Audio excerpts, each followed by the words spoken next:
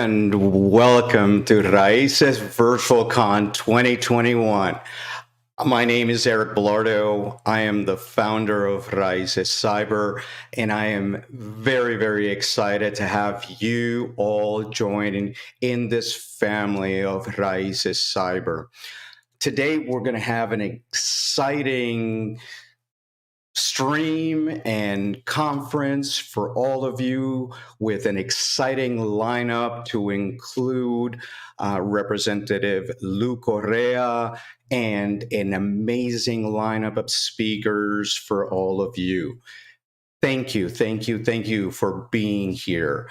Don't forget, go ahead and subscribe to the channel. Go ahead and like the video, and let's get started today. The first thing, me as the founder want to welcome you, and everybody wonders, what is Raices? So I will start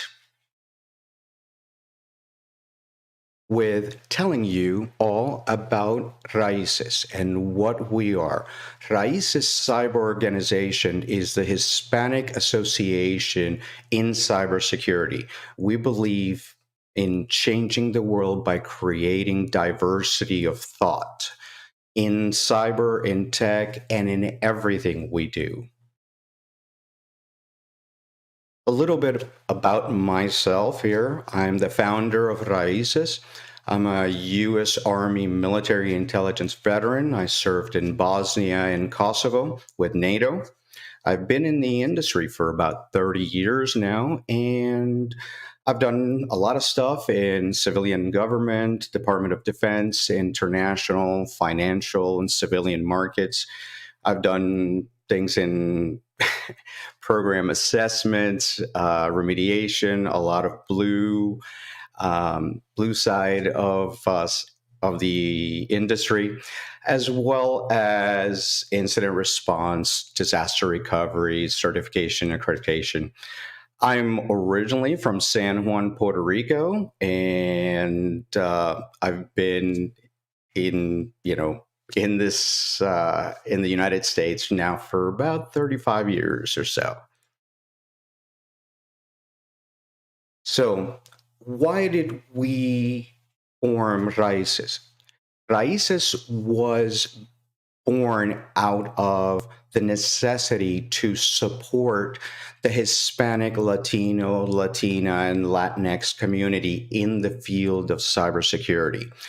A few months ago, there was a ISC squared report in the Aspen Digital where it was estimated that only 4% of cybersecurity practitioners identify as Hispanic.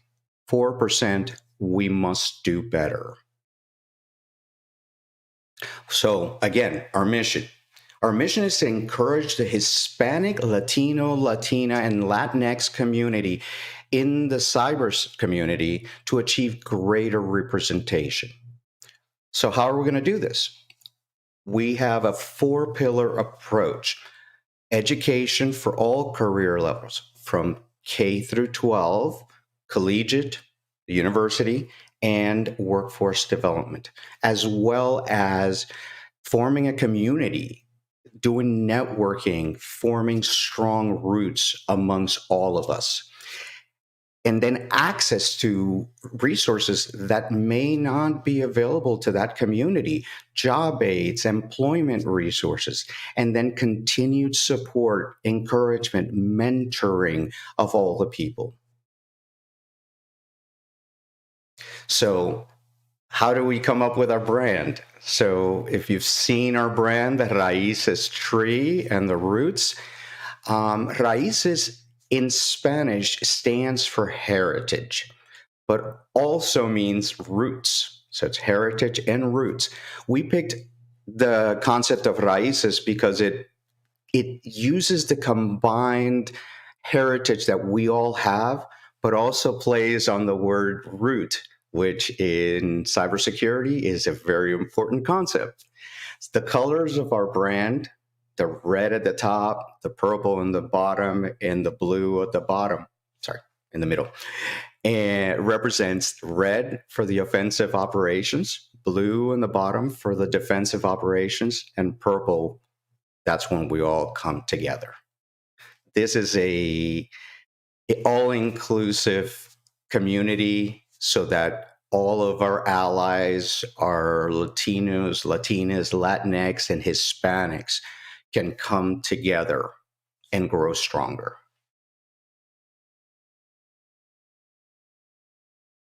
So, our 4 pillars: networking, online communities, which we're going to give a special announcement in a little bit, our monthly meetups with our chapters, which we'll talk some more, our resources with the early career support and the mentorship programs that we're going to get started, the support, the online job resources, the employment resources, and one of our sponsors is going to be helping with that, so stay tuned for that.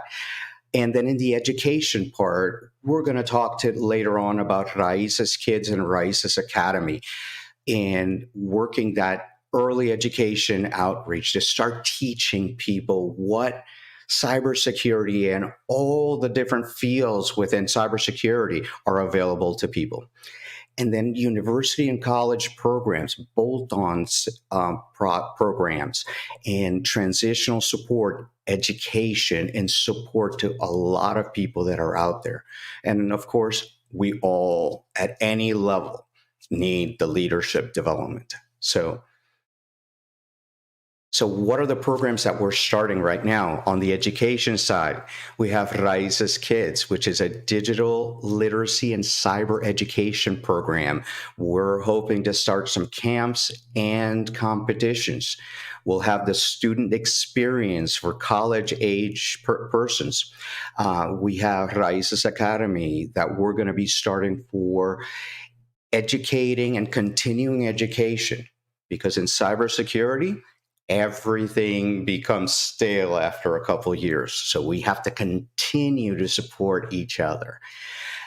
On the membership side of the house, the professional memberships, we're announcing that we're opening 13 city chapters, and we'll talk some more about that, across the United States and parts of the world. We're going to have some mentoring programs, continuing education, technical training, leadership development, and employment support for our Hispanic community.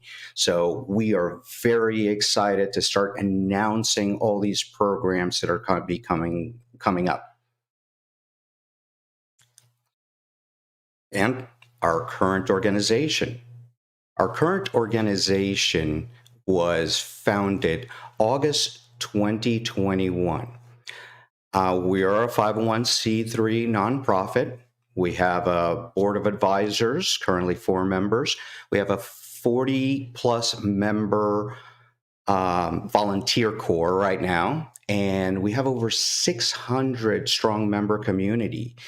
Like I said, we have the interest from communities internationally. We have support from academia and corporate, and we are partnering with a lot of nonprofits that you're going to see soon. Okay. So right now we're waiting for our keynote speaker to come on. So we're going to take a very short break, and once we're back, we will be with you with our keynote speaker. Stand by.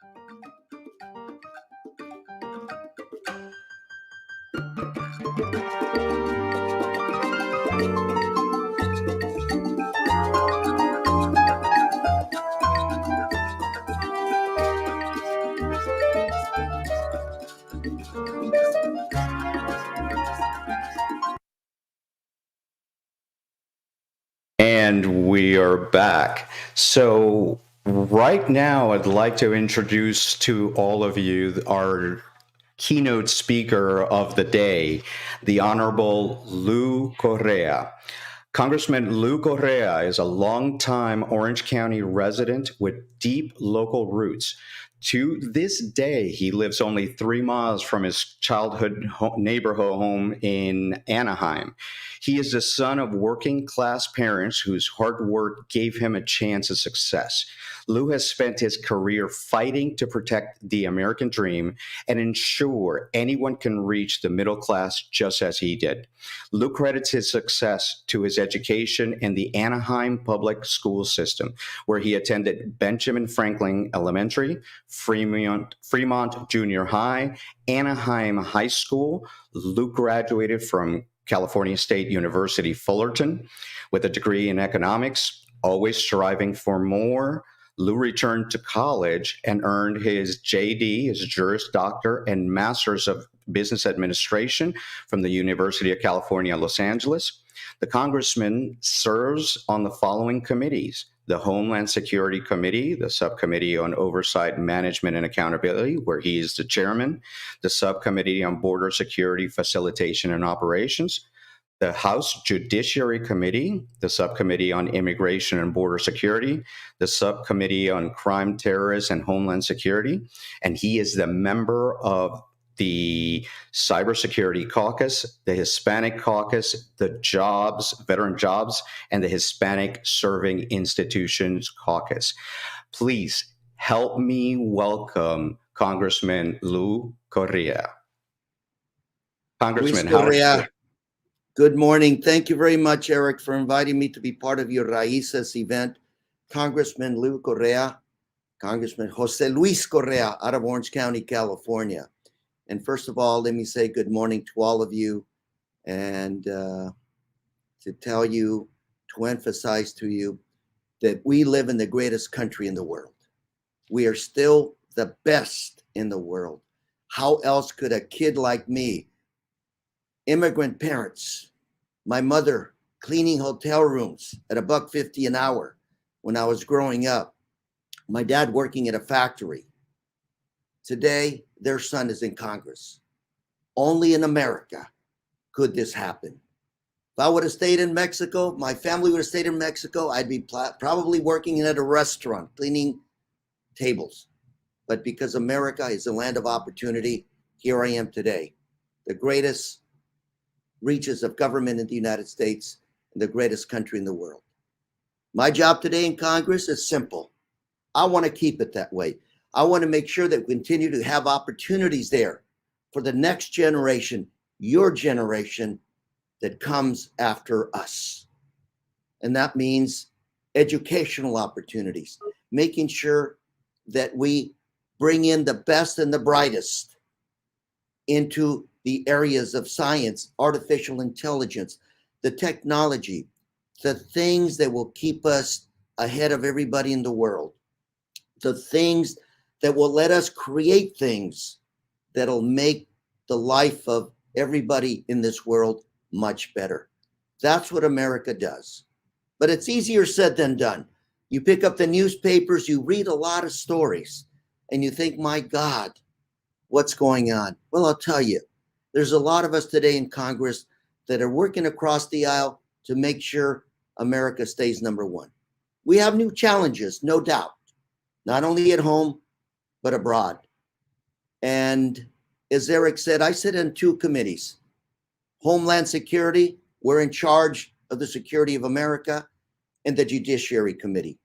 And interesting, both of those committees touch on things like technology, patents, protecting Americans' know-how, figuring out what other countries are doing, and figuring out what we have to do to continue to be the best.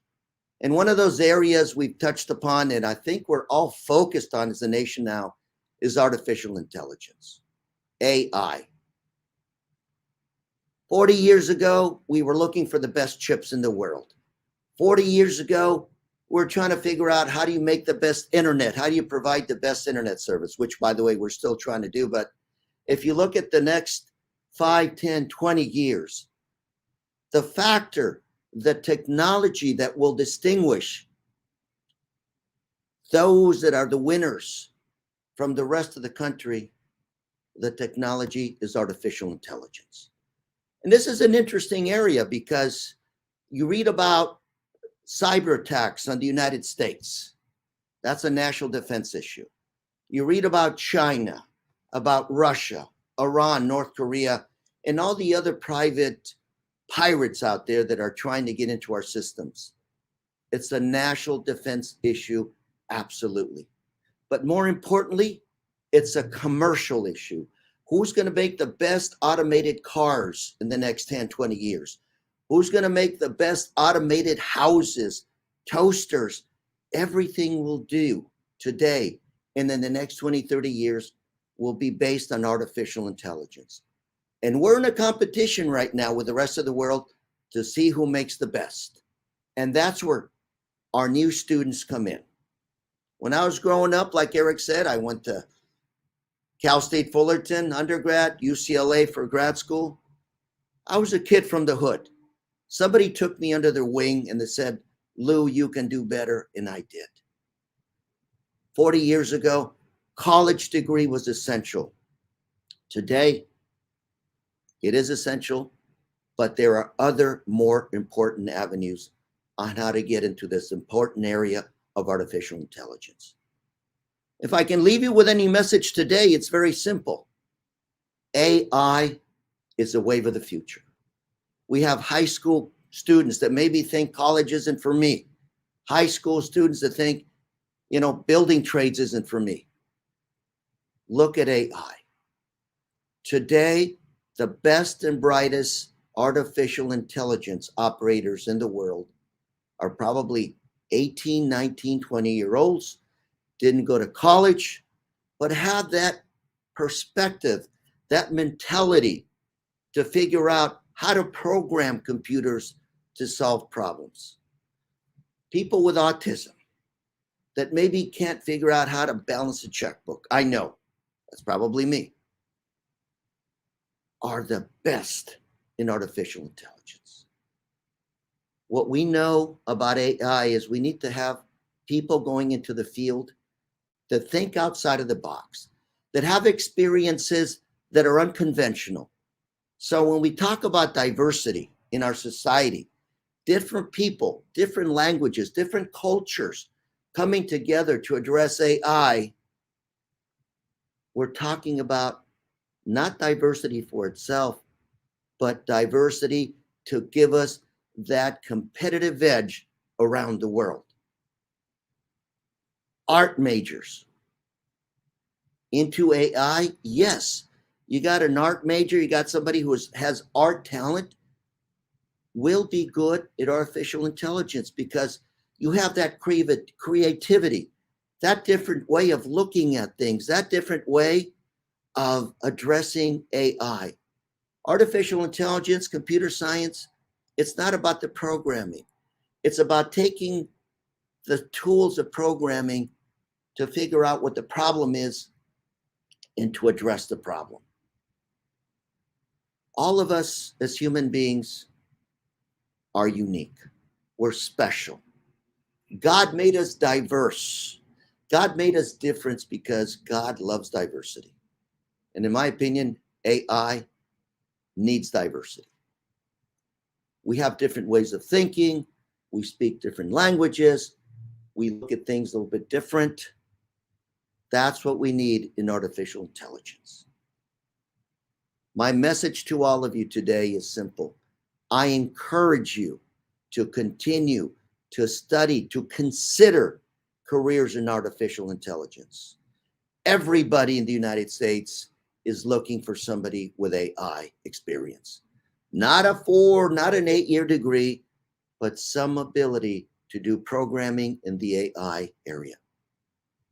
China, a lot of folks, a lot of degrees, a lot of experts. Russia, no doubt.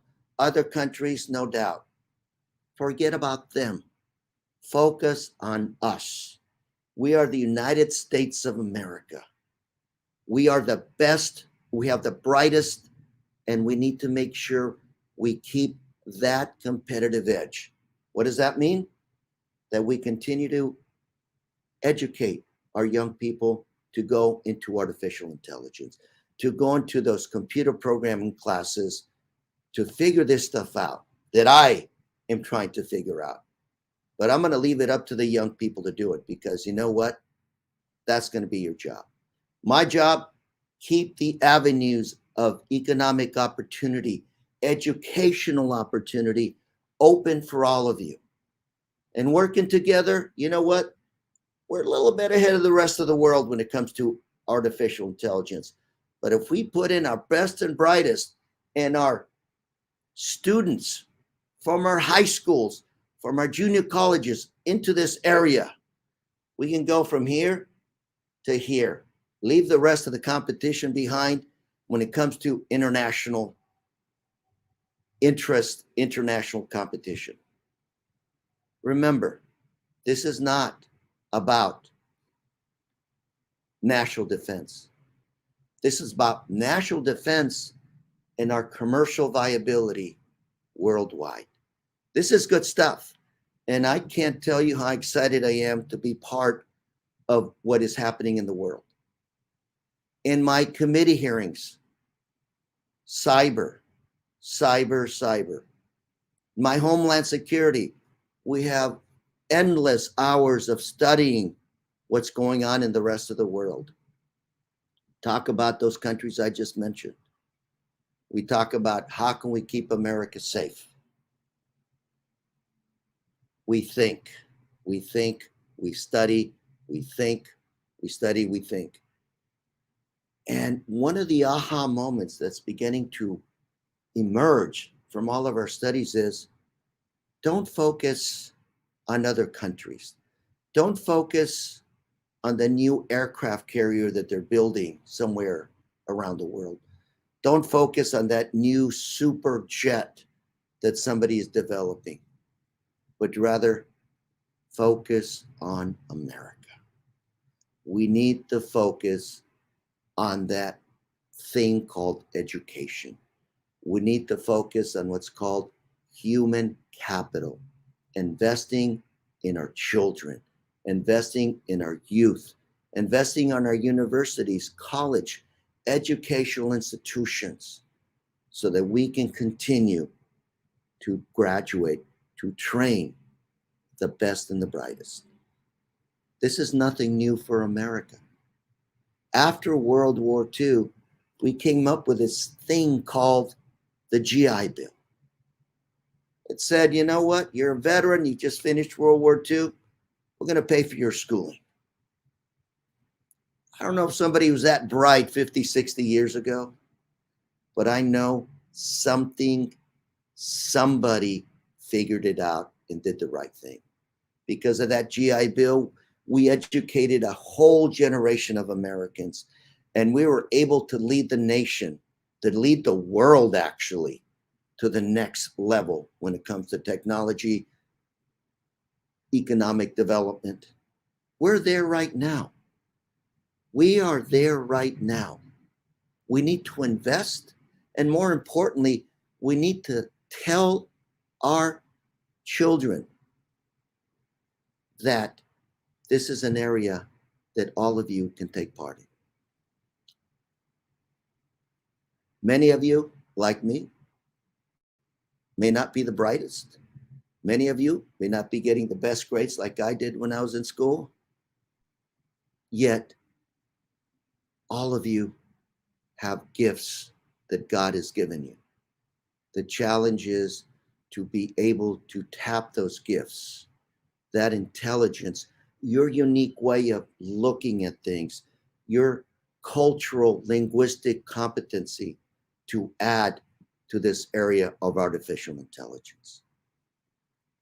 Didn't know this much about this area 2 years ago, and today I'm beginning to understand it.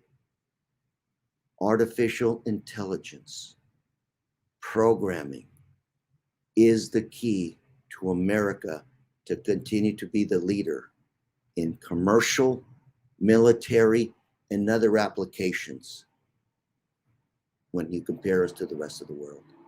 And remember, this is not about the US. This is about us as Americans doing what we do best. Enhancing, uplifting the standard of living for the rest of the world. You know, we just had a pandemic. COVID-19 devastated the world. And I'm proud to say, as Americans, we invested in medicines.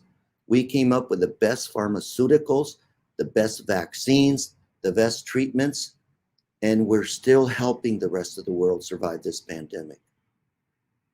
We did that because that's what America does. We lead by example, and we put our treasure and our knowledge into coming up with solutions to problems that affect the rest of the world. Think about artificial intelligence the same way. We are going to come up with solutions to help the rest of the world. This is not about nationalism. This is about leadership. It's about leadership. It's about helping the rest of the world do the right thing with American leadership. I do hope that as time goes by, all of you consider careers in artificial intelligence. I hope that all of you study up and make a decision to look at this area. It's new. Like I said, 2 years ago, I wasn't too much into this stuff. Today, I understand. This is the key. This is the future of America in the world for the next 5, 20, 30 years. Whoever ends up dominating, whoever ends up commanding, whoever ends up doing the best job in artificial intelligence will be the leaders economically for the next 30 years. That's big. That is big. And you young people have the keys. You young people have the ability to lead us in that direction. My job is to make sure that you have the opportunity to get there. Thank you very much. I'm excited to be part of this great morning event. But more importantly, I'm excited that you're here taking interest to make sure that all of us are moving in the right direction. Eric, you're golden. Thank you very much. And finally, let me say, I'm going to give you a challenge to you and all the audience, which is, if there are things that we in Congress need to do to continue to help you do what you do best, you let us know. Because like I said, we're not the experts, you're the experts. And what I need to do is, like General Patton used to say, is lead, follow, or get out of the way. We need to follow your lead, Eric. We need to follow what you need us to do, so we end up doing the right thing. Muchas gracias. Gracias a todos hoy. This has been an exciting moment. And I got to tell you, I'm going to be getting busy helping my constituents here in Santa Ana and Anaheim get on it and pursue careers in AI. Muchas gracias, Eric. Well, sir, thank you very, very much for being here with us this morning and leading us into this day that we're going to be doing. I want to point out a couple things. I'm a father of 3 autistic children, and what you said about the difference of thought with the autistic children in AI and cybersecurity and technology just hits home. Second, you talked about AI and the security components and how we're leading. I think that's very important. And it's an area that hasn't been explored very much, the security of artificial intelligence. That's going to be key for us to protecting our national security here in the United States. And let me tell you, Eric, that if I may address the national security issue, this is how critical artificial intelligence is. Can you envision a scenario right now when, whether it's a nation or some smart person somewhere around the world decides to penetrate our national defense system, blind us, meaning shuts down all of our intel system?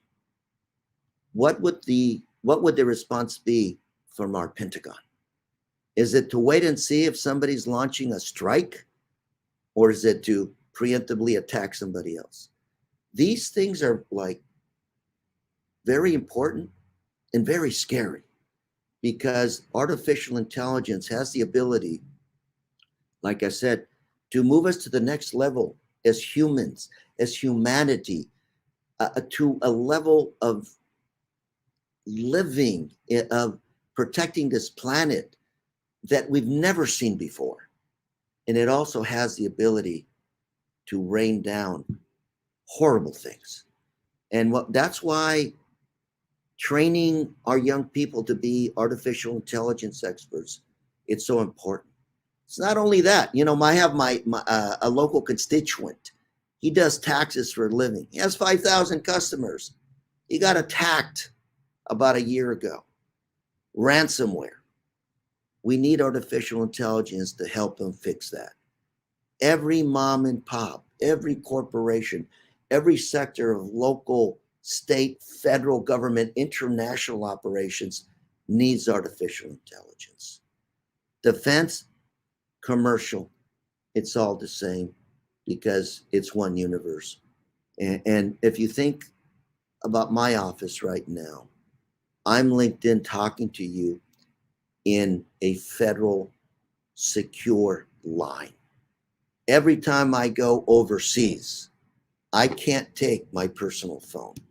I can't take my electronic gizmos with me, because I know somebody's going to hack them in a foreign country. Yeah. So I've got to take what's called a burner phone and a burner laptop, which means I use it, I work it. When I come back, I have to have them scrubbed.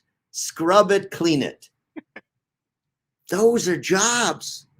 Those are jobs. Yeah. And that's what the future is about. And what I envision from all these young folks out there is, you got an exciting time. And like you, Eric, I also have children on the spectrum. And I look at them and I say, they have such special qualities. And as a society, it's up to us to help them achieve their full capacity, because we need it in the United States. Definitely. The most populous country in the world is China, 1.5 billion people. India's right there, about 1.4, 1.6 billion. Then the United States, about 350 million. We got a lot of people, but not that many. And that's why we need to train our engineers, our scientists, and our programmers, so that we can compete with other countries. And it's not about, again, us versus them. It's about us showing the rest of the world what American ingenuity and creativity is about. Correct. And you said something else that I want to take. You said we need to invest in our youth. And with you, and I'm going to ask you to help us on this, I am announcing today with you that Raices Cyber organization is proud to sponsor 2 scholarships for deserving high school students. And Congressman, I would like to have you help us find some of the deserving high schools in your district so that they can compete for these scholarships. Eric, awesome. Awesome. Today, Eric, like I said, like you said in my intro, I live within 3 miles of where I grew up. I went to a public school that everybody looked down on. My first years at Cal State Fullerton, I took remedial English, remedial math, writing. I mean, people said, what are you doing here in a university? But you know what? Somebody took me under the wing and said, you can do this, Lou. You can do this. And they made me believe in myself so that I could actually move to that next level. 4 years later, I graduated with high honors, economics degree. Okay. Went to law school and business school at the same time, 2 degrees in 4 years, graduate. And people said, you can't do it. What we have to do is make sure our young people believe in themselves. And we have to believe in themselves too. Today in my district, Eric, these are the lowest performing schools in Orange County. But I have to tell you, those kids are awesome. And what I do on a Friday or Saturday night is go out and hang out with them at sports events, cultural events, because I love seeing these bright young people moving up and believing in themselves. Exactly. And they bring a unique view to AI. Your children, my constituents, different way of looking at this thing, different way of solving that problem in front of them. That's gold. This is gold. And thus why the diversity of thought. So again, sir, thank you very, very much for being here with us. I will get with you so we can start working on these scholarships. So again, thank you very much, sir, and thank you for your service. One other challenge, my friend. Let's keep working together because I want to make sure that our message is out there, that what Raices is doing, educating, and more importantly, stimulating interest in this area is important. I'm in Congress, like I said, 2 years ago, wasn't following this. Now I'm all over it. My constituents don't know it's here yet. Our job, got to get there. And that's what we'll do. Our nation's defense, our nation's economic health depends on us, you and me and the rest of us doing our job. Thank you very much. God bless. Thank you, sir.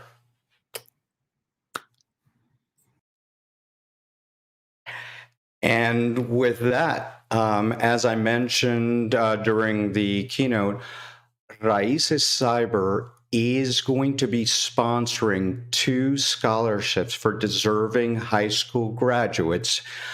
We are going to put information on our website on Monday, and it will be an essay competition that's going to be graded by our members. And we will be issuing scholarships for deserving high schools that are entering into the career fields. So with that, I'd like to introduce our next speaker, Dr. Aunshul Rege. I always get it wrong. Director of the Temple University Care Lab. She is an associate professor with the Department of Criminal Justice at Temple University. She holds a PhD and an MA in criminal justice, an MA and BA in criminology, a bachelor's of science in computer science, and she has been researching proactive security in the context of cyber crimes against critical infrastructures for over 10 years. Specifically, her National Science Foundation funded Career CPS and Eager research examines adversarial and defender behavior, decision-making, adaptation, modus operandi, and group dynamics. More recently, she started researching social engineering, which is the psychological manipulation of individuals to start and maintain cyber attacks. Let me introduce Dr. Rege. Hi, Eric. I'm very excited Hello. to be here. How are you doing this morning? I'm good. I'm pumped and I'm ready to go. Let's do this. All right. Well, the stage is yours. Thank you very much. Great. Thanks. All right. And here we go.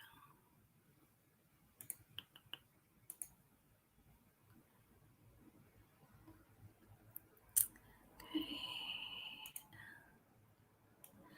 Perfect. So And you're all ready.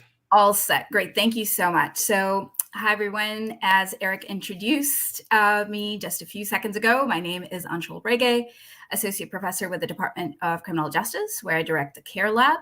CARE stands for Cybersecurity and Application Research and Education. I really want to thank Raices for giving me the platform and opportunity to share my thoughts on diversity, equity, and inclusion in cybersecurity education with you all today. So I've introduced myself, but I really want to introduce the rest of my team. My two wonderful PhD students, Katora Williams and Rachel Blyman. To give you a little bit of context, Eric already mentioned this, but we really look at the human and socio-behavioral aspects of cyber attacks and cybersecurity, and we apply this lens to examine various topics like critical infrastructure, ransomware, social engineering, privacy, surveillance, mis and disinformation, and cybersecurity education. I also want to mention that all of our research projects have been funded by the National Science Foundation. So that's a little bit about who we are and what we do. Specifically today, I'm going to talk about cybersecurity education because I am an educator. And we're part of the folks that are responsible, right, for creating that next generation workforce that the industry needs, that the government needs, and so on and so forth. And I'm sure we're all familiar with the workforce shortage that's happening in cybersecurity, right? So the global cybersecurity workforce shortage is projected to be about 2.7 million, right? We need more workers in this space. Just within the US, we have about 377,000 unfilled cyber jobs across the country. And this is from the ISC Square Cybersecurity Workforce Study for 2021. Specifically in the government sector, there's a shortage of about 36,000 cybersecurity workforce employees. So in addition to this shortage, we've got a couple of other factors that compound this problem, right? One is that we have a homogenous workforce. And I'm sure many of you have seen this image. Eric started us off with this today in his opening ceremony. But this is troubling, right? The estimates of cybersecurity workers who self-identify as Hispanic or Latino, only 4%. Black or African American, 9%. Asians, 8%, Native American, just 1%. In terms from the same sort of study, and the source is available here at the bottom of the bar chart, but women, 24% of the cybersecurity workforce. So we've got all these numbers here that we can see, but the question becomes is why should we care, right? Why does it matter to have heterogeneity? And by that, I mean gender, race, ethnicity. A diverse workforce is going to yield more innovative thinking and solutions to problems that weave different perspectives. And this is going to help us better identify and confront emerging threats. A diverse workforce can understand the global threat landscape, comprehend how different attacks affect different communities and cultures, and have a say in designing effective solutions that cater to these communities. Our adversaries aren't homogenous, so our workforce shouldn't be either. And I really like this quote, right, from US Congresswoman Underwood. And if we don't have diversity in our workforce, this is going to prevent the government and private companies from recruiting from the best and widest possible pool of talent. And that's what we need if we want to design holistic solutions that are effective. In addition to this factor of diversity in terms of gender and race, we also have another compounding factor, which is the current cybersecurity investment that's happening in education or even in the industry and government is predominantly technical. Right? We see a lot of ads, all the job descriptions heavily relying on computer and information science and engineering, but cyber isn't just technical. And we just heard that from our keynote speaker today, right? It's also social. There's many aspects of this, right? Be it adversarial mindsets. How do they plan? How do they engage in divisions of labor? Understanding everyday user behavior, right? Convincing users to engage in best practices, designing effective training and awareness programs, developing good research and policy. So there's a lot of social aspects to this. And of course, increasingly, cyber criminals are relying on non-technical approaches in their attacks, and one of which is social engineering, which Eric mentioned when he introduced me, is something that I'm increasingly getting interested in. So I'm sure many of you already know what social engineering is, right? But I'm going to use the definition put forth by Chris Hadnagy, which is any act that influences a person to take an action that may or may not be in his or her best interests. And sure enough, right, we've got numbers now that are coming out that show that social engineering is so important. So 70% of US organizations experienced social engineering attacks in 2017. The financial loss stemming from social engineering through business email compromise, phishing scams, romance scams, and so on was approximated to be about $2.23 billion in 2019. So here again, I want to look at diversity in a slightly different way, right? Which is a different perspective when we're talking about cybersecurity, right? A non-technical perspective. And again, this is not exhaustive. There are many, many, many different perspectives, but I'm a social scientist, so I'm going to talk about the social here today. So if we really want to be able to tackle social engineering, right, again, we need a diverse perspective and a different set of skills if we are to generate beneficial, innovative, and holistic cybersecurity solutions against adaptive and intelligent adversaries in an ever-changing threat landscape. So diversity, again, means many different things. It's those traditional notions that we've heard of, but it's also, again, different ways of thinking about cybersecurity. So I'm going to go back into this report here that, again, ISC Square pulled out in their 2021 cybersecurity workforce study. And I really like this graph because this is what their study revealed on what is industry doing, right? What are organizations doing in terms of making investments in people to address the workforce gap? So some of the stuff that they're doing, investing in training and certifications, right? Making sure there's flexible working conditions, looking at pay and promotion related issues, but also getting into diversity, equity, and inclusion efforts. And so this always makes me wonder, well, you know, what are we doing in the education space if we're part of that pipeline that feeds into this workforce?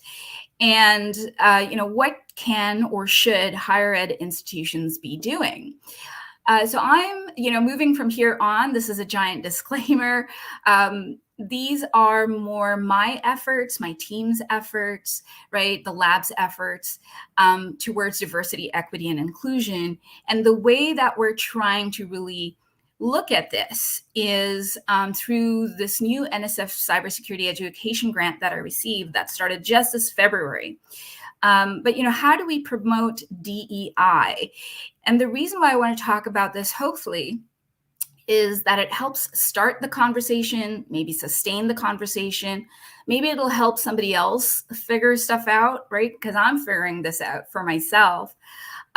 Clearly, I've got a long ways to go. So this is not by any means a complete study. These are more anecdotes. And I'm learning as I go through this. This is a little bit of personal growth, and it forces me as an educator to think about how to literally bake DEI into all aspects of my education and research efforts. And I can tell you up front right now, this is not easy to do. So if this is what the industry is doing, or this is what organizations are doing, I am looking at, well, where do our efforts lie, right, in this? And these are the three areas that I think we are, as an educational institution, as a lab, right, in terms of the work that we're doing, we are investing in training through this education grant, which focuses on social engineering. We're offering competitions, social engineering competitions for students so that they can try their hand at this. But we're also doing workshops for educators so they can learn about social engineering and think about, implementing this in their own classrooms. So it's training educators and students. We really are investing in diversity, equity, and inclusion initiatives. So I'm going to talk a little bit about that through both of these channels, right, for educators and students, and definitely encouraging women and minorities to pursue, well, in this case, social engineering, right, a component of cybersecurity. So what are we doing in terms of diversity? One of the first steps is outreach. And doing effective outreach is knowing who you should reach out to. And so we created a list of organizations we love, abbreviated OWL. And it's a list of 228 organizations that strive to make cybersecurity and STEM opportunities and experiences accessible to underrepresented groups. So currently, we have identified 93 organizations that cater to women, 41 for the Black and African American communities, 9 for Native American, 14 for Latinx and Hispanic, 11 for Asian, 14 for the LGBTQIA plus community, and 46 for youth. So if you remember that chart that I shared with you earlier, right? I'm happy to say that we've identified at least 4 of the organizations that we can see in this chart, right? And we've made this list public. We pretty much created it at the beginning of the year. We released it in March 2021. And I'm happy to say that to date, it has been accessed over 18,000 times. So it's good to see that this is a useful resource. And if you're interested, you can go to our website, and that's the link for it. But the bottom line here is, here's the list of groups, right? Here's the list of organizations, right? Go reach out and start working with them. That's the idea. So that's almost step 1. And we actually did, right? We reached out to all of these organizations and we said, hey, we've got these competitions. We have these educator workshops. Could you please help spread the word? And we then wanted to see, well, did this work, right? How effective are we in terms of our outreach efforts to get more diversity in both the competitions and for our educator workshops?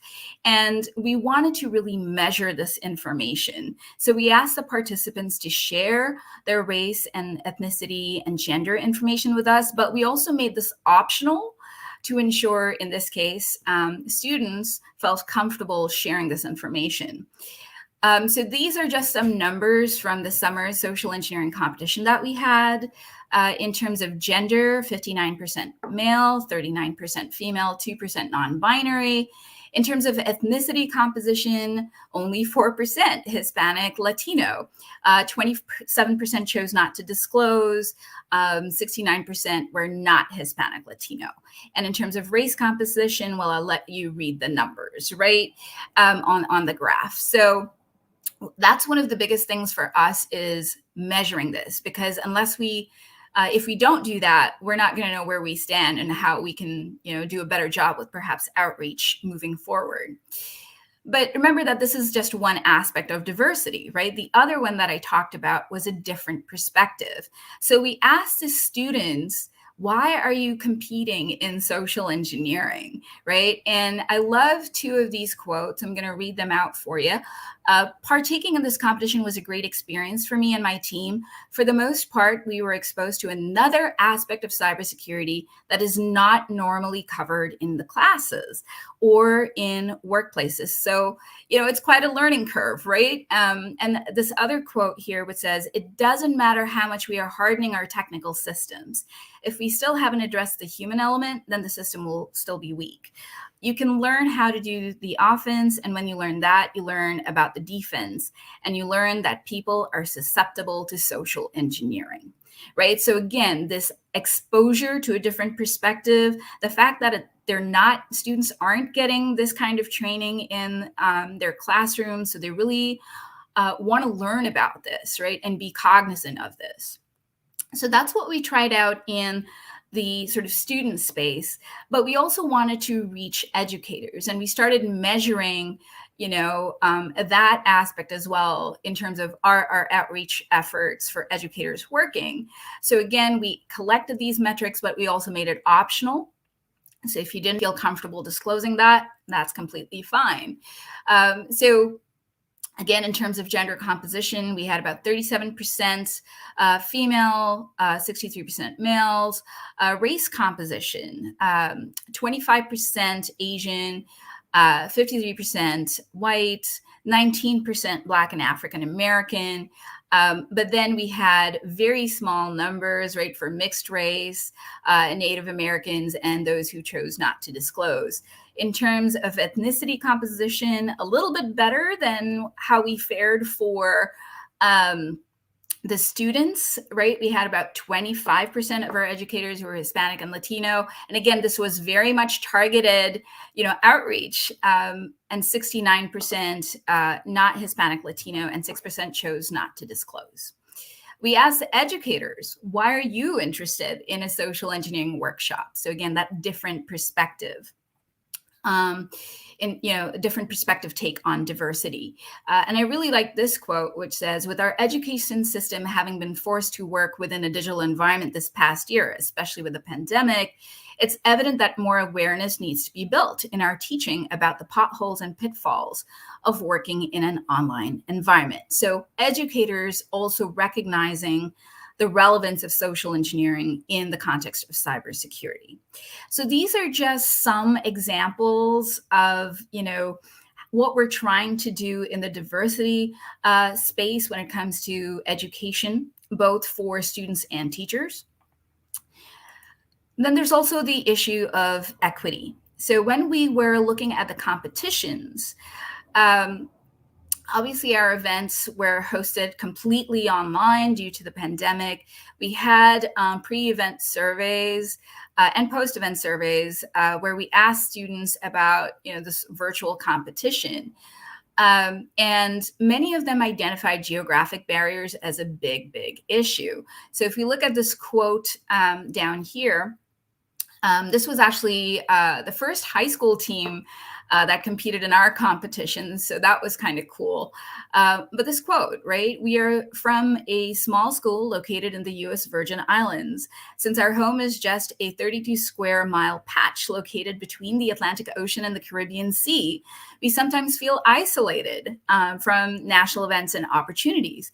By participating in this competition, we will be able to build new skills and gain experience, trying them in challenges not available to us locally. And I think this is really, really important because a lot of students, not just in the US, but internationally reached out to us and said, hey, are we allowed to compete? Because we don't get, opportunities like this where we are. And I'm like, absolutely, right? As long as you can connect virtually, submit an application. So we really want to make our events accessible to students, not just in the US, but around the world. Expenses. right? Traveling to competitions in person is really, really expensive. I've been out to a lot of competitions across the US, and I see, and no offense to the big name schools there, but it's always the big name schools, right, that have the big budgets. What about the smaller schools, the public schools, the community colleges, right? How do we make sure that they have access to this? Are things really equitable in that regard? In terms of time and flexibility, students preferred the in-person events, especially with the summer competition, because they were also doing internships or working. So it gave them the opportunity to not have to move to be able to engage in the competition. So this is access equity, which is, again, traditional understanding of equity. But we were also looking at equity, in terms of everybody being able to participate because of skills.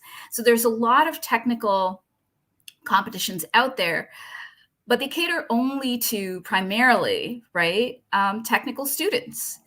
And what we wanted to do is hopefully keep a level playing field for everyone, right? We've all experienced social engineering, right? We've all been phished. We get those calls about extended car warranties or fill in the blanks, right? Whatever it may be. We all have experienced it. We all actually practice social engineering too. And again, social engineering on its own is not malicious, right? We all try to convince someone to do something for us in our everyday interactions. Children trying to convince their parents, can I get that ice cream, right? Or you on a job, right? You're trying to social engineer your potential employer into hiring you. You create a good impression. So these types of skills are something that are built in. This is what makes it very human. This is what makes things social and psychological, right? And so it evens off the playing field in terms of the cost to entry to compete is zero, right? It doesn't matter if you have technical skills or not. And this is what I like about these two quotes, which came from our summer competition participating teams. So one said, you don't have to have a background in computer related anything. People are people at the end of the day.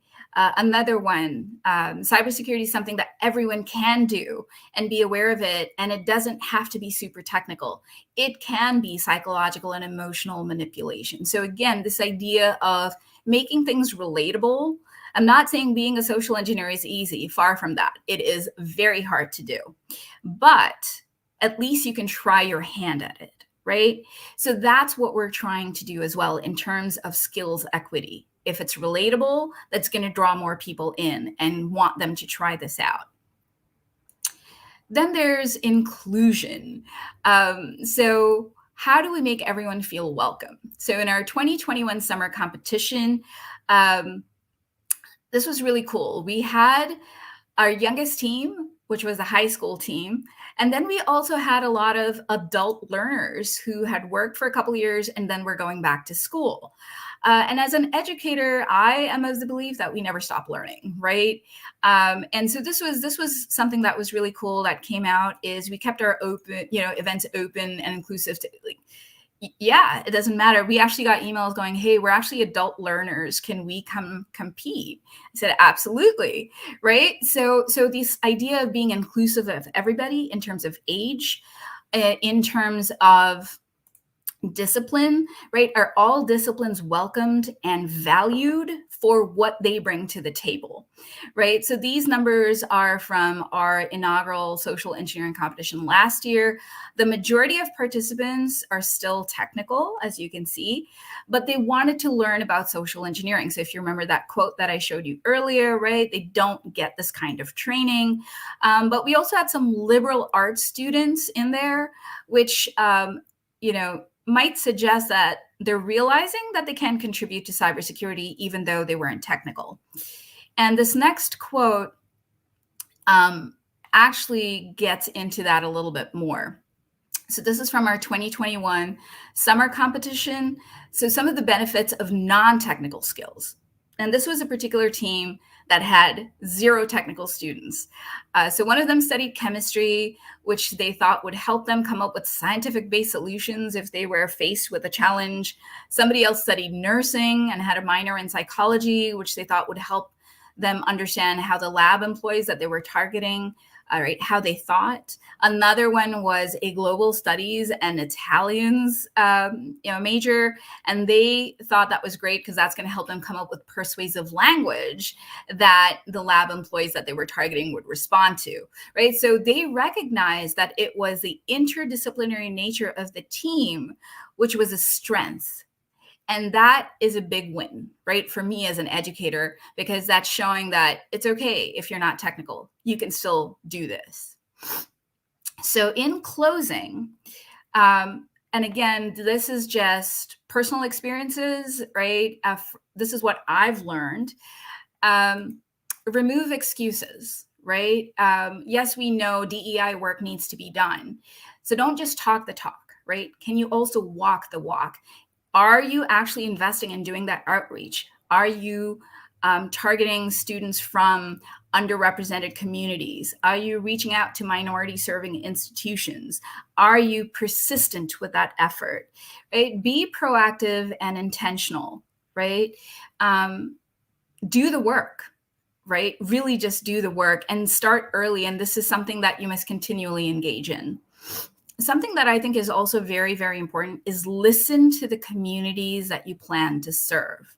Because yes, diversity, again, we've got many, many different races and ethnicities, right, genders in that bucket. So in a certain way, yes, there are some commonalities, but they're also very unique. So you really need to listen to their specific needs and align yourself accordingly. Develop and sustain meaningful partnerships with nonprofits, right? And this is why I love Raices. Like, I've been having so many chats with Eric and the rest of the Raices group because I just want to soak everything that they're saying and really learn, right? What is going to benefit the community, right? I'm not Hispanic or Latino, but listening to them and learning what their needs are important. Same thing. I'm listening to Black Girls Hack right now, right? Like working with them and not just, making that like a token gesture, weave them into your work. Can you design and develop something together? Can you implement it together? Can you then sit back and look at your work and evaluate it together, right? That way you learn what works, what doesn't work for the community. Mentoring and networking. I have so many students, right, that are Hispanic and Latino, but I don't know, who are interested in cyber, but I don't know who to connect them with. And sometimes it helps, like I can try to do something, but it helps. I think it's so much more powerful when someone who looks like them, right? Because I'm like, hey, you did it, then maybe I can do it. And that's something that's so, so important. And to develop those networks so that you can connect students with those who are already there in industry or government or nonprofits or wherever, so that your students have someone that they can connect with. Engage in continuous measurement, evaluation, and audits. So some of the statistics, right, some of the numbers that I shared with you, this is something that we are being intentional about, and we are being very public about this, right? We're continuously measuring how did our outreach efforts work, right? And we are not designed, I'm not trained to do this, but I'm learning how to do this. Evaluation, right? Talk to students or educators after the workshop. Like, how do you think we did? Audits, right? We actually have a neutral third party who is not part of the project come and evaluate us, right? So are we on the right track? Where do we need to focus more? What can we do better? And the last thing I want to leave you all with is this idea that diversity, equity, and inclusion is not static. It is going to change. It is going to look different every single time you work towards something, right? So if possible, work with a DEI specialist. I'm not a DEI specialist. I'm a social scientist. I'm an educator, right? But I'm trying to do the best that I can. But if you can, work with someone who is trained in this space and bring them into the conversation so that they can help you out. So that's everything that I have for you all. And I hope you found this talk useful. If you want to reach out to me or my lab, our information is here on the screen. If you have any feedback for me and my team, we would love to hear it because we're learning. And DEI, diversity, equity, and inclusion, cybersecurity education is very, very important to us. So we really do welcome your insights. And I want to thank Raices once again for giving me the platform to share our work. And I'm looking forward to the rest of this conference, and it's going to be fantastic. So yeah, that's everything I have. Thank you. Thank you very much for being here. One thing for you is, are there any of the social engineering capture the flags coming up soon? Yep, we've got one in the summer that's going to be coming up. And then we have our usual collegiate one that happens every October. The October one is open only to undergraduate students, but the summer one is open to high school undergrads and grads. And the really cool thing is, well, for just this past one, not only was it funded by the National Science Foundation, but we also got Google and Duo Security to financially sponsor us. We also had representatives from Google, from Department of Homeland Security, from MITRE ATT&CK, actually come engage with the students during the live competition, right? So it's really awesome. And with the collegiate competition that happens every October, we actually bring in professional social engineering judges, many of whom are Black Badge winners, right, at DEF CON. DEF CON's social engineering CTF, right? They serve as judges, so they engage with the students. We worked with another nonprofit, right? The Layer 8 conference, and to really sort of co-organize this event. So we're really trying to bring in industry, government, and nonprofit and develop that nexus to give students the best quality product. Wonderful. And with you here, I'd also like to announce that we are starting the development of Raices Kids, the K through 12 cybersecurity education program that Raices is going to be working, and we hope to work with you guys at Temple Care Lab to develop the program. So Oh, absolutely. I'm looking forward to it. You know, Eric, you and I have been talking about this for a while. So yes. yes. All right. Well, thank you very much for being here. We really appreciate your support. And thank you for having me. Bye-bye. All right. And with that, I'd like to introduce our next speaker, Colonel retired J.C. Vega. He's the Chief Information Security Officer of Devo. He is from Santa Ana, California, with deep Raices, roots in the Hispanic community. JC is the son of Mexican immigrants. His dedication to the community and nation is exemplified by his 29 years of service in the U.S. DoD, in the Army, and multiple leadership, advisory, and mentorship roles that included CIO, CISO, CTO, board member, advisor, chief of staff, director of cyber operations, and cyber instructor at the U.S. Military Academy at West Point, where I met him. JC is a proven executive, strategic leader, cyber visionary with over 3 decades of leadership roles and experience. JC has led operations in high-stress environments characterized by demanding standards and intense operational schedules. He possesses an extensive experience in building strategic cyber programs at the Army national level and leading professional operations, research, and technology teams in preparations for combat and support missions in the most hostile environments. Let's give it up for Mr. J.C. Vega. JC, how are you? I'm doing great. Glad to be here. What better way to spend my Saturday than with this group here? Thank you very much for being here and for doing this for us. Oh, I appreciate it. I recognize some of the names in the chat on YouTube, and so I'm excited to get started. All right, let's go for it. So, as some of you saw, the title of my presentation is Raise the Roof by Smashing the Ceiling, How to Climb the Proverbial Ladder. First, let me start by saying I'm delighted to be here today and be on the same platform with Congressman Lou Correa, who happens to be from my home district where I grew up.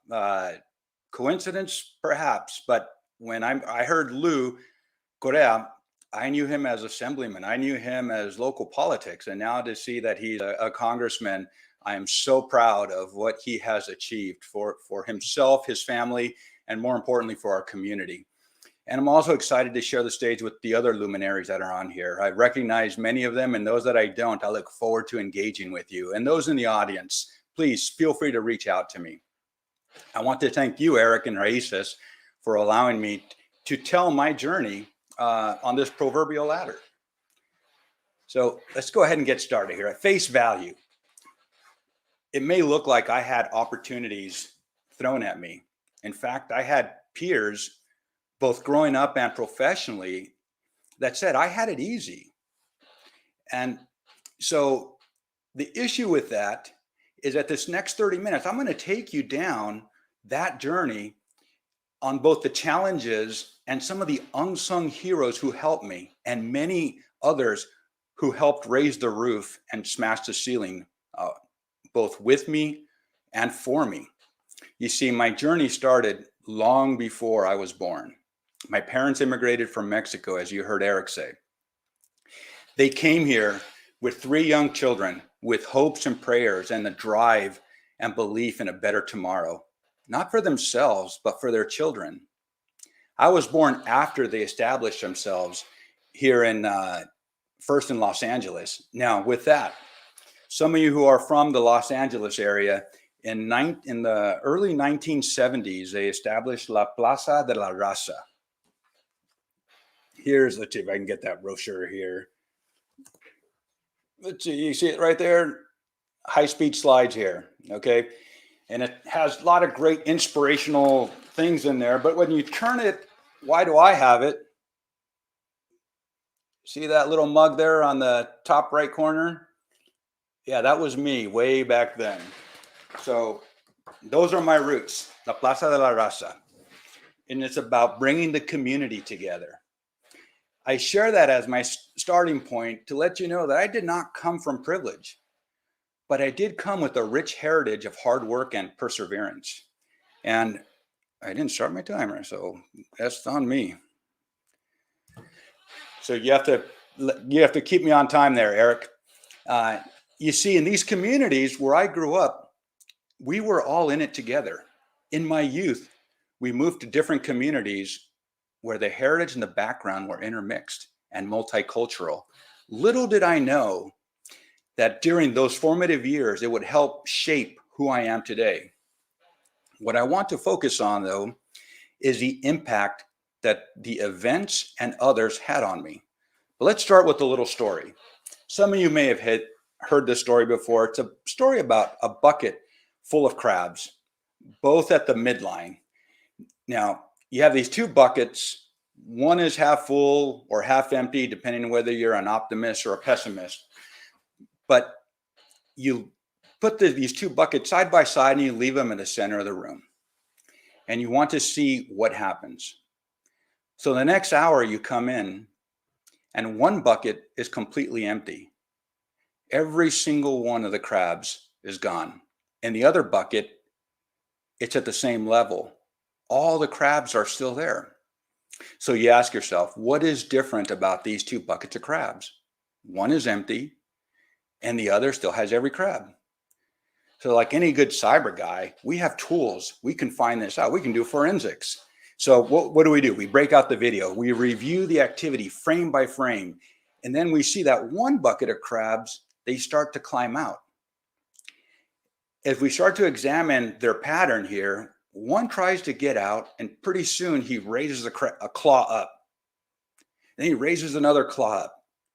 And another crab goes right up to him and grabs hold of him. And another crab climbs on top of that one and on top of that one. Pretty soon, they're climbing on top of each other and unknowingly form a ladder. And pretty soon, they're all climbing on top of each other and over the edge to where each one is daisy chaining all the way till they get out. All are gone. Now, it's only half the story. What about the other crabs? Why can't we figure that out?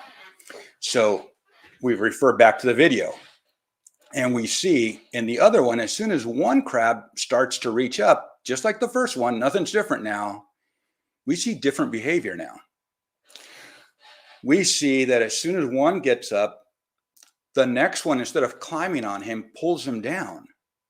But we don't know why he's doing that. But again, we're good cyber guys. We can figure this stuff out. We have audio.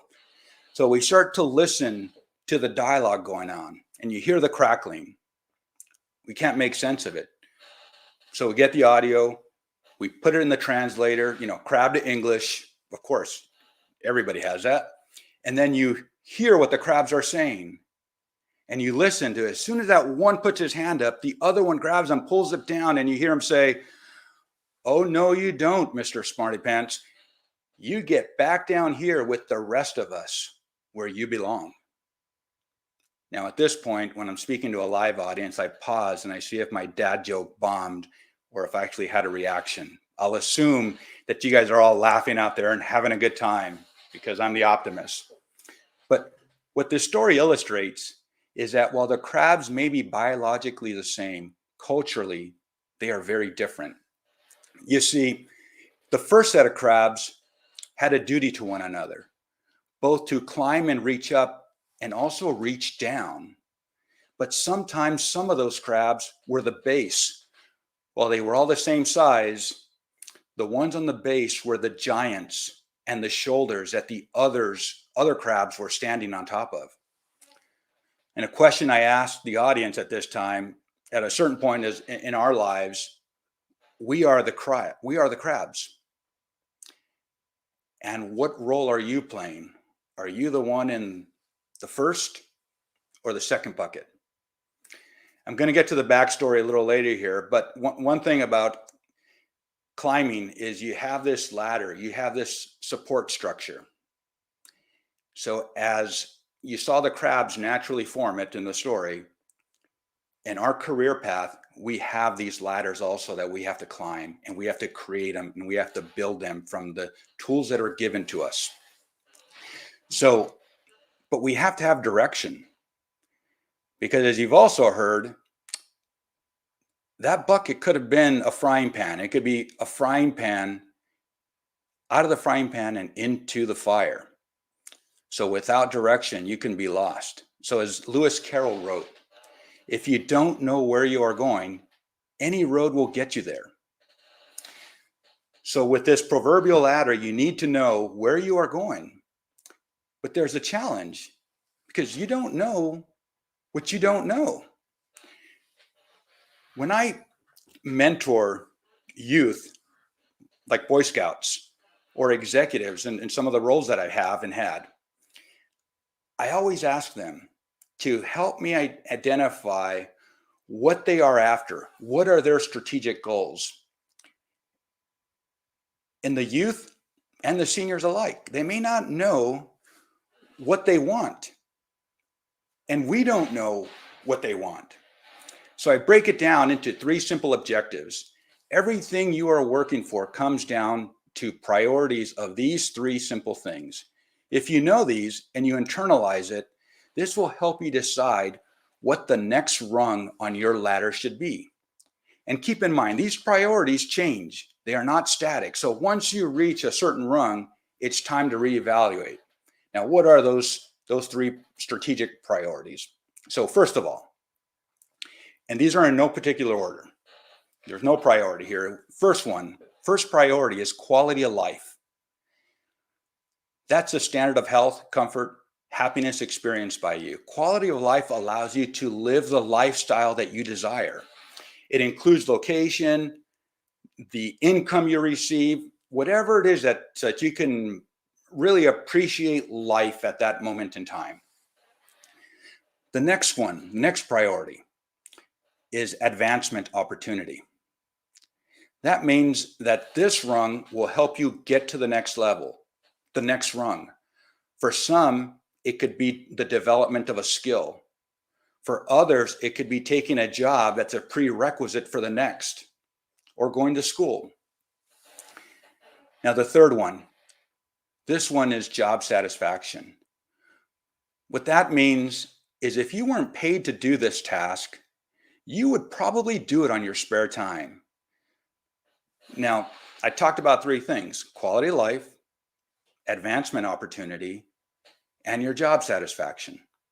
Those are the three things. If you kind of categorize everything and you look at the opportunity you have and you measure it against those three and which one is most important to you at this point in time, it'll give you direction both on what you want, but also equally important on what you don't want.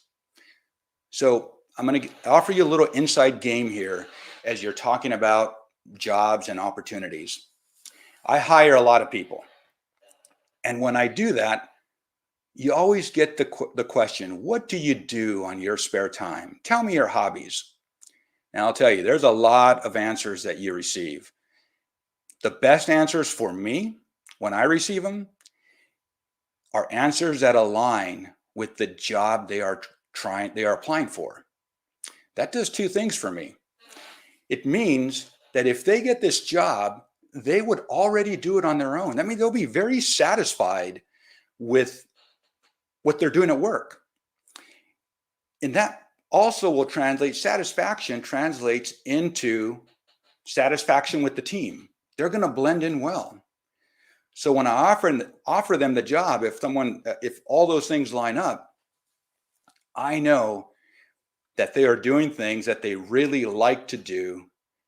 I'm paying them to do it now instead of their free time. And they're also going to be a member of a team of other people who really love what they're doing. Now, I'm not telling you that job satisfaction should be your goal. We are all in different stages of our careers. We are still on that ladder. Some are climbing, some are looking for advancement opportunities, and some are happy where they are. It's that quality of life. Their current position allows them to enjoy, like being close to family, wanting to see their kids finish in certain schools, or being close to the beach or the city. Those are very important to people, and rightfully so. And you have those who are truly satisfied with their jobs. They are doing this at this moment in time. Now, not everything lasts forever. So we need to be ready to adapt. So when I coach and mentor youth and executives alike, this is a fundamental question that I ask. What is it that you're after? What is your goal? Some mention a job, some mention an opportunity. Again, let's talk about a higher level. Are you looking for quality of life? Are you looking for advancement opportunity? Or are you looking for job satisfaction?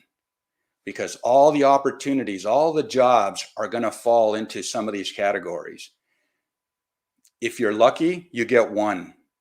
If you're really lucky, you might get 1.5, maybe 2. I have yet to see anyone who has 3, but I'm sure they're out there. That may be you, and more power to you. But the idea is to visualize this beyond the current position, the job itself. Is this meeting your needs?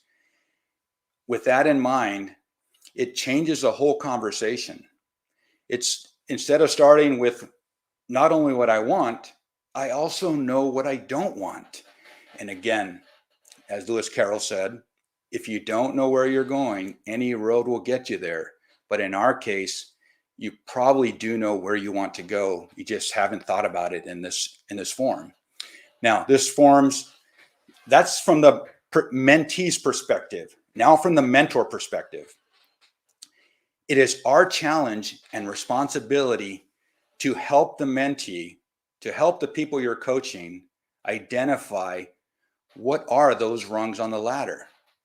Now, you may not know what their ladder may look like, and you may not have anything to help them, but that's your responsibility to find out. And if you can't, do the responsible thing and pass them on to a mentor that can, or you do some work and find somebody who you think would be a better fit for this person so that you can help them. But the one thing that I do want to advise you is do not hand them your ladder, because your ladder may not fit. And for a lot of us, our ladder may not reach high enough for those we are mentoring, and you might lead them astray. You might hold them back. And there's people who are going to surpass what we have done. Because if you look at our career field, it's at its infancy right now. And so we have to be able to think beyond where we are today, because the people filling our job tomorrow will hopefully be more qualified because they started in this cybersecurity discipline, where most of us who are my peers, we started doing something else and then entered into the discipline. If you're keeping up with me so far, I want to share with you now who inadvertently were the shoulders that I stood on. And why do I say inadvertently? This is why. Here's another story here. This last Father's Day, I received a gift in the mail from someone I had mentored about 8 years ago. He was one of about 200 cadets, maybe more than that, from the United States Military Academy at West Point that I regularly engaged over several years that I was assigned there. I remember Nick. I remember him well. I remember seeing him when he first got to the academy. He went through his basic training, which was several weeks long. And then he was brought to me at a point in time where the cadets will come visit, leave the military environment for a moment to just meet with some people from the community. I was one of those people in the community. He was homesick, about 18 years old, probably his first time away from his family. That first encounter was simple. I offered him a quiet space, a phone to call his family for the first time since he arrived at West Point, and ice cream. That's it. And then we let him be. I say we, my family. We let him connect with his family in the privacy of our home. Little did I know the impact that we had on him. So much so that 8 years later, he sent me this really nice Father's Day gift. It was an assortment of bacon products. I got to hand it to Nick. How can you go wrong with bacon? But in that note, it really touched me. It touched me deeply because what he said was this. At that point in time, he was very homesick and missing his family. And you took me in like one of your own, just like my father would. And I will never forget that. That small event to me, to my family, was the world to him at that moment in time. I didn't even know it happened. This was a regular occurrence for us, but you never know who you're going to impact. Now, back to those who had an impact, both positive and negative. Because remember, as a mentor, you have a lot of influence. Whether you exercise it for the betterment of those around you, do nothing, or inadvertently do harm. Here's a story of two coaches I had in high school who had a lasting impact on me. First, there was my math teacher, who was also a coach. I was a good athlete in high school. I was also good at math. And when I met this coach, he was my math teacher. That's how I met him first. And he let me be an athlete. He demanded nothing of me when it came to math. I paid the price by having to take 3 courses in remedial math once I went to college. He did me no favors. In fact, he did me harm. So I'd like to think that Lou Correa and I would have shared the same classes in college. So not something I'm proud of, but that's a fact. That's where we're at. But now, I had another coach, my track and field coach, Mel Silva. He was a young coach, and one day during my senior year, he asked me, have you talked to the coach at the college that you'll be attending so you can get a spot on his team? It was a simple question, but it floored me. I had no aspirations, no dreams, no inclinations of ever competing at the college level. I thought he was kidding. He wasn't. And what he did that day with that conversation is he showed me rungs to a ladder that I never knew existed, that I, in my dreams and my framework, I could not imagine. This coach would also go to immigrant parents and explain to them that their kids are good enough to get scholarships to Division I schools. But he would have to convince them because their mental model, their culture was different. It was, you graduate high school, you go to work, you help the family, and we support one another. That was the model. That was the practice.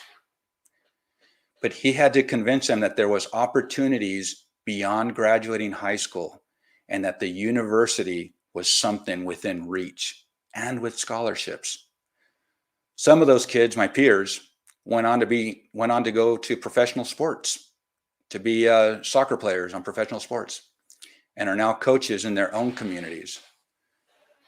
Mel is a legacy, and I bet that he doesn't even know it. He doesn't even recognize it. You know, I'm going to call Mel after this, and if he doesn't know it, I'm sure as hell going to let him know the impact that he had. He still teaches at the same high school that I went to 30 years ago. Now, another aspect of my life.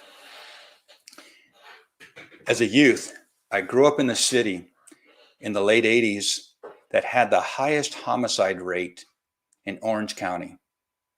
You heard the Honorable Lou Correa mention the performance of the schools in his district. This has a long history.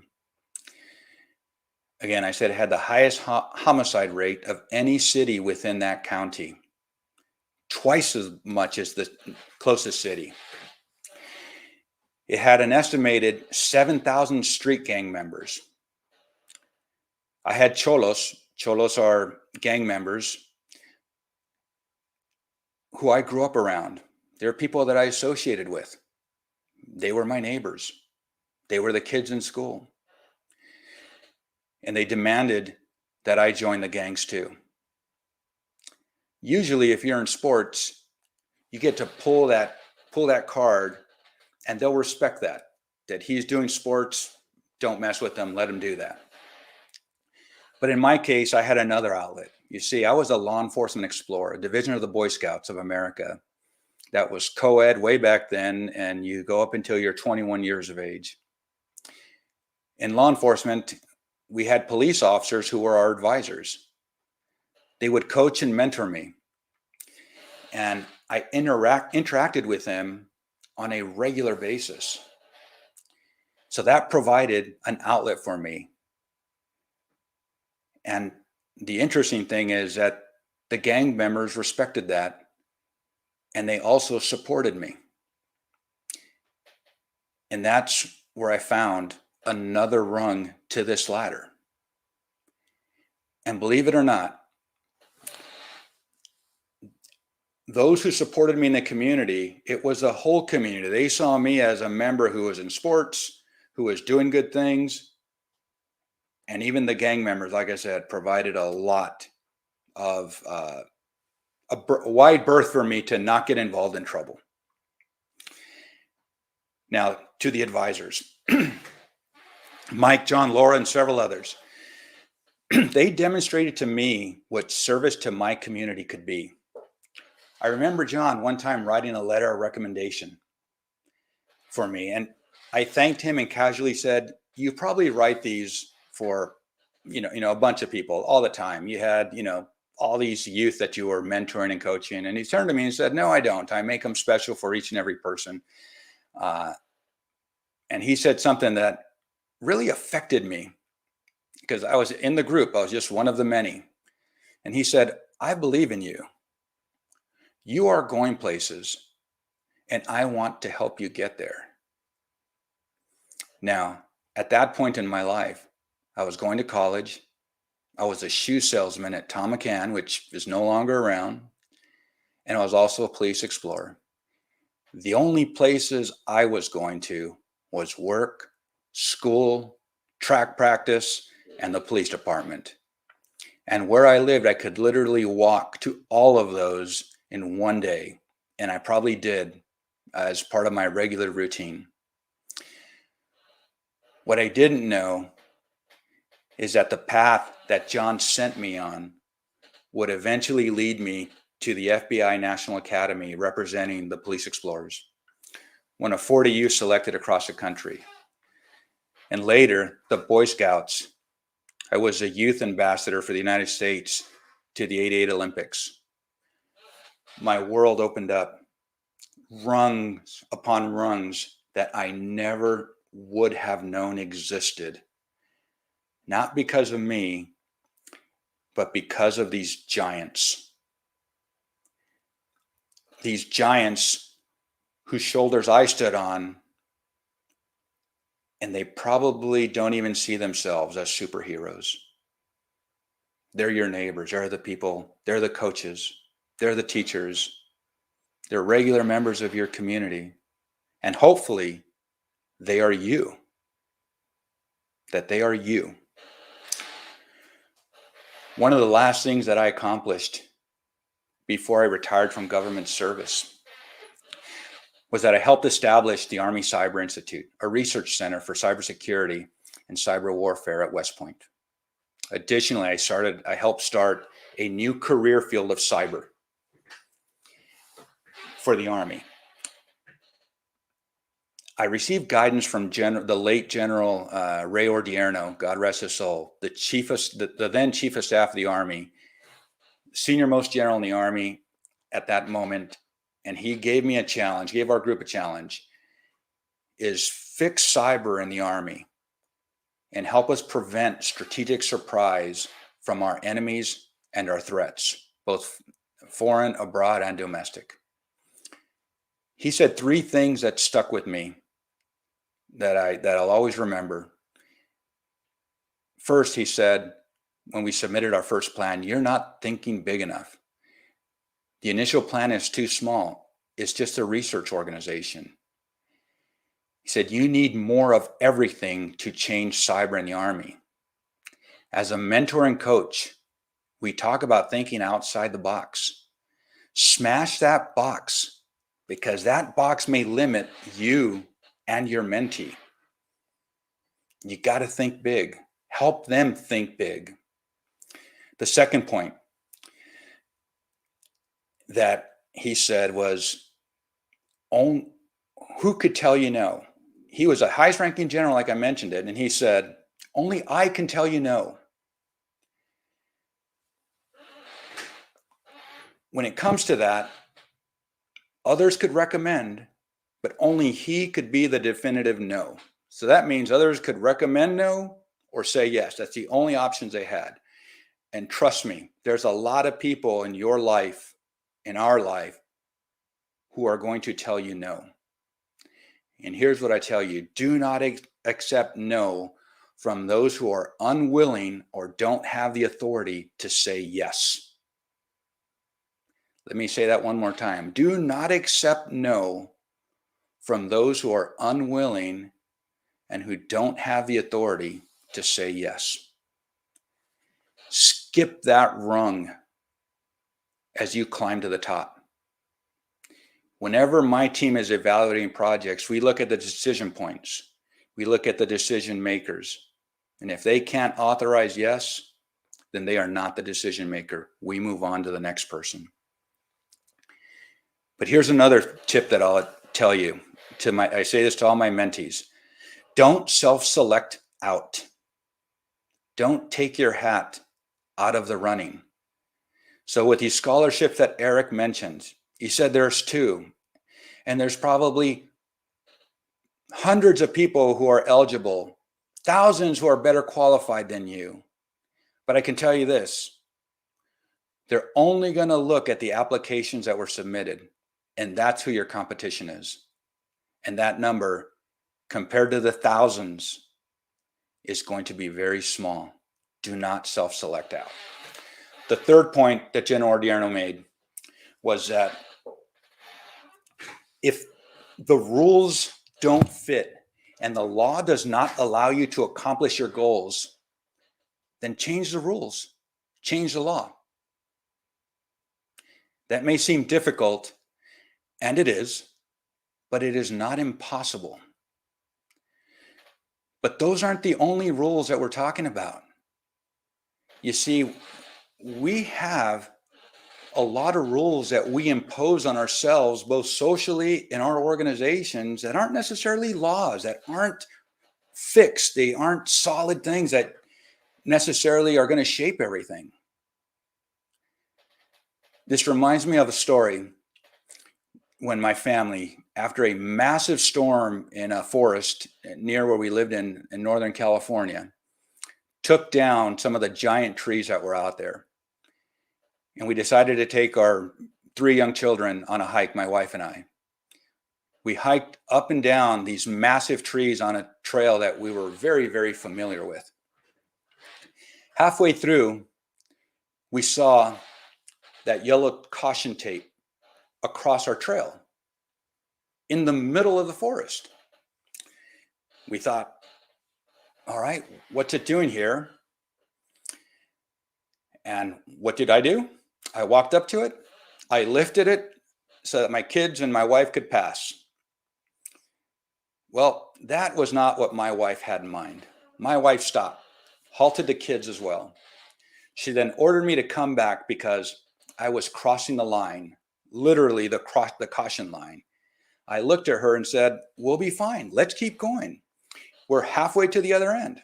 My wife, being the preschool teacher that she is, thought this is a teachable moment of following the rules and not crossing the line. And as parents, we should model this behavior of following the rules. I stood there trying to process this. What she had just said and how I viewed the rules and how she viewed the rules. We didn't even know what the actual rules were, but we had to make an assessment. And I believed we were safe to proceed. But I also had the challenge of how do I convey this in front of the littles, in front of the kids? My wife was in disbelief that I would break the rules. I was in disbelief that she saw this as a rule. And I asked her simply, how do we even know what side of the line we're on? Because we're walking in the middle of the forest. We get to it. So for all I know, we were just crawling under and over down trees. We may have gone through the part that no one was supposed to go through, and we don't know if it's safer on the other side.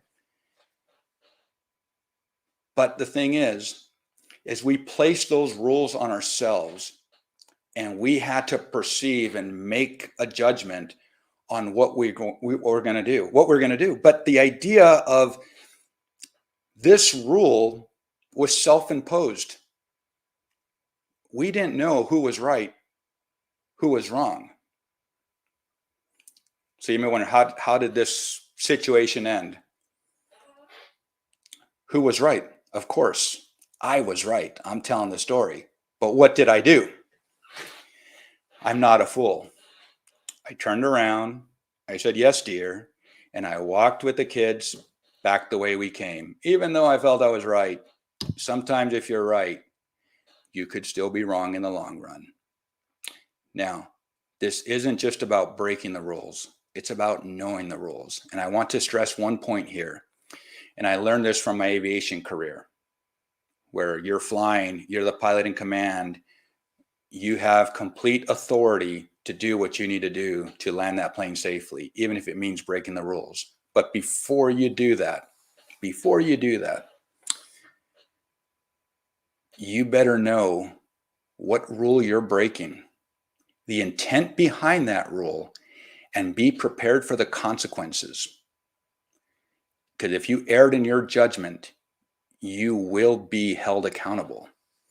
So as you start to approach that gray area, you better look out, because it's not always forgiving. Now, with that, I want to close with a couple last points here, and that is the rules of the game. We're having a lot of conversation right now today on whether the rules are equitable for everybody. It is worth examining, and it is up to us to make the change for the future. We have to raise the roof by smashing the ceiling and climb that proverbial ladder. So I have a few points here, and then we're done. And I ask you, the audience, what kind of crab are you?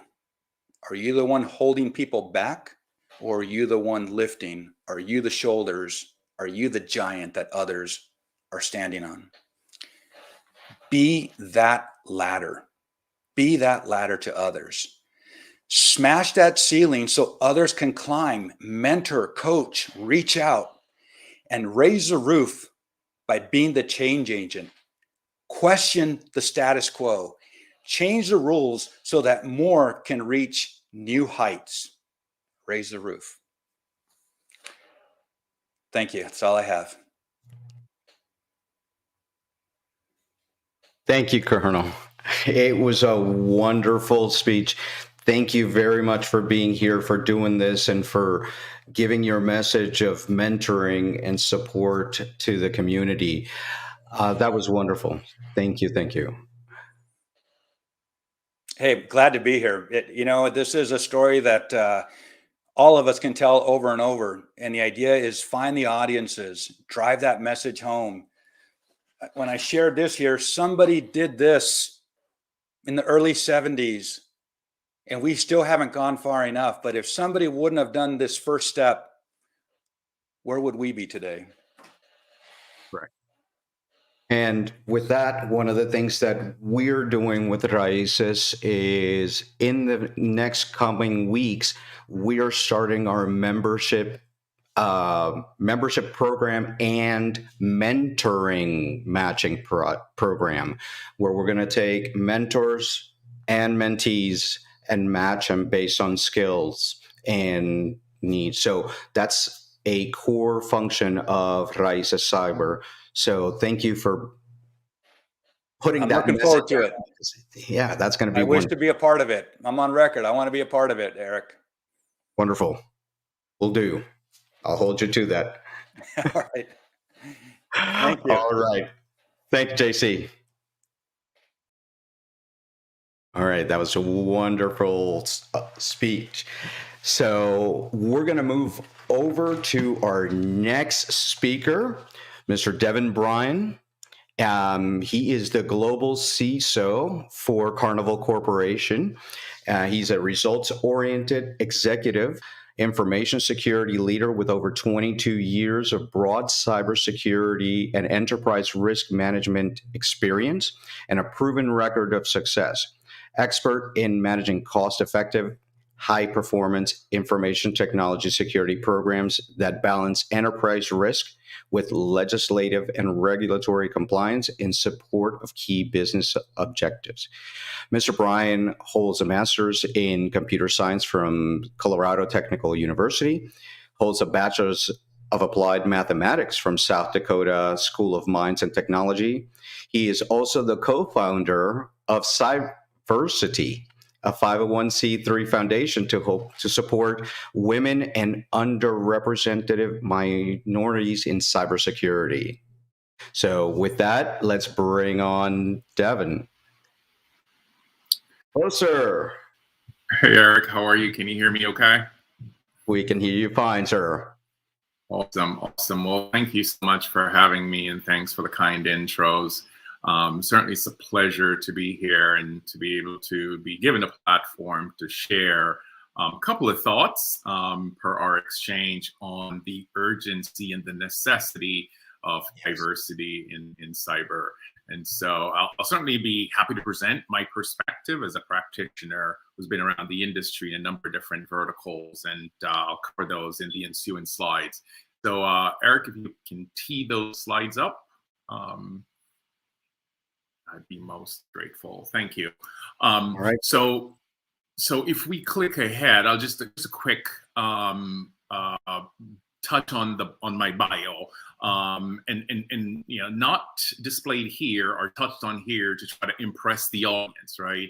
We certainly have had a very impressive lineup of presenters thus far, very touching, very moving, very inspiring. JC's presentation that preceded mine, Dr. Rege's that preceded his, and certainly the kickoff by the congressman. If there's any takeaway here that I would touch on, especially going back to some of the comments of Congressman, is that the fact that, as a military veteran of 11 years, I enlisted in the U.S. Air Force. Nothing against JC and the Army, but the Air Force is certainly pushing the envelope on cyber, perhaps, just a tad bit ahead. But nevertheless, I enlisted in the U.S. Air Force, and I had no idea, quite frankly, where my career would take me. So thankfully, the GI Bill, right, as the congressman mentioned, was available to me at the time, and I invested in myself, right, and spent the time that I had off duty, away from all my other commitments, to invest in myself. And so my undergraduate degree, my postgrad degree, all my cybersecurity certifications, and quite frankly, my cybersecurity career, right, or as a result of the U.S. Air Force and specifically the GI Bill. I guess if there's anything else I'll just touch on consistent with the theme of today, especially some things JC touched on earlier in terms of his career trajectory and raising the roof by smashing ceilings, looking at from whence I came, right, inner city, looking like I do, to be the first Black CISO at the U.S. Central Bank, the first Black CISO at KPMG, the first Black CISO at MUFG Union Bank, a Japanese-owned institution. I certainly know that I was standing on the shoulders of a number of those kind of mentors that JC touched on. So takeaway from this is that it doesn't matter where you start. If you bust your tail, you too could certainly grow your career and achieve certain accomplishments during your lifespan. And so that that's perhaps the most important takeaway that I would just quickly impart, based on certainly the awesome presentations from my fellow speakers thus far. If we click ahead, Eric, to the next slide, it kind of gets into the meat and the essence of my presentation. I won't necessarily spend a whole lot more time on this because, again, Dr. Rege and certainly the congressman, did a great job of setting the stage as to what is going on from a global cyber threat space perspective, and why it's so important for us as a community of Black and Brown and women to be as involved, right? Certainly, and Dr. Rege's quote was spot on, right? The bad actors who we're up against, right?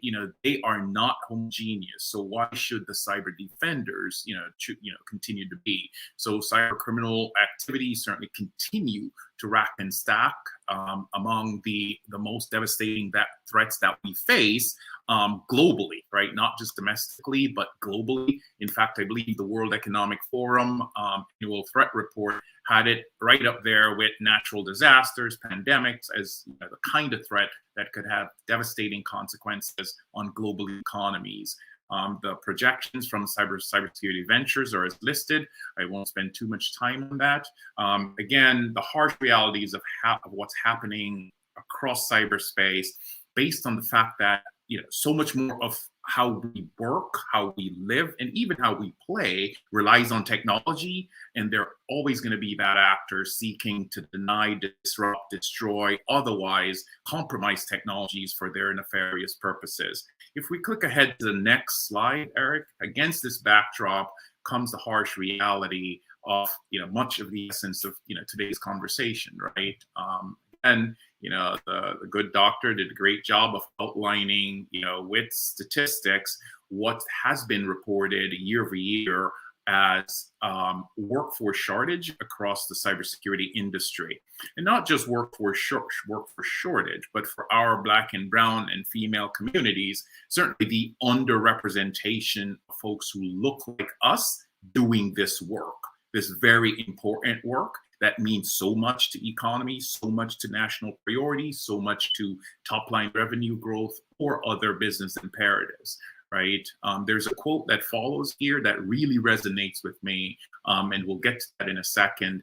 But these stats are pretty compelling. They're reported year over year. We've made tremendous progress across industry in upping the number of female cyber practitioners, but I think we still lack as much penetration as we possibly could with regards to Black and Brown. Certainly with only 25% or so of the workforce represented by female, that's far less than ideal when we consider the total percentage representation of women in the workforce, right? I did take a look at the agenda and see that one of my colleagues, Deidre Diamond, will be touching more on this later. So I'll just skip ahead. But nevertheless, those are some of the harsh realities that we face across the industry as we try to recruit talent.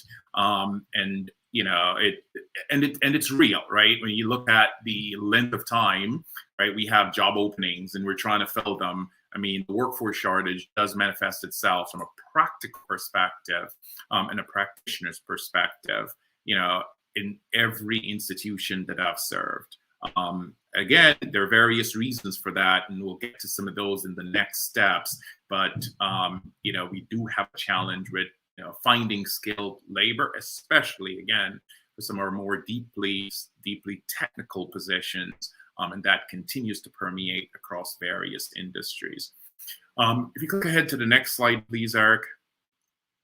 The slide speaks for itself, right? When we think about the business case for diversity, why this matters, right? And in this article that Forbes magazine published a couple of years ago, based on research that has been done, and this is just one of the many sources that have made an empirical business case for why diversity matters, why diverse teams win, why diverse organizations tend to do better, right? From a financial perspective.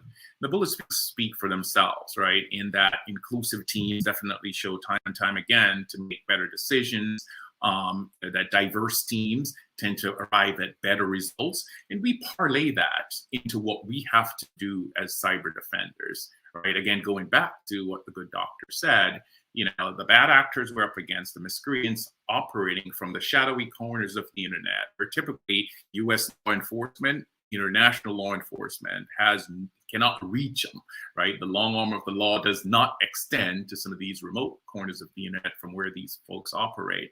A lot of those operators, they're not diverse at all, right? I mean, they're not homogeneous, right? So why should we as cyber defenders continue to perpetrate an image perception, right, of the white male in the hoodie as the consummate cyber defender, right? So we do have some myths and perceptions that as an industry we have to do a better job of dispelling.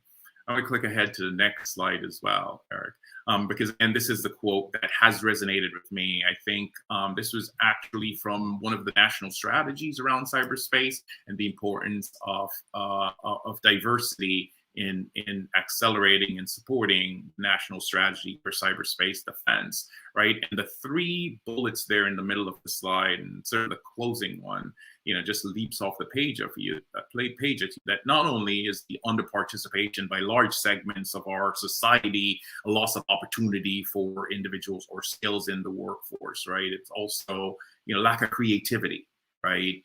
Again, going back to the business case for diversity, which has empirical evidence that shows that diverse teams arrive at better decisions, right? Not necessarily the causal factor as to why we continue to try to, get ahead of the bad actors, but keep falling behind, right? But I think definitely the lack of diversity in our field does adversely impact the creativity that we're bringing to the solutions to keep our organizations abreast of, if not ahead of, the cyber threat.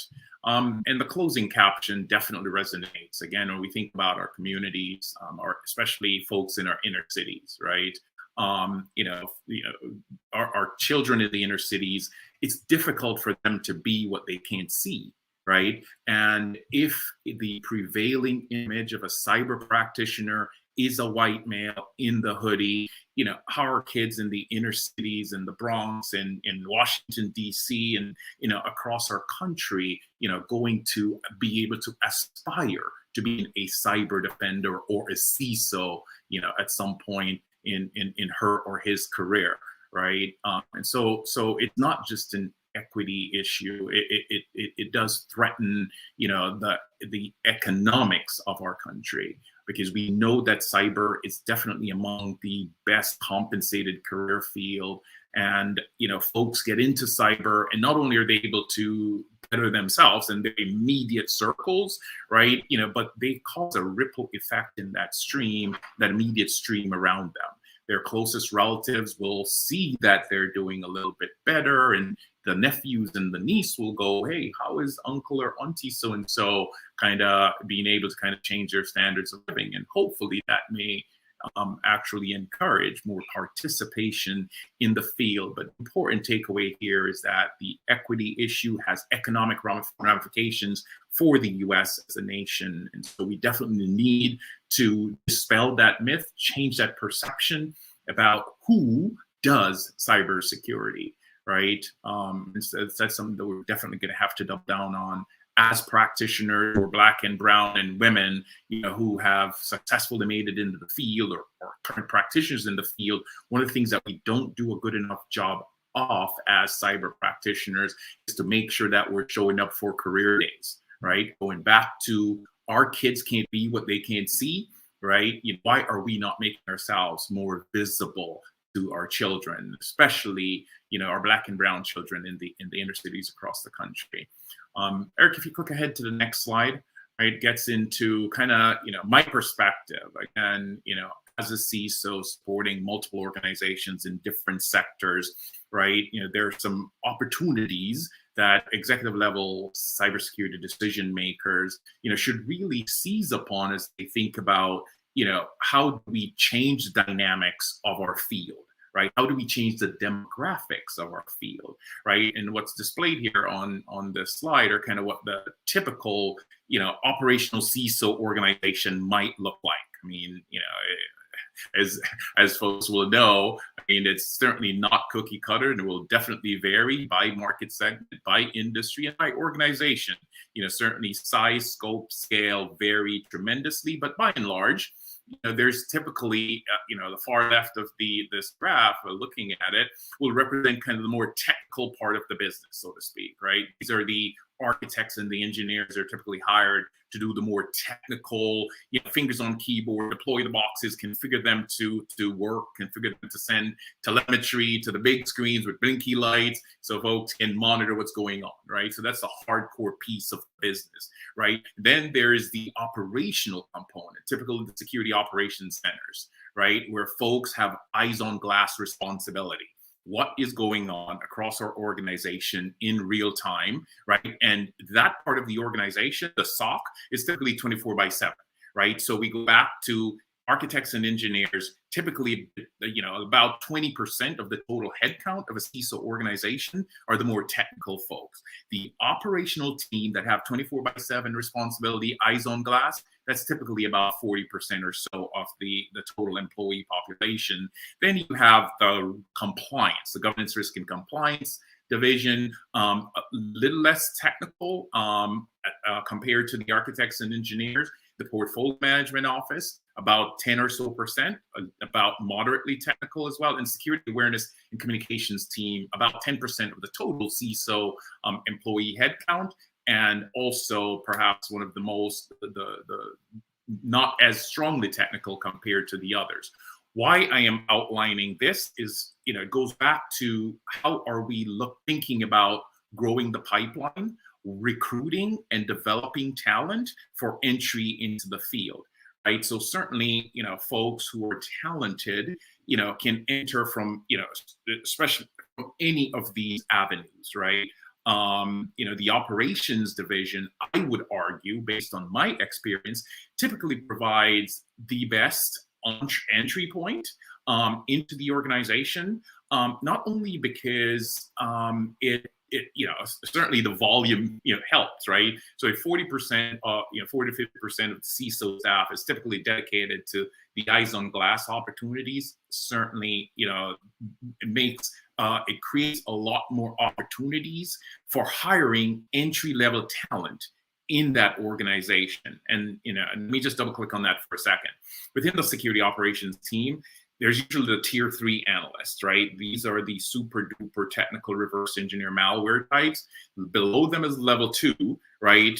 That typically are on their way to level 3, but might just have qualified based on time that they've spent as the level 1 analyst. The level 1 analyst is typically where most of the entry-level roles are within the CISO organization, right? And so as a cyber practitioner, right, and we think about especially, straight out of college or breaking into the field as a re-careerist, your opportunities, quite frankly, might be more ample at some of these roles. Again, not saying that the opportunities that exist within the other parts of the organization, aren't as aren't as available, right?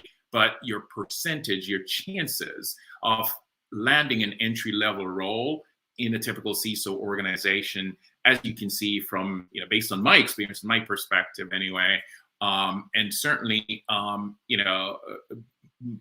one of from a pipelining, talent development, growing diversity into your teams as a CISO, the entry-level SOC analysts, I have found to be kind of sort of the sweet spot to make that happen. It also has provided me an opportunity, again, not just from a diversity and inclusion perspective, but certainly from a growing talent and experience that feeds every one of these other divisions within the organization, right? From that perspective, right? We're all aware that the burnout that comes from having to respond to alerts 24/7, right, does take a toll on cyber practitioners. Also aware, quite frankly, that there's more of a appetite, depending on organization again, to leverage outsourced managed providers, right? To do the security operations, at least the level 1, level 2 kind of work.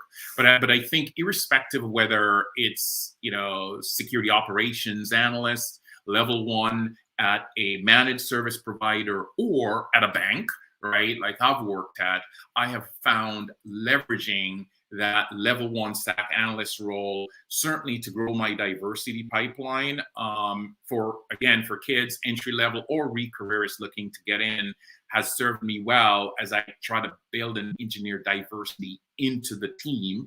And again, huge disclaimer here, I'm not saying that our diverse talent can only fit there. I'm just saying, when I'm pipelining diversity, when I'm establishing my relationships with historically Black colleges and universities, with Latino serving institutions, with female serving institutions, with veteran communities, right? I have found that pipelining into the SOC has been where I've been able to have the most latitude in ramping up and growing my staff. I also want to quickly touch on the deputy CISO box that's on the org chart, because it's certainly important that, as leaders, irrespective of industry, irrespective of where you are, right, that you are growing your successor. I've been privileged enough and lucky enough to have been able to argue for deputy CISO slots at a number of the institutions that I've been lucky enough to support.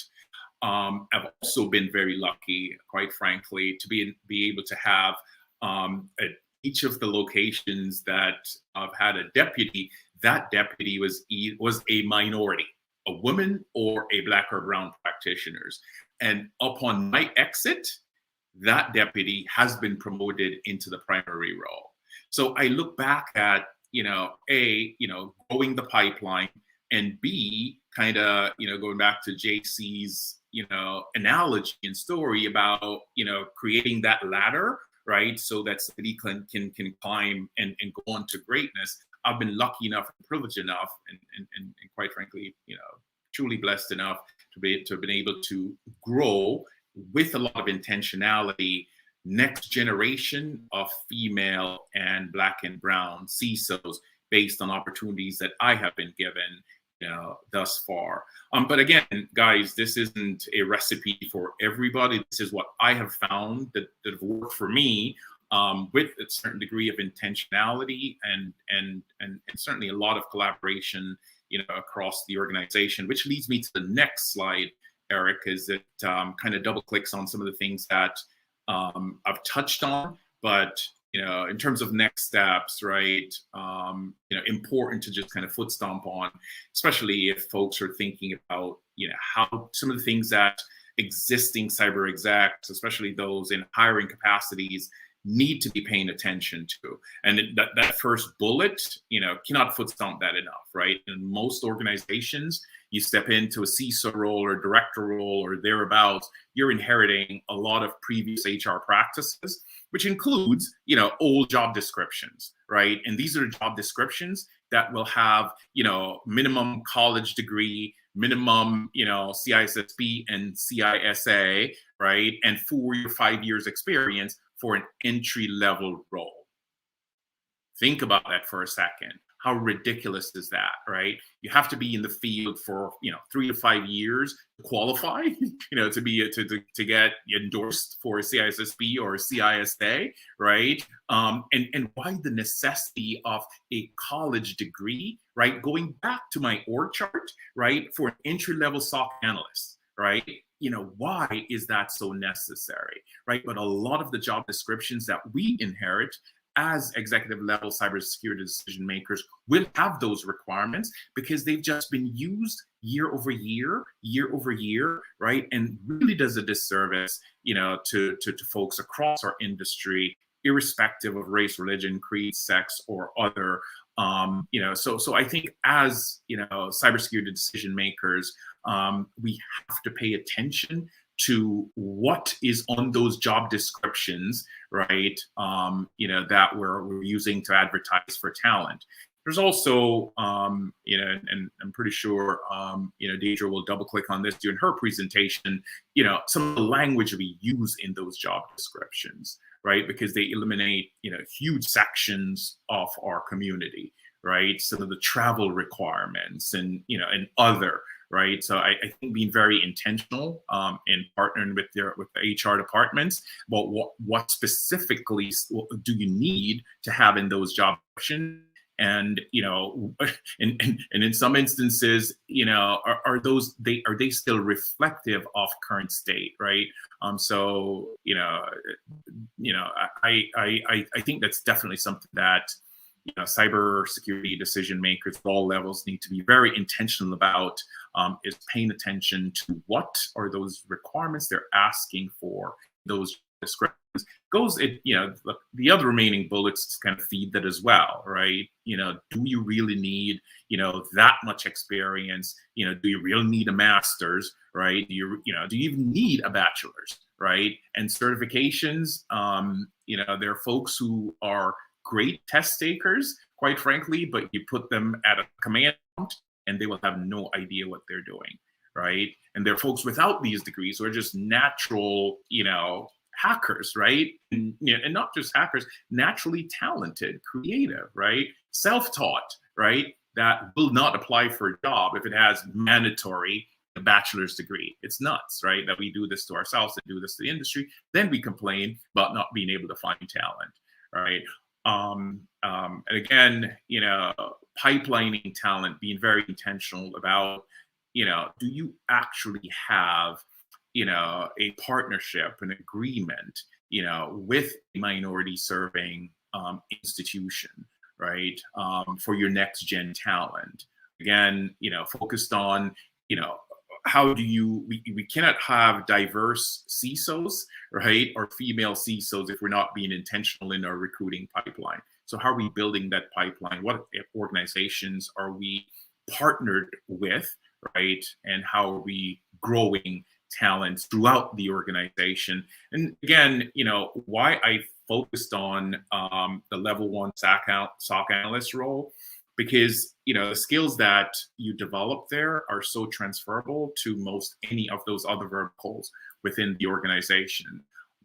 Takeaway from this is I'm not encouraging everybody to go, pursue that, right, as their only entree into the cyber discipline. I've just found that as a CISO, the 5 or so organizations that have been lucky enough to be head of their cyber for, I have been able to recruit with a lot more intentionality, in that role, in those positions, and been able to grow talent, and not just grow talent, because at the end of the day, right, folks have to be very interested. They have to feel like they're learning. They have to be valued, right? And certainly be interested in growing their career, right? So we have folks who, I've had folks who joined the team in the SOC, and they're like immune to the burnout and alert fatigue that we hear about. That's what they do. That's what gives them passion and purpose. They want to come in, they want to find the needle in the haystack or the needle in the stack of needles, and they will do that for 10 plus years and be happy, right? You know, you have those talent, but you also have folks who after, 3 to 4 years of being on call 24/7 because they're in the SOC, they want a bit more stability. So they want to pivot to elsewhere within the organization. They do that. But the skills that they're taking with them from being in the SOC that looks across the organization is totally immeasurable. And I believe this is my last slide, Eric. I think I'll certainly be out of time as well. But before I go, I just want to quickly touch on, part of the reason I'm here today, because when Eric reached out and said, "Hey, Devon, what are you doing on December 4th? Would you like to be part of our conference?" It was hard for me to say no, right? As I mentioned earlier, I started this journey with no degree. I pulled myself up by my bootstrap, so to speak, thanks to programs, through the U.S. Air Force and the exposure that I got at the U.S. Air Force to cybersecurity. I've also felt that it is important to give back, right?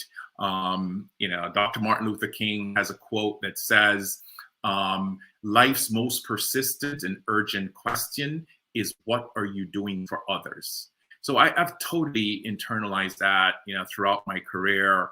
So much so that about 5-6 years ago, a group of colleagues and I started the organization whose logo you're looking at on the screen right now, because we believe that it's important to help, knowing that we're not going to be able to solve the diversity problems in cybersecurity, but it's important for us to do what we can to leave our industry just a little bit more diverse than we found it. Certainly on my journey to being the first Black CISO of the Federal Reserve, at KPMG, at MUFG Union Bank, and on and on and on, right? There's a lot of the only one in the room, right? Where it was, the only person in the room who looks like me. There might have been a female, and I was always so happy when there was at least one other underrepresented, person in the room. But for so much of what I've done throughout my career, I've been the only one in the room. And I don't want that for the folks who would follow behind me when I'm done, right? And so we created nonprofit Cyversity, and we've been lucky enough and blessed enough, to be able to, as Eric is doing Raices, right? Lift up as we pull up, right? Give back to our community. So we have a scholarship program. We have a mutual match mentor-protege program. As I mentioned previously, Deidre Diamond, who follows later on the presentation, she was a member of our advisory board.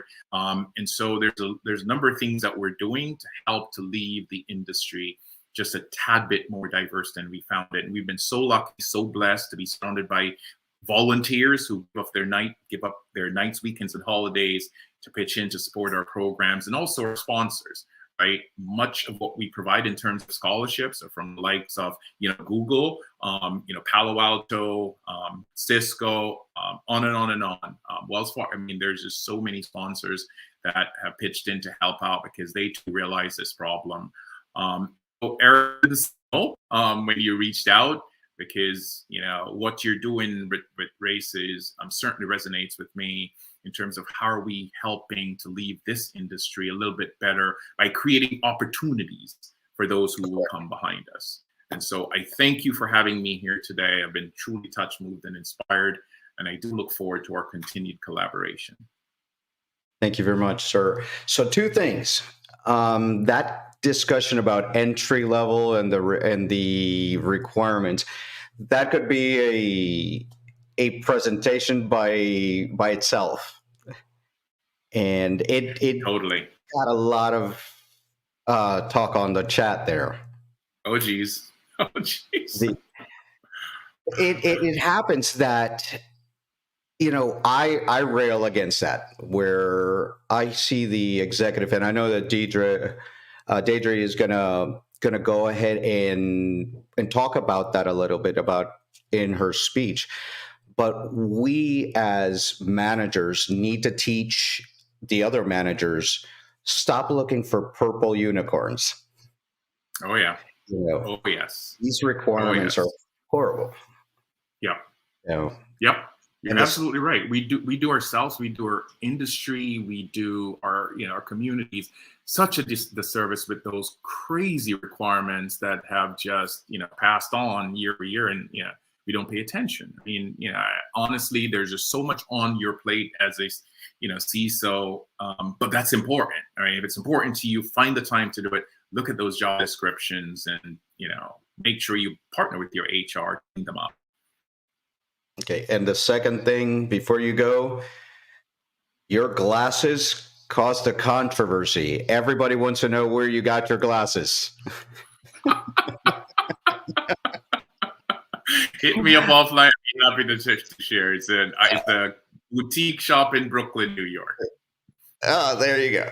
So thank you very much, Devon. I look forward to our continuing collaboration with CyberSecurity and Raices, and let's talk. So again, thank you very much for giving up your Saturday and speaking with us. Thank you so much for having me. Take care, everybody. God bless. All right. So right now, as we prepare our next speaker, I'm going to leave you guys with a quick video to thank the sponsors for everything they did to help us put this show together. So.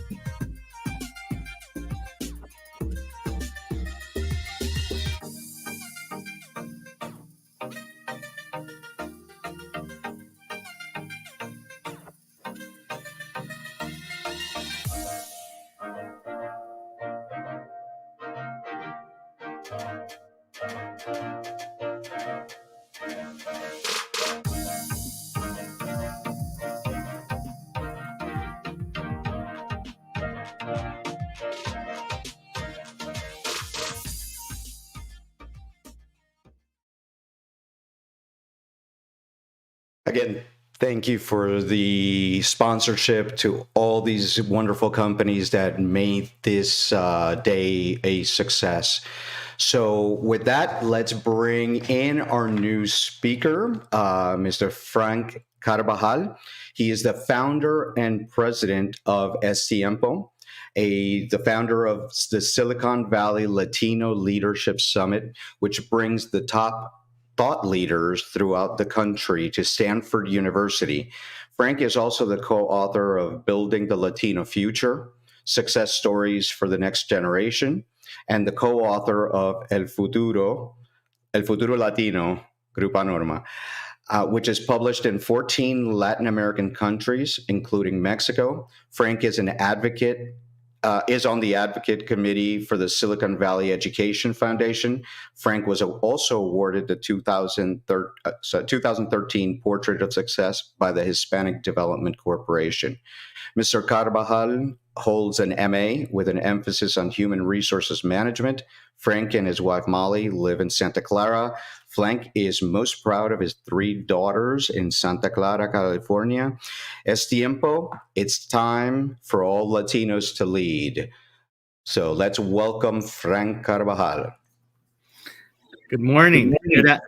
Good morning and good afternoon in East Coast, and I'm honored to be here. Thank you so much, Eric, for that introduction. I appreciate you. Yeah, thank you very much for being here. I can't wait to hear what you're going to bring to all of us here. So take it away, Frank. Well, thank you. I just looked at Cyber Virtual Con, and I thought how important it is to really bring everyone together as far as virtually. I think it's also important to make sure that we connect with individuals offline to create the relationships that are necessary to build your leadership skills.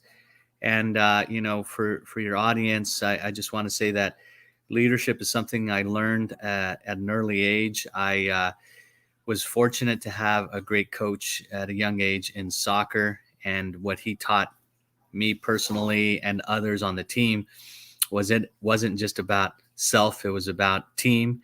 And teamwork really takes the trait to not be selfish, be selfless, and help others through figuring things out. And in sports, just like in life, everything has its playbook, and a playbook in life is really about those relationships that you establish. And how you establish these relationships is really based on a couple of things that I learned from my parents, which is authenticity and humility.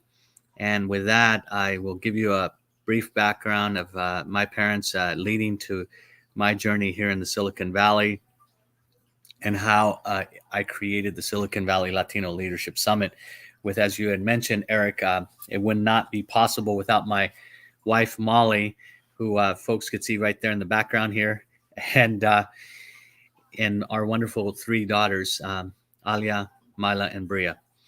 Well, humility and authenticity started very young, and the journey of my parents, both are immigrants from Mexico, arriving to the United States under a Bracero program, and they worked as migrant farm workers in a place known as Imperial Valley, which is in Southern California, not far from the Mexicali border.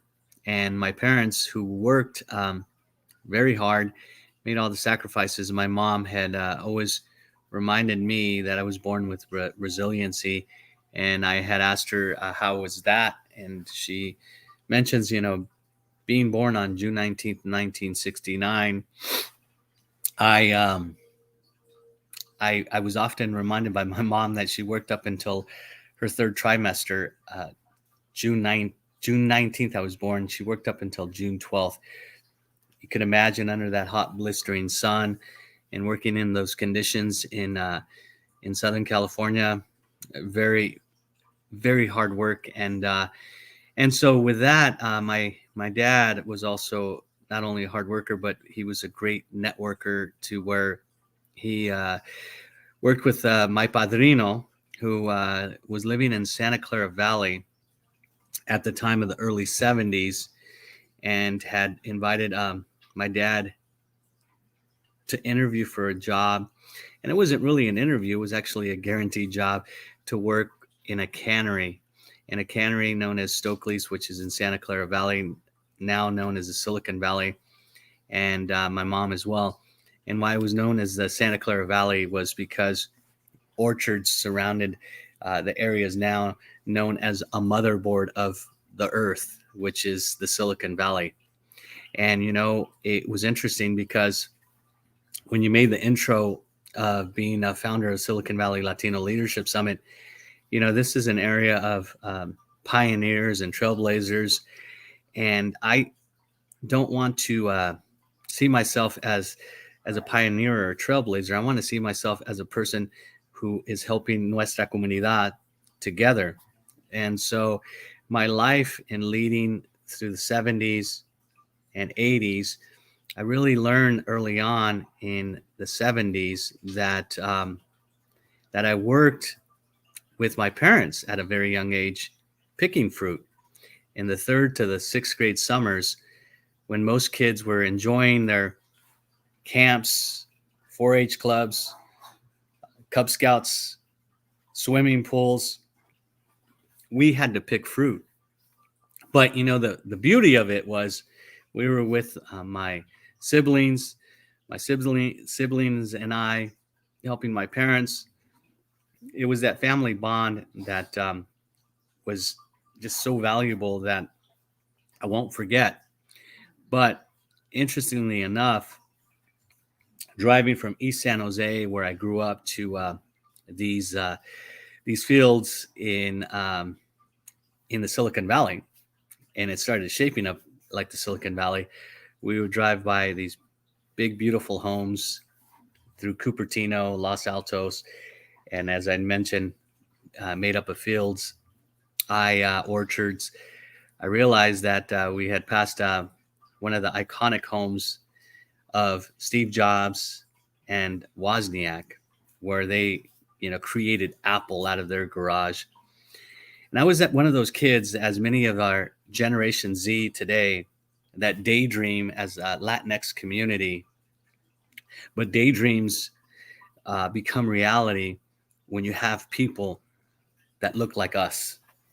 And it's very important, Eric, as I had mentioned, and I mentioned continuously on LinkedIn, that a 365 Latina, 365 Latino, 365 Latinx leader in spotlighting these individuals, it's key, because not only do they look like us, but I want to make sure that the future has access to people like us, because we're in this together.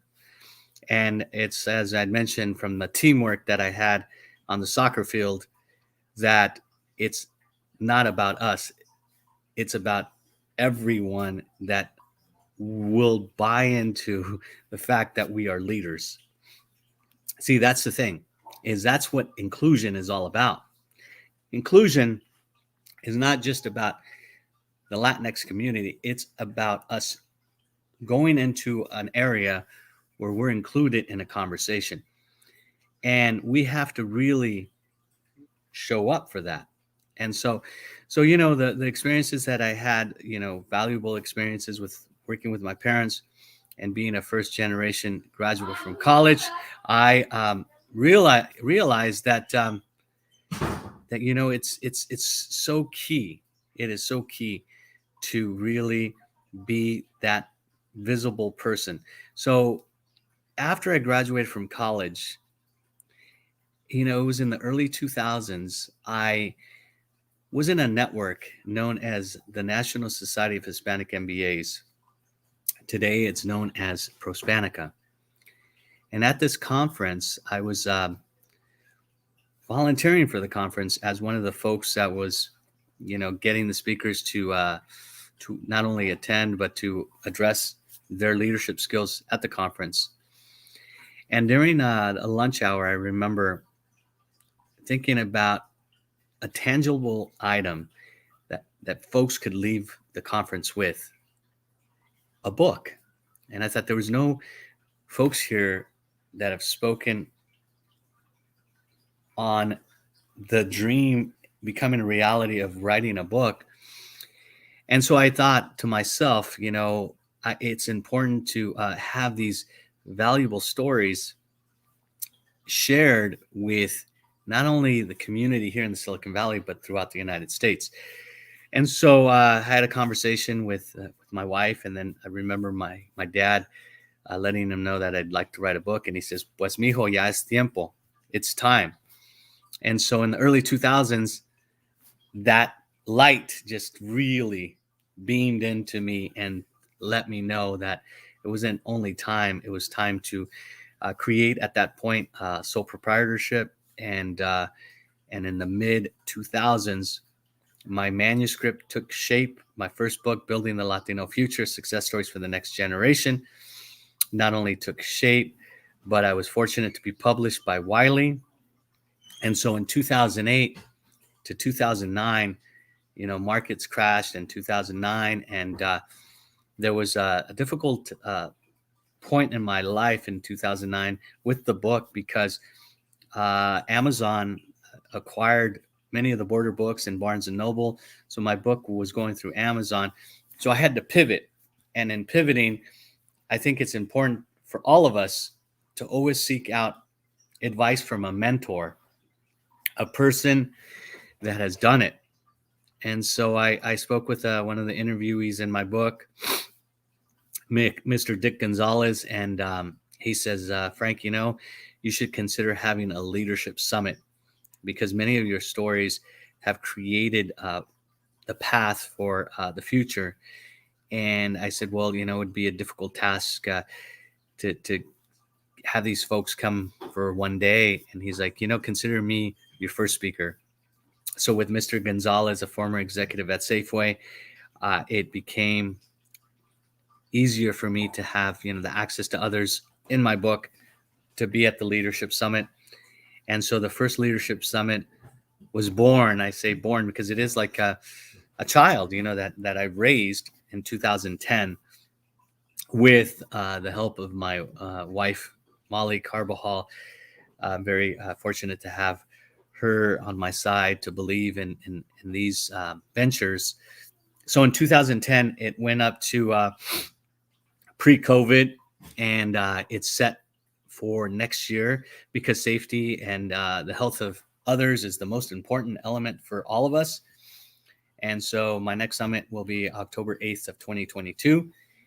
And with the Silicon Valley Latino Leadership Summit, one thing I want to mention that's very critical during COVID, and when it was, of course, declared as a global pandemic, I was sitting back one day thinking about my next book. I know it's a huge undertaking, and I received a message from the chair of Wiley, Mr. Jesse Wiley, who's a friend and a great person.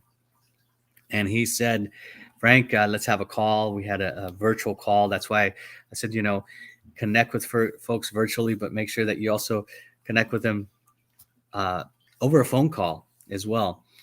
And he said, I would like to see you think of writing another book. And for the book that was just released on November 16th, Latinx Business Success, I have it right here with my co-author, Dr. Jose Morey. I thought in that one day how important it was to think of writing a book that has a digital leadership framework. And that digital leadership framework, why it's important is because my first book had a future leadership framework.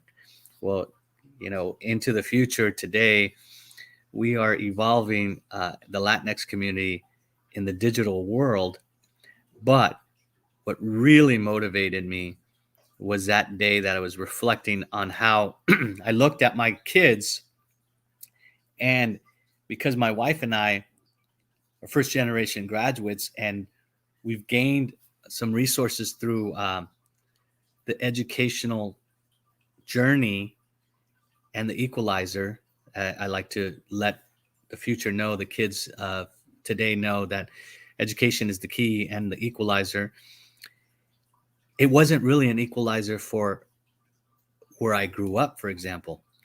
As I live in Santa Clara, I thought, and I always think of East San Jose, and I thought about COVID, the parents, the grandparents, the padrinos, the madrinas that are living in one household. That would have been me. If COVID hit in the 1970s and the 1980s, that would have been me. I would have seen and experienced maybe 1 or 2 or 3 or 4 or maybe 5 family members pass from this terrible pandemic. Terrible. And thinking about broadband issues and Wi-Fi issues, I would have been one of those kids who would have dropped out of high school. Why? Because as my parents worked 2 or 3 jobs, I thought this just isn't fair. This isn't equitable. What is equitable is that we share the stories through our networks that are providing those tools during COVID times for these future leaders. So as I mentioned and started off, it's not about me. It's about the future. Thank you so much. Eric, I'll take it back to you.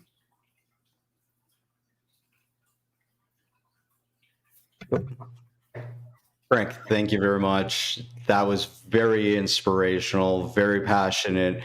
I urge anybody out there to go ahead and pick up a copy of Frank's book with Jose, and actually the older books as well, because it gives you a very good leadership blueprint to build yourself up as a true leader, not just the basic leadership, but the concept of that Hispanic Latin flavor of leadership.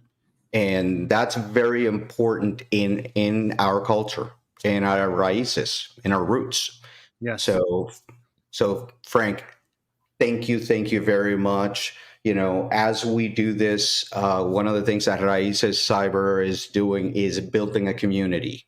So for those young people that are listening to us, we are just announcing that our Discord community is going to be an open community. So if you're watching us on YouTube, in the description below is the link to join our community. Come share, get some mentorship, get some friendship, get some support. So join us on that Discord community. As well as we're doing some mentorship with universities. So we started something called the Student Experience that we're piloting down at Florida Polytechnic to help students get those soft skills that they need to enter, the Hispanic students that need to enter the field. So we're looking at that. So again, thank you very much, Frank, for all your guidance, all your support, and for your book, because it was a page turner. So thank you so much, Eric. And I really appreciate you hosting and being a visionary of this virtual conference, because as I mentioned, one thing we have to do is protect our communities. And if it's virtual, it's a safe haven to understand that, as I mentioned at the beginning, we have to be selfless and we have to think of others. Correct. Right. So again, thank you very much, Frank. Thank you. And be safe out there. Okay? You too. Thank you, everyone. Have a great day. Bye-bye. All right, folks. So we are going to take a 15-minute break. And when we come back, we'll be back at 2:30 with Miss Keenan Skelly. So actually, it's a little more than that. It's half an hour break. So we'll do a half an hour break and we'll be back in 15 minutes. The stream will stay up and we'll see you soon.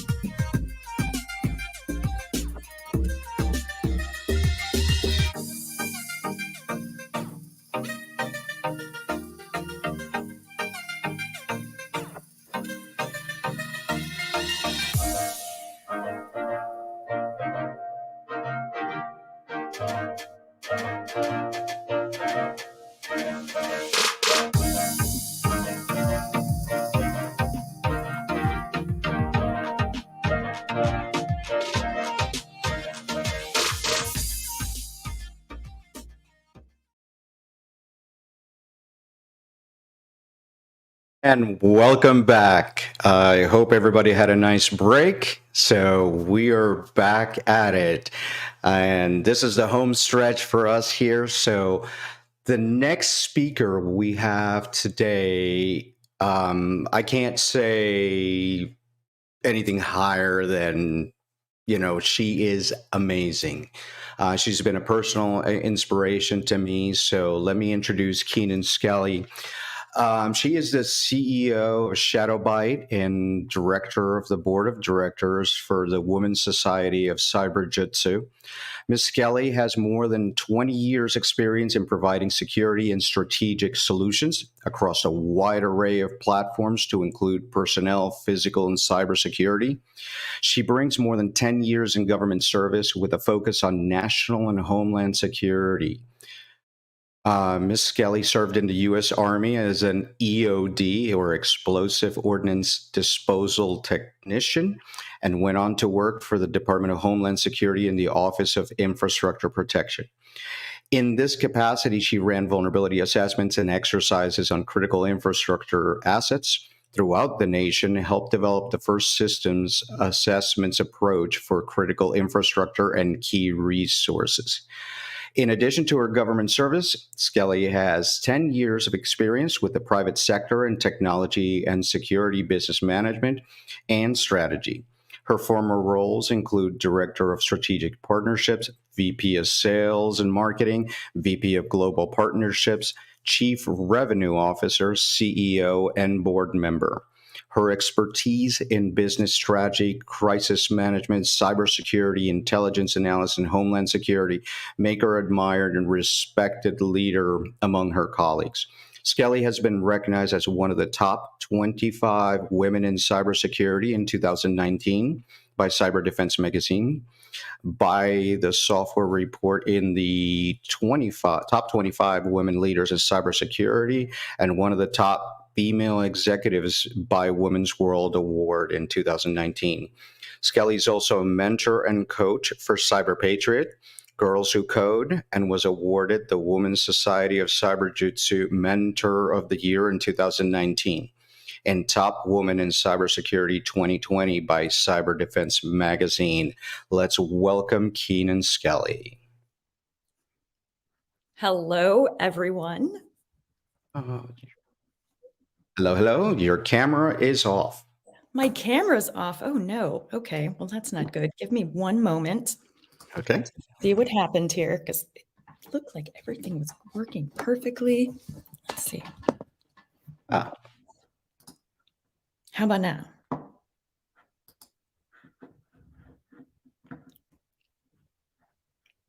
Anything? Not yet. Okay, this is unusual. Uno momento, por favor. Uh-huh.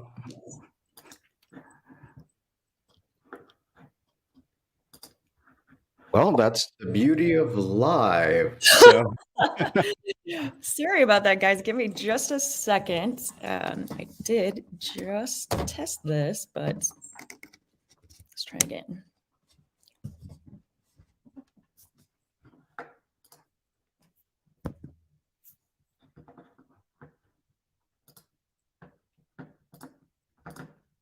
Yeah, there you go. There we go. Wonderful. Outstanding. Apologies for the technical issue there. Thank you, Eric, as always, very kind words and wonderful things that you've got going on. I want to give a big welcome to everybody that's here. This is such an amazing organization, an amazing effort. Diversity and inclusion is something that I've been very passionate about pretty much my entire life, and we'll get into that in a little bit more detail. But I definitely, again, I want to thank Eric and the team at Raices for putting this on, because these are the kinds of grassroots movements that we're absolutely going to have if we're ever going to achieve true diversity in cybersecurity and information security. I also want to thank Congressman Correa, wonderful human being, really trying to do amazing things for our country in a variety of ways, especially when it comes building educational pipelines into cybersecurity and, of course, into AI, as he mentioned today. I also want to call out JC, great talk. Even though you're an aviator and you're not as cool as an EOD tech like myself, it was still a very good talk. And from there, we'll kind of go ahead and get started. I am going to talk a little bit about myself, but I'm also going to talk about that in terms of kind of what we're discussing today in diversity. So let's go ahead and roll with slides. All right. Well, take it away. So our conversation today is going to deal about, the evolution of diversity and inclusion in information security. And it hasn't been like an easy road to get to where we are now, which is kind of scary when you think about where we are now. Minorities still represent ridiculously small amounts of, the population in infosec, but we have come a little bit, we've come further in some areas than other. So we're going to talk about that in more detail, but we're also going to talk about what it really means when we say diversity of thought, when we say diversity and inclusion. What do those things mean kind of on their own, and how can we really get into the depths of understanding what it means for each of us as individuals to provide diverse backgrounds, diverse comments, diverse, all the things. We're going to get into that. Next slide. So this is something that has really been, like I said, very important to me over the last, 7 years specifically in cybersecurity, but for my entire life, I've always been kind of a unicorn in a room full of horses, which is not to say that the horses weren't amazing. It's just to say I wasn't like all the other horses. Being an EOD tech in the United States Army was particularly interesting. When I went through EOD school, I was only the 4th woman ever to do so. And I certainly had to deal with a lot of discrimination. I had to deal with a lot of individuals simply not knowing if they should deal with me differently, or if they had to handle me with kid gloves, or if I was going to be smart enough or strong enough to do all of the things that I had to do. So since I was very young, diversity has been kind of a really big part of my life in terms of who I am and the things that I've grown into, but also my friends, my family, my colleagues. We all experience these kind of, situations. So I really want to take a second to talk about who we are. And I'm going to give you the example of kind of my life. And I want you to think about this. I want you to think about this every day when you think about diversity and diversity of thought, because this is the underlying, piece that goes into all of that. What makes us diverse? Is it race or ethnicity? Is it religion or creed? Yeah, it definitely is those things, but it's not limited to that. So who I am, I've put here, and these are really wildly different, experiences. I am a woman. I'm a woman who's grown up and chosen fields that were led predominantly by men and have been able to succeed within them. I'm a disabled veteran. So that opens me up to a whole new perception of what it takes to get into this field, because I know so many veterans who are trying to get into cybersecurity.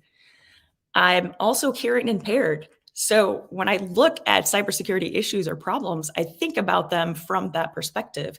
Am I going to be able to, interact with this technology? Am I going to be able to understand this technology or this capability, being hearing impaired? Additionally, I'm also ADHD, like probably 90% of, I'm sorry, I see JC over there causing trouble in the chat, and I'm just like, seriously, I was Army. But, that by itself, having a neurodiverse kind of perspective on things is so crucial. And, Congressman Correa talked about this, Eric talked about this. As we continue to build out diversity within the information security community and within cybersecurity, and quite frankly, in tech generally, we have to be able to consider that diversity isn't just about your race or your religion. It's about who you are fundamentally as a person. Now, I am super annoying and persistent and curious. Oh my God, curious beyond belief. I will ask every question that can be asked, and I have no fear when it comes to that. I think that's the ADHD that kind of kicks in there. So yeah, see, I knew they were going to do that. They're all going to say I'm annoying now, but it's true. I am. I'm super annoying because I'm curious about everything and I want to learn and I'm hungry for knowledge. And that is so important. But there are other things about my life that make me diverse and give me a different point of view as well. I am obsessed with Marvel and the MCU, and you can ask me any question about the comic books versus the movies, and I will be able to tell you. And yes, that's weird and to some people, but it's a part of me. I also am a gamer, so gamification and gamifying things has always been something that is really palpable for me and understandable for me. And I bring that to a lot of things that I work on. So as we talk about, what it means to have diversity of thought, it is not just your race. It is not just your religion. It is Thanos. Thanos is totally a deviant. So it's everything else that we're doing. So I listed a few things here that have shaped me, that kind of shape my everyday life. And it's a tiny, tiny little, list. It doesn't include all the cultural experiences that I've had. When you're in the military, you travel all over the world quite frequently. Not everybody does, but yes, Lisa, think like a gamer, act like a superhero. Yes, I love that. But I want you guys to think as we start going through this presentation, just in general, and I'd like you to think about it right now. What other things contribute to you being who you are? It's individual experiences. It's the things you love, the things you hate, the biases that you innately carry that you don't know that you do. It is your goals, your desires, your hopes for yourself and your family and your future and for our country and for humanity. So when we talk about things like diversity of thought, I want everyone to kind of step outside their previously understood ideas of what that means and really think about everything that it is that makes you, you, or that makes me, me. Next slide. So fortunately for everyone, ooh, that looks like it slid away a little bit there. Fortunately for everyone, there's a corporate awakening happening right now. We're seeing companies like Microsoft and Amazon and others really step forward and say, we recognize that diversity and inclusion is incredibly important. And we also realize we haven't done a good job of incorporating it into the things we do. I like to use Microsoft as an example because I've been working with them as a partner for many, many years. And I've been able to see their transformation when it comes to inclusion and diversity, starting from very little kind of, push in that area to actually creating a corporate position for diversity and inclusion, a corporate vice president, and really pushing all of these things down into the workforce. The first conference that I went to where I really noticed an epic change was one of the Microsoft events where they had, when you picked up your badge, they had the first kind of he, she, them to really help people identify themselves. And they've started doing even more than that, where it comes to, I do not like to be touched, or I'm not going to shake your hand. So these kinds of things are really, really important, right? They're important for people to feel safe in the community. They're important for people to feel safe interacting in the community. And really, that's the kind of understanding and inclusion and empathy that we have to have. Now, I posted a little bit of information here about this corporate awakening that really is going to help all of us. And Essentially, gender diverse companies are more likely to perform 15% better than other companies. That makes me really happy because I started this journey in cybersecurity in about 2015, 2016. And that number right there makes me really proud because I think that it's finally hitting home the importance of having this kind of diversity, especially with corporate America. More importantly, ethnically diverse companies are likely to perform 35% better. That's massive. So think about that. And I think about this a lot every day. If we're talking about 15% just to put women in, right? We're not even breaking down anything else. That's great. That's a great move forward. But 35% in performance by including ethnically diverse individuals, I mean, that's massive. That's massive. And no CEO today, myself included, no CEO can look at these numbers and say, we're just going to ignore that. We can't be a part of that. The cool thing is, in another study that happened lately, 85% of CEOs said having diversified and inclusive population improved their bottom line. So this is a metric that is not just it's not affecting morale only. It's not affecting diversity of thought only. It's literally affecting the bottom line. And that's amazing. And at 2044, we are expected to see that all current minorities, and I feel like that's a lot of people that are listening right now, myself included, we all fall into minority groups of some kind. And by 2044, that whole paradigm is going to shift. We are going to become the majority. We are going to become the voices. We're going to become the future and how the future is built out. So really understanding what it means to have diversity of thought and work into that is absolutely paramount. Now, the last one is 86% of next-gen workforce are eyeing companies who are aware of policies on diversion and inclusion. As someone who's hired a lot of people and somebody who's been through a lot of interviews in organizations that didn't necessarily have a culture that I understood, culture should be your first question. That should be as soon as they get to the point where, do you have any questions for me? And you should always have questions for them, by the way, all the questions, lots of questions. I like to lead with, do you like your job? That's a good one. But my second question is always, how do you feel about the culture of this company? And watching faces and watching responses will tell you that some companies have no idea what it means to have a culture that is inclusive, a culture that is diverse. And that's unfortunate. And I hope those companies get there. But if you are wanting to be taken seriously, if you're wanting to get into an environment where your voice counts, be careful to mind the organizations that you're getting into and take into consideration whether or not they put a focus on diversity and inclusion and whether or not that is the right focus. Now, I personally have also seen a lot of organizations that say, well, we're not going to do diversity just for diversity, but we've allocated some space to get these core demographics in.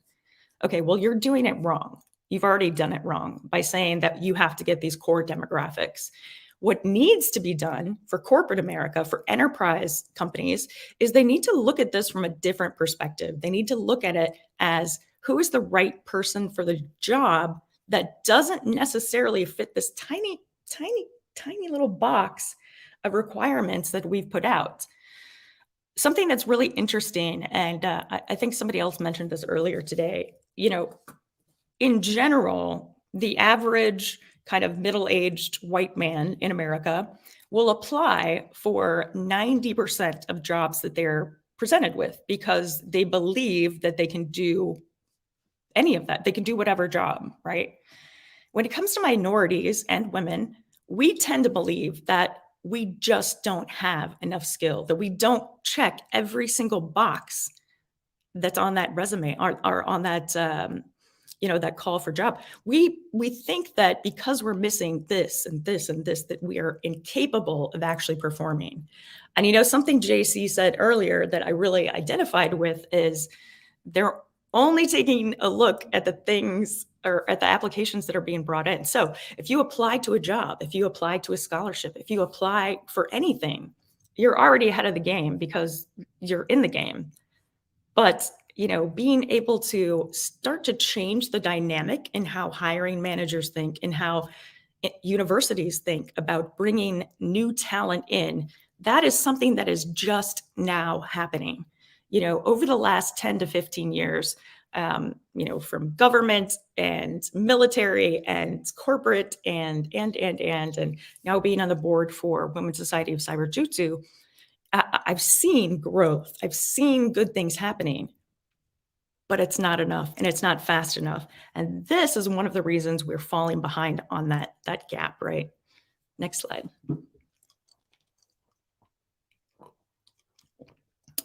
Okay, Eric, I don't know what you did to my slides, but they look janky. So. Sorry. Okay. Well, you guys should be able to get the deck afterwards and you will see that there was not any of this craziness. So a lot of people ask, what is the difference between diversity and inclusion? And I think this is really important because you're going to hear over, you know, the course of your life, you're going to hear about programs that are diverse. You're going to hear about inclusive programs. Well, what does that even mean? And more importantly, what does it mean for you moving forward in this age where we try to bring in as many different types of folks that we can? So diversity is the condition of having or being composed of differing elements. The inclusion of different types of elements is completely different. So if you think about diversity, diversity is like the description of what you are. Being included is the verb, the action of people putting you in diverse situations or you putting yourself in diverse situations. So when we start to talk about, you know, what it looks like to have a diverse team and an inclusive team, those are not always mutually exclusive. So you can have a very diverse team in terms of, from your perception, or let's just say anybody's perception. I have a diverse team because I have a man and a woman, and I have a Black American, and then I have a Hispanic American, and yeah, we're good to go, right? That's it. But that's not fully inclusive, right? Being fully inclusive means that there are a lot more people on that list. LGBTQ, you know, all of these different folks and ideas, different cultures, different people around the world, not just when we're talking about, you know, what their ethnicity is, but their experiences in different cultures. That's critically important. And every time somebody says to you diversity and inclusion, I want you to think about that first slide that we kind of talked about, all of these things that make you who you are, that make you diverse and you completely different than anybody else in the world. Those are the things that they should be looking for. And if they're not, I would maybe take a second to be like, I don't know. I'll come back to you. Be empowered though. Be 100% empowered to say, this is who I am. I'm different. I'm different than anyone else you've ever met for all the reasons. And this is what I can bring to the table. And sometimes it's really scary if you don't know what it is you actually bring to the table. And I'm going to tell a couple of stories throughout this. So when I was super young and stupid and I came into EOD school, as I said, I was the 4th ever woman. Happy to say that now, you know, many years later, 20 years later, there are more than 400 female EOD techs across the services, which is absolutely amazing. And I'm so happy for that. But when I came in, you know, everybody kind of focused, my male counterparts focused on the fact that I was a woman rather than on the other things that made me very interesting. For example, I could still whoop all of their butts at Call of Duty. I mean, that's just the thing that I do. And so looking outside the boundaries of what standard infosec has said, this is what equals diversity. When we're talking about diversity of thought and actually changing the paradigm in infosec and cybersecurity, it's not just that, it's who you are. So if you don't know who you are, how are you going to let other people know who you are? So I'm going to pound on that a couple of times. Identify yourself. Identify the things that make you unique. And they're probably things that you don't think of every day, but you should. Next slide. So the lack of diversity, this is something that was said, in the latest Aspen report, as they talked about how diversity is really shaping the future. Lack of diversity blinds us so badly. I gave a talk on diversity and inclusion in 2016. And it baffles me that we're still talking about the same things. We're still talking about trying to get this inclusivity, trying to get this diversity. But what's really interesting to me is how many organizations out there, and probably organizations that you know, organizations that you work for, how many of them do not actually understand why diversity and inclusion is important. And this is something that has to be more than just, the elders of us, the old people going in and trying to convince corporate America to take this seriously. This also has to be grassroots. It has to be every single person that's listening to this right now has to be you standing up and saying, this is important. This is what I want from an organization. This is what I expect from an organization when it comes to your diversity culture and maybe your lack of it. Now, I know this is a hard thing to do. Like from experience, I know this is a really hard thing to do when you work in an organization who has maybe not the greatest culture, but people believe in the product, people believe in this, they believe in that. But there's an old adage that culture eats strategy every day. And I add my personal part of it and twice on Tuesdays, because Tuesdays is when everything goes crazy. So it's important that culture be a part of something that you're doing. And as new people start to come in, as new ethnic groups, as new races and religions and creeds and individual experiences and neurodiversity, and as all of those things come in, we have to be the change for what's coming next. This chart that you see right here talks a lot about kind of the predictions and the percentage of changes in civilian labor from, since 1990.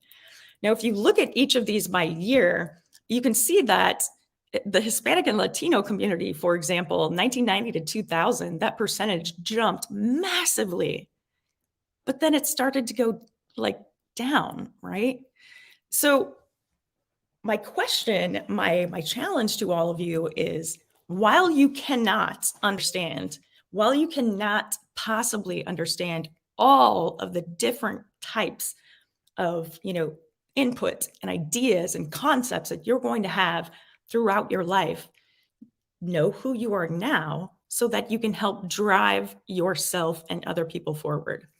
The fact that these numbers are kind of declining for everybody is a little bit worrying for me, but I purposefully chose this older US Bureau of Statistics report because it highlights everyone across the workforce, which is another important point.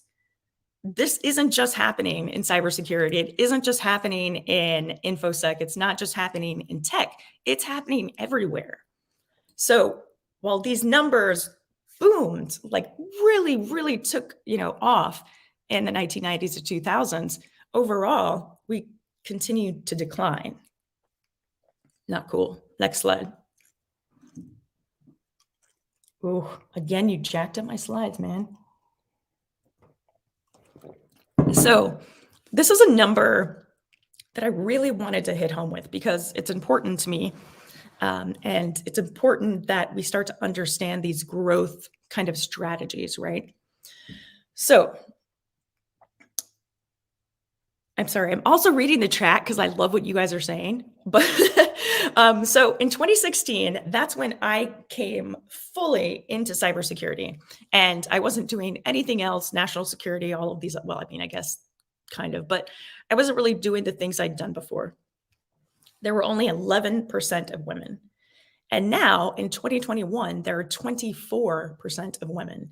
And I'm super stoked about that because I know that myself and some of my amazing female colleagues at the Women's Society of Cyber Jutsu and WECs and all of these things, sorry, that we've been pushing this at conference, at the boardroom, at the executive table, pushing for the fact that we need to get more women involved, interested. And then once we get them there, we need to be able to keep them there. This is a very specific problem with women, is that we tend to get into cybersecurity jobs or infosec jobs, but there's no pathway for success. There's no outlined, hey, this is what I want in 5 years, and I want you as a company to help me get there. People don't ask that question. And so 4 or 5 years later, they leave. And then we continue this cycle of trying to get more women in. And unfortunately, many of them leave. So this is not just a let's get people into cybersecurity problem. It is getting people in cybersecurity who love cybersecurity, who enjoy what they do, who can be a part of an amazing culture and really, drive the next generation of inclusivity. Now, when I looked at the same kind of context of Hispanic and Latino, I went back to 2018, where only 4% of the cybersecurity workforce was Hispanic or Latino. And you probably all heard many times during the conversations and the talks today that it's still only 4%. So what that tells me is we have spent, as a diverse community, I have spent a lot of time really focusing on how to get that number up for women. But that's not the only thing that we have to look at. We have so many different types of diversity to look at. And again, it's not just race, gender, creed. It's not just those things. So I'm really appreciative to Eric and Raices for doing this, because every community is built on the people that you relate to, the people that you identify with. I identify with people who play Call of Duty, and I will gladly take you on any day of the week. Let's go. But it's not just about these basic things that are about our humanity. It's about everything that makes us us. Next slide. Your path. All right, now I'm going to get on just my tiny, tiny little soapbox because I can. So, like I said, I started out my life as an EOD tech, and I was an EOD baby, which means that I came into the military specifically to blow shit up. And that was not taken very well by the folks that I went to EOD school with, because most of these guys were 6 years, 7 years into their military career, and they were trying to get promoted. They were trying to move up. So they didn't really look at me with any kind of affection or understanding of what it was that I was trying to do. In fact, they pretty much, went out of their way to make sure that I understood that I wasn't welcome.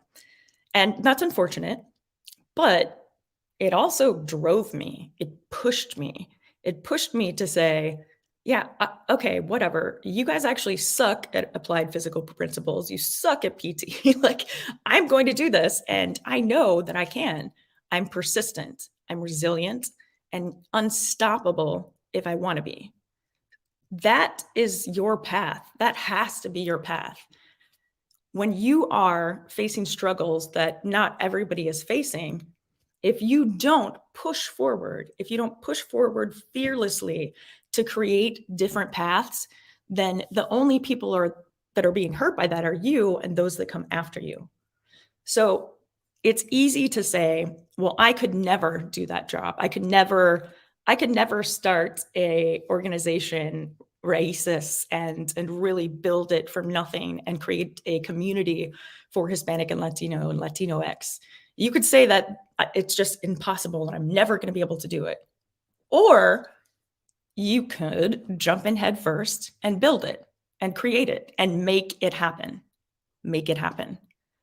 I know that a lot of people in this space think that you have to have a degree. You have to have, that 4-year degree. You have to have been in the military as, a blue teamer, red teamer, or highly, highly skilled in foreign networks. You may think that there's nothing that you can bring to the table because you don't have those things. And that is simply not true. Most of major corporate companies right now are doing away with requirements for a 4-year degree. Now, while that's going to help you tremendously, what I encourage you to be, what I encourage you to do in order to stay fresh and relevant is to be hungry. Be absolutely hungry about knowledge. Because when you find that thing that you really love, and there's so many facets of cybersecurity, so many facets of information security and AI and technology, that a lot of people don't understand all of the different things, right? But if you understand just a little bit about enough topics, you can start to learn what it is you really want to do. And that does not take a degree. It does not take a scholarship. It takes you investing time, getting on Google, getting on YouTube, identifying things that you like watching, that you like doing, that you see yourself performing, and like JC said earlier, that bring you some kind of satisfaction and some kind of joy. Don't be afraid of not having the education. Don't be afraid of not having certifications. Don't be afraid of not having those things to participate and to put yourself out there. Because some people, and yes, some people are going to expect some kind of degree. Like if you're a doctor, you're probably going to have to get a degree. But this is infosec.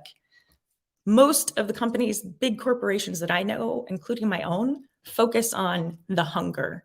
If you are hungry to learn, if you are hungry to do that one thing, we can teach you everything else. And I consider that for myself every day. I am always learning, because that adds to my unique, diverse profile. That adds to who I am and the variety of different types of diversity of thought that I can bring to a conversation.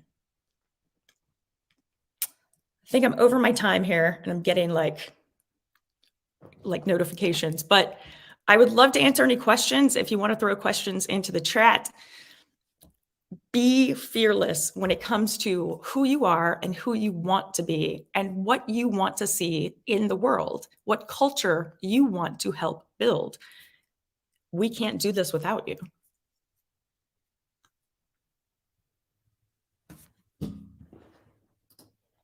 Ooh, all right. That was a lot of passion, a lot of stuff. Amazing talk. We've got a lot of folks here commenting on a lot of the things that you said here.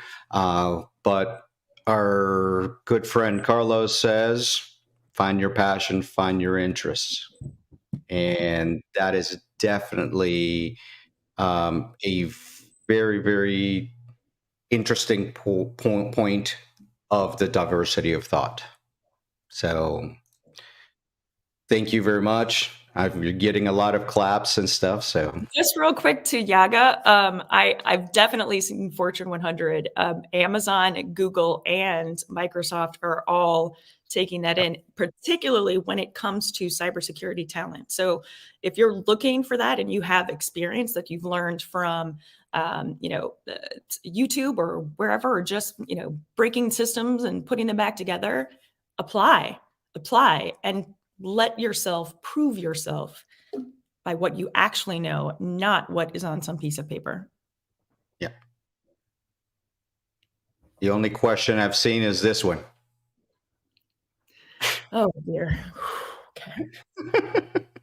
Okay, I'm going to answer this because it's actually it's a thing. Okay. So generally speaking, I liked the movie because the director and the actor spent a lot of time focusing on the human aspect of what it is like to be an EOD tech, right?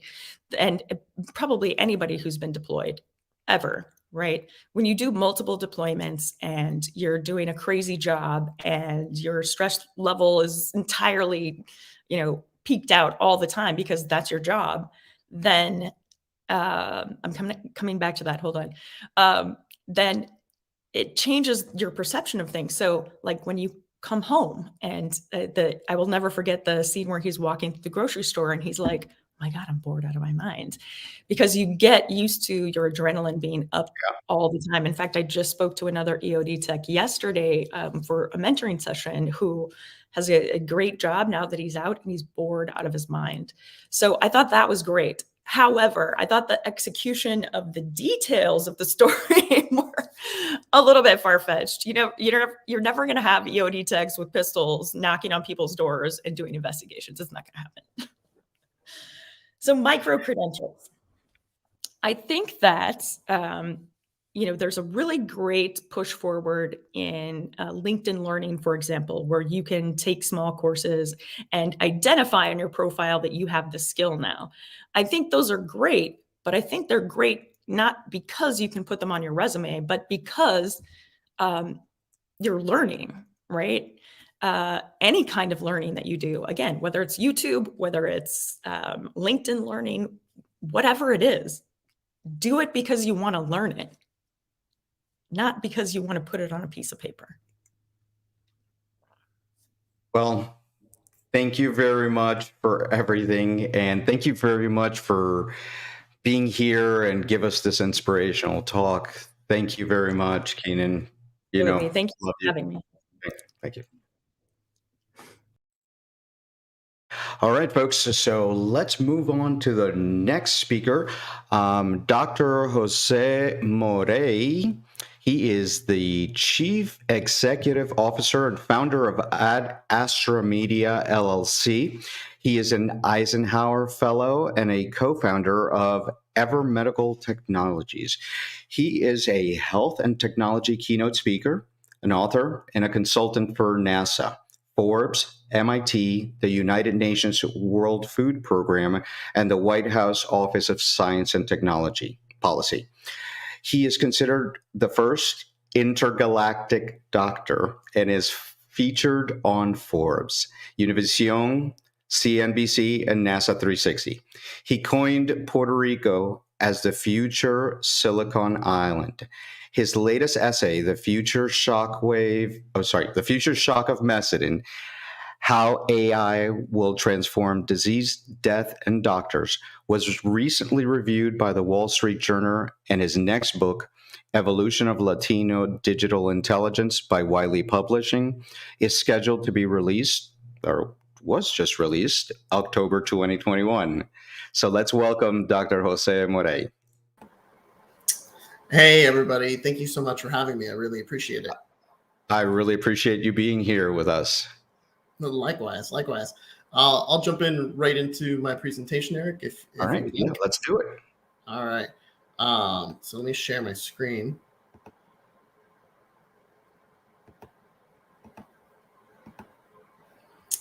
Can you guys see this now? There you go. All right, sir. Perfect.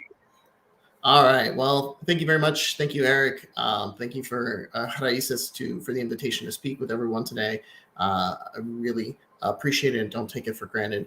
I know a lot of the speakers were having a lot of different types of conversations. I will be focusing on how we can use the power of media for social good, particularly how do we get kids from underrepresented communities to be inspired to go into the fields of science and technology, or the STEM fields. That's why I created Ad Astra Media, and that's what we're focused on. We'll show some projects that have been done previously using informal science, and also some of the things that we've been working on over the last few years, and we'll highlight some things that have worked, some things that haven't worked. For the most part, though, we know what the problem is, right? Keenan spoke about this. I'm sure some of the other speakers did as well, of the lack of diversity, not just in cyber, but it's really across the spectrum of the STEM and STEAM industries, that science, technology, engineering, math industries. arts involved into that, which is what Ad Astra Media is all about, because we're a media company focused on using media to be able to inspire those kids. And when we talk about the lack of diversity, it is not just ethnic diversity, but it's gender identity, neurodiversity, and diversity of disabilities. And that's what we're looking to do. We know that there's this huge problem that we're trying to solve. And we know that it's not just a problem individually from a cultural perspective for those particular communities, but it's also a socioeconomic problem or economic development problem for the United States to remain competitive. Diversity has always been at our core what has allowed us to be more successful and more competitive than other nation states. And that's something that we haven't been leaning to in the STEM fields. And in my opinion, it's one of the reasons that we're falling behind when it comes to certain competitiveness across the globe. And it's not just the kids that are being affected by this, it's also the teachers themselves that are teaching these communities. So we know that there's this issue. So how do we solve that? Well, media is one of the greatest tools that we have, one of the greatest influential aspects. It's only been growing, right? And this has been evolving with us, whether it's long form media, short form media, regardless of your age or your background.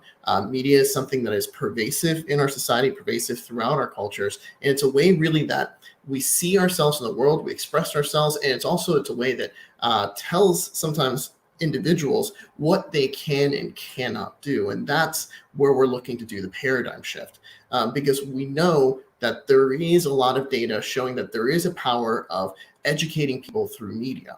If I'm sure most of us, if you're of my generation or older, have heard the term designated driver, although I'm pretty sure in a couple of decades that term might leave the colloquial sayings, only because I think Uber and all those other forms will take over. And people won't ever have to be driving, or autonomous vehicles will take over. But that designated driving campaign, or those actual terms, the way it became very popular in lay culture is actually an edutainment campaign. So an educational media campaign that was actually pushed forward by Harvard. And they put that terminology and those types of subject matter areas that they discussed actually within popular media in the 80s. Things like Cheers, LA Law. Most recently, similar types of campaigns have shown to be very efficacious when it comes to reducing vaping in kids under 18. The FDA and the NIH did a campaign called the Real Cost campaign, where they did both long form and short form media, like this movie, The Real Cost that you see, to get kids to learn about vaping and learn about the dangers of vaping and try to minimize that. So this combination of education and media is something that's very powerful, and there's a lot of data behind it. And throughout the presentation, you'll see some of our little illustrations and animations that we sprinkle throughout. And we'll get into a little bit more of our particular media and how we're using to actually inspire kids from these communities to go into science and technology. But we know that media representation is a problem in and of itself, right? There's this lack of media representation of minorities or different backgrounds in media, whether it's in writing and in popular media. And the issue is primarily, even though this tends to be growing now, the protagonists that come from underserved communities often don't have those roles of the scientist, the engineer, the mathematician, or the doctor. And the thing is, if you can't see it, you can't be it. Or with kids, you can't dream it. And that's what we're looking to do. That's what we're looking to change, to give that representation within different media content so that they have something that they can dream to and aspire to be. And we're creating content, we're creating different things from not just early childhood, but all the way up, because we know that as you get older, kids tend to be lost in the middle school and the high school age groups, particularly if you come from a BIPOC community, if you come from an LGBTQ plus community, or young girls, we tend to lose them. They may be doing really, really well in STEM up till the middle school kind of age, but we lose them. So we're creating content so they can keep seeing people that look like them, that speak like them, that have their backgrounds in those fields, which is very, very important. Now, one of the projects that have been out there that there's been a lot of research around is actually using CyberChase. Some of you may know CyberChase. It's a very popular show, STEM-based show. It was actually pushed forward by ASIL, or the Advancement of Informal Science Learning. And this particular project actually combined both kind of high-tech media and also low-tech. And that's the important thing if you're trying to reach people from underserved communities. This particular project was focused on Latinx or Latino communities, where they used SMS or text-based application to actually reach the family. So once a week, they would get a text message that would have a message of the week, and also with a little video, that video or a video link. And that video link would be a 2 to 4 minute video around CyberChase that would talk about what the lesson was for that week. And then it would have essentially a hands-on activity, which is also very important, that the families could do at home.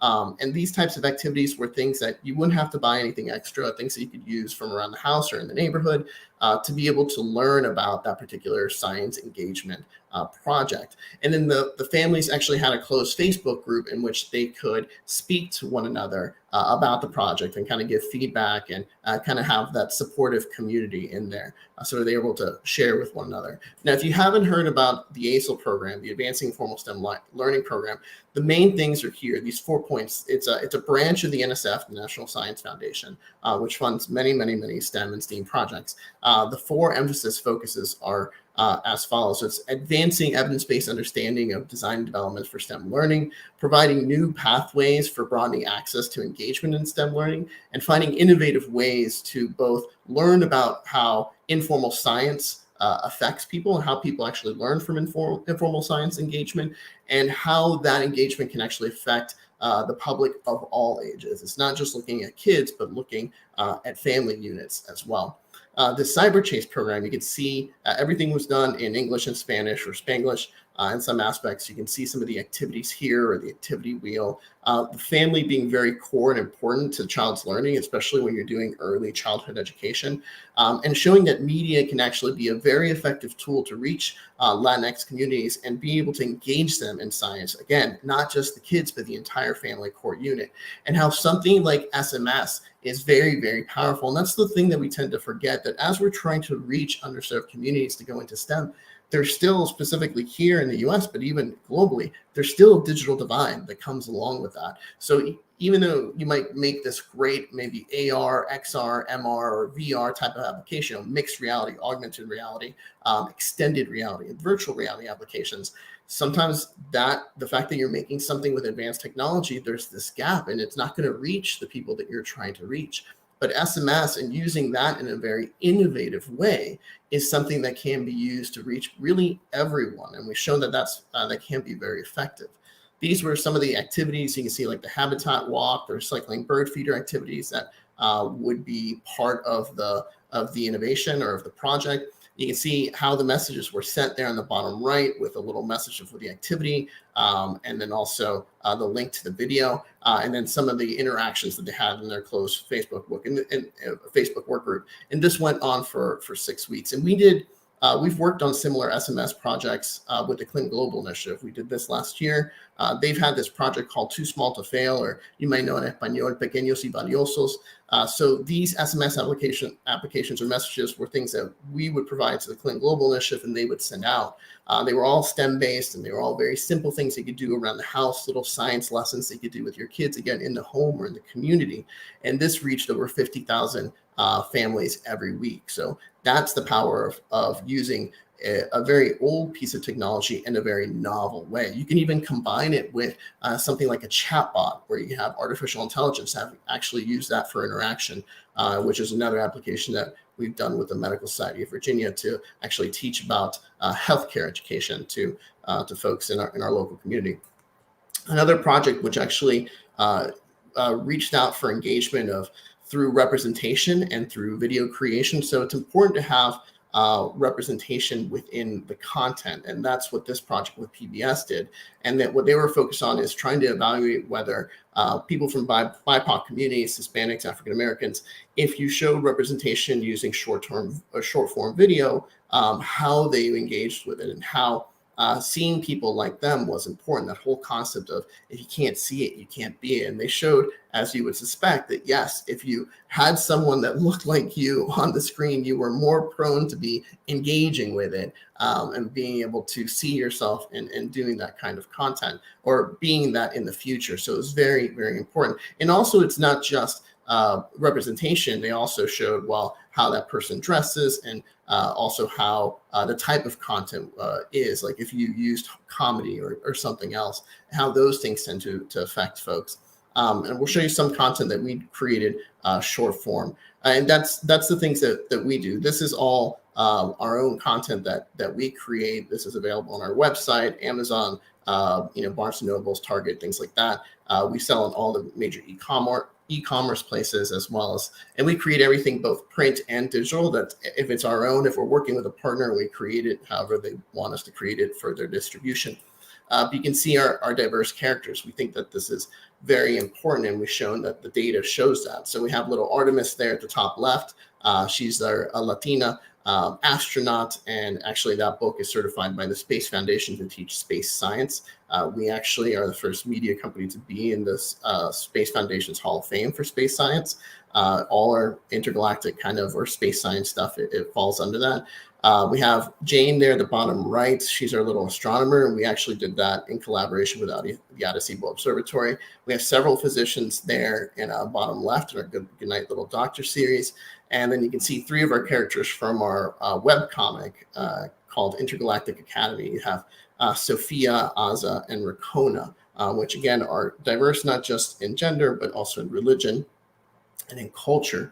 Another project that was really focused on younger viewers was Hacking Your Mind. This was a project, again, funded by the NSF ASO project. It was really to attract and engage with younger audiences and using informal science specifically for that. And that's the thing. We've shown that it's really early childhood education and those early stages of development that you start developing what you can be, that concept of what the reality or what is the limit to what you can dream, essentially.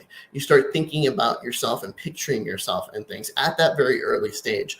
But as I mentioned before, it's important to cultivate that as the child grows and create that STEM pipeline to eventually those will be the kids that will go off to college and study those STEM fields, and then they will enter STEM workforce and they'll become the STEM executives. But if we don't cultivate them, then we'll see that those percentages continue to go lower and lower and lower. We know that the lack of diversity is a problem just at the base level within cyber and other STEM fields. But as you go up middle management and the executive level, those numbers become even more abysmal. So catching them early is important. And that's what the data showed for this. And I'll show you one of the projects we worked with called the Tipping Point Media on a project for the Space Foundation. On the surface of Mars, no matter which direction we look, we see the color red. There's so much red in every direction that even from the surface of Earth, when we look up into the night sky, we see Mars as a reddish dot. That's part of how Mars got its name. Why is Mars red? Was it always this red? The answer is probably not. Mars is red today for the same reason that iron turns red when it rusts. We basically think the entire planet rusted within millimeters of the surface. Rust happens when iron reacts with oxygen in the atmosphere, often in the presence of moisture, although it's not strictly required. One of the mysteries of Mars is how the rocks ended up rusting. Did it require rainfall? Did it require a moist environment? Or did this turning of the gray rocks red happen in some other way? It's a mystery that we still have to figure out. And in the meantime, we get to look up and see the red dot, or stand on the surface and see red in every direction. That same project that was, again, with our partners Tipping Point Media for the Space Foundation. This character is Cosmo. The background story for him is he's an artificial intelligence that was sent to Mars ahead of human exploration to Mars by this secret organization called WASA back in the 1950s. And then a character, Dr. Intergalactic, which we use in a lot of our content, which is resembles another kind of bald Puerto Rican that you might know, goes up into space and kind of meets our Cosmo and kind of teaches him how to be an AI. And you can see John Sigliani from Tipping Point Media there using the facial recognition to animate Cosmo. Another project that we've worked on to reach younger viewers, and this one's freely available, called Infiniscope. This was funded by NASA and the NSF, and it was produced by Arizona State University. If you go to infiniscope.com, you can see that it's free space modules for kids really of all ages and parents to engage in space science. And you can see these here. And next year, we're working with them to translate everything into Spanish. And the content that's our own that you can find on our website or those other places, we always create in Spanish, English, and now we started creating the content in Dari and Pashto, which are the most commonly spoken languages from Afghanistan, to help with the new Afghan refugee neighbors who were our allies in the war, both for the kids and for the families. And we also have bilingual books that have both Spanish and English together, and also now Dari and English together to help with that cultural and linguistics aspect. Another project that was, again, funded by NSF, really focused on creating content by kids for kids. And this was in collaboration with the Hispanic Communities Network and the Youth Development Inc. And it shows that when you have content that's actually created by children themselves for other kids, it has a big impact in getting kids to be motivated and to go into the fields of STEM and to learn about them. It's really across all content, whether it's movies, whether it's illustrations, graphic novels, comics, even still images, photography. It's really about having kids understanding who they are and their communities. And I'll show you a project that we worked on for this around. We worked on it with the Alliance for Innovation. They're an international nonprofit. They produced it, what we did was we took a movie that was actually filmed on the International Space Station with an astronaut called George Samka, and you'll hear his voice in one of the videos I'm about to show. And what we did was we created an online platform and allowed this movie to be seen for free, really anywhere in the world. And then we asked the kids to create their own content based on how the movie made them feel, how space made them feel, how our humanity's role in space exploration in the universe made them feel, how the music in Chopin made them feel. And why Chopin? It's because the Alliance for Innovation is from Poland, and the movie actually was all about Chopin in space. It's called Chopin the Space Concert. So they took this DVD up to space on the ISS and they played Chopin music, and then the astronauts talked about how space made them feel. So you'll see a lot of that come together. The stars have wisdom. They share the light of ages. The trees are watchers. They record the years and the seasons.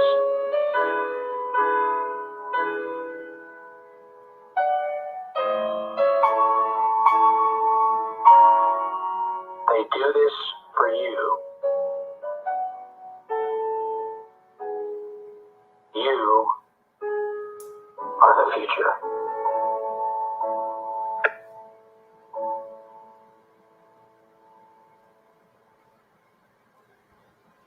The other project that we're working on to get kids to create content themselves for kids was actually the brainchild of Professor Latinx, Federico Aldama, Mexican-American professor out of UT Austin. He was previously at the Ohio State University, and he brought together ourselves and other diverse groups, and we created the Latinx Pop Culture Lab out of UT Austin. This was the first year that it was in enrollment. And the purpose of the Latinx Pop Culture Lab is to get kids from the surrounding Austin community, both high school, college kids, kids primarily Latinx, but all BIPOC kids, to get inspired to create pop culture and to be able to tell their own stories. Because at the end of the day, if we don't tell our stories, who will?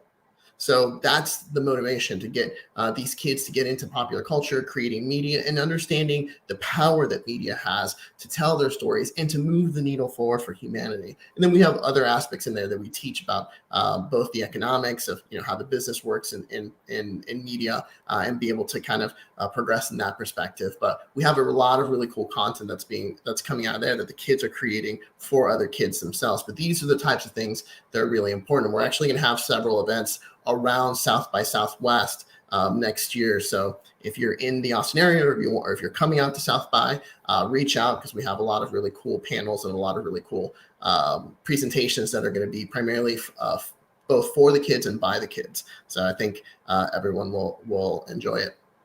Another really popular, a really powerful kind of STEM project, informal science project, really was around the 2017 solar eclipse. And this was NASA sponsored. All this content was created both in Spanish and in English. It shows the power of space science. It shows the power also of the NASA brand and how things in outer space and STEM in general really inspire kids and kids from all communities and reached millions upon millions of kids. And this was an amazing project. I mean, our Chopin in Space project, I'll show you some more video of that. We actually reached over 3 million kids in a matter of weeks, and we reached over 5 continents. We had kids from Indonesia, from India, from Turkmenistan, from Turkey, from Tanzania, kids all across the United States, in Latin America, which both watched the video and submitted content for it, and we'll show you a highlight of that. I'm Dr. Jose Morey. Some of you may know me as Dr. Intergalactic. I'm CEO of Ad Astra Media, and I would like to introduce you to an amazing project, the Chopin in Space Children's Initiative Project. This was a project in collaboration with the Alliance for Innovation, our partners from Poland. The purpose of this was to bring the magic of Chopin, the space concert, to kids here in the United States, but it went beyond that. Hi everybody, George Zamka here. I'm a former United States astronaut. I flew twice into space. Both missions were on board the space shuttle and they went to the International Space Station. As a child, I was inspired by the Apollo astronauts who were then flying to the moon.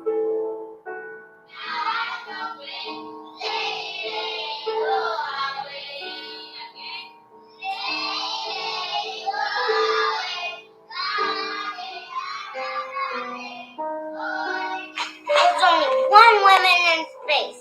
We need to fix that. First thing you want. Mercury is number 1.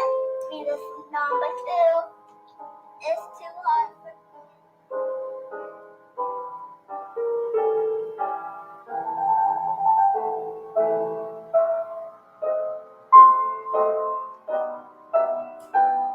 I'm Dr. So we've been able to create content over the last several years for a wider range of organizations, both private sector, both public sector.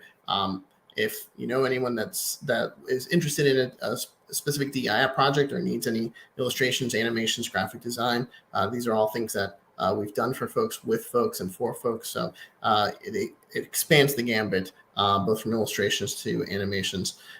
We've been able to reach over 4.5 million kids over 5 continents. We have, this slide's a little bit old now. We actually have over 30 of our own projects that are out throughout that you can purchase and buy online. We've worked with several school districts throughout the country getting our content into their schools and also helping them develop content and outreach. We've even started developing things with the metaverse. Our first projects were just creating one-of-one NFTs. We actually have 2 other NFT projects that are coming out. So anyone that's involved with the metaverse or understands the potential impact that it has in the future, happy to discuss what we're doing in that space.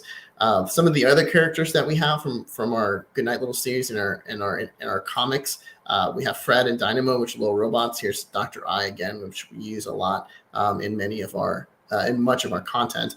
With Leo, who's our first representation for diversity, so he's our first non-hearing boy. We have little Leland, who's our little doctor, and then Pascal and Dex. And again, all our characters are diverse in, as we mentioned, it's neurodiversity, gender identity, disability, and ethnicity, which we find very important. Here's our Intergalactic Academy, which is also certified by the Space Foundation in the Hall of Fame. And we actually won top 11 comic when we unveiled it last year. So it's been very successful. This is available freely on Webtoons and on our website and on our Instagram. And we're going to start selling actual physical copies of this that will be signed if people are interested. But this is available right now for free. A lot of other projects that we have kind of cooking and working. We worked on Space Racers, or we're in collaboration with Space Racers. They're available on YouTube or spaceracers.com. They're a 3D animated series that follows several space planes that teaches STEM and also DEI. First season was on Netflix. Future seasons are coming out next year, so stay tuned for that. And then most recently, we worked with NASA on their first woman comic, or Primera Mujer. This is also freely available digital on NASA's website. I don't know if you've seen this, but this was an amazing project that we were asked to work on from the National Institutes of Aerospace. So I wanted, if you haven't seen it, I wanted to show it to you because it's pretty cool. Both available in English and in Spanish, and it's got augmented reality and mixed reality aspects to it as well.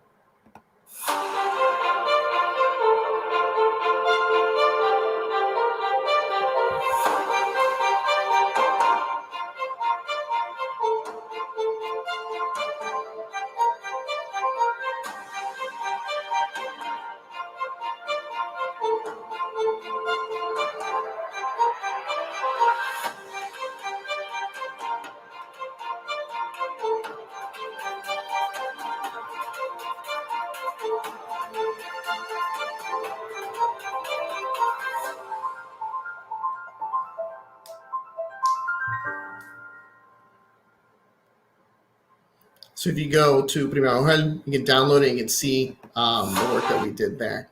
But it doesn't stop there. We know that we're a media company. We're focused on putting diversity in front of kids and in the entertaining way and seeing themselves in the content, which they don't have and we need more of.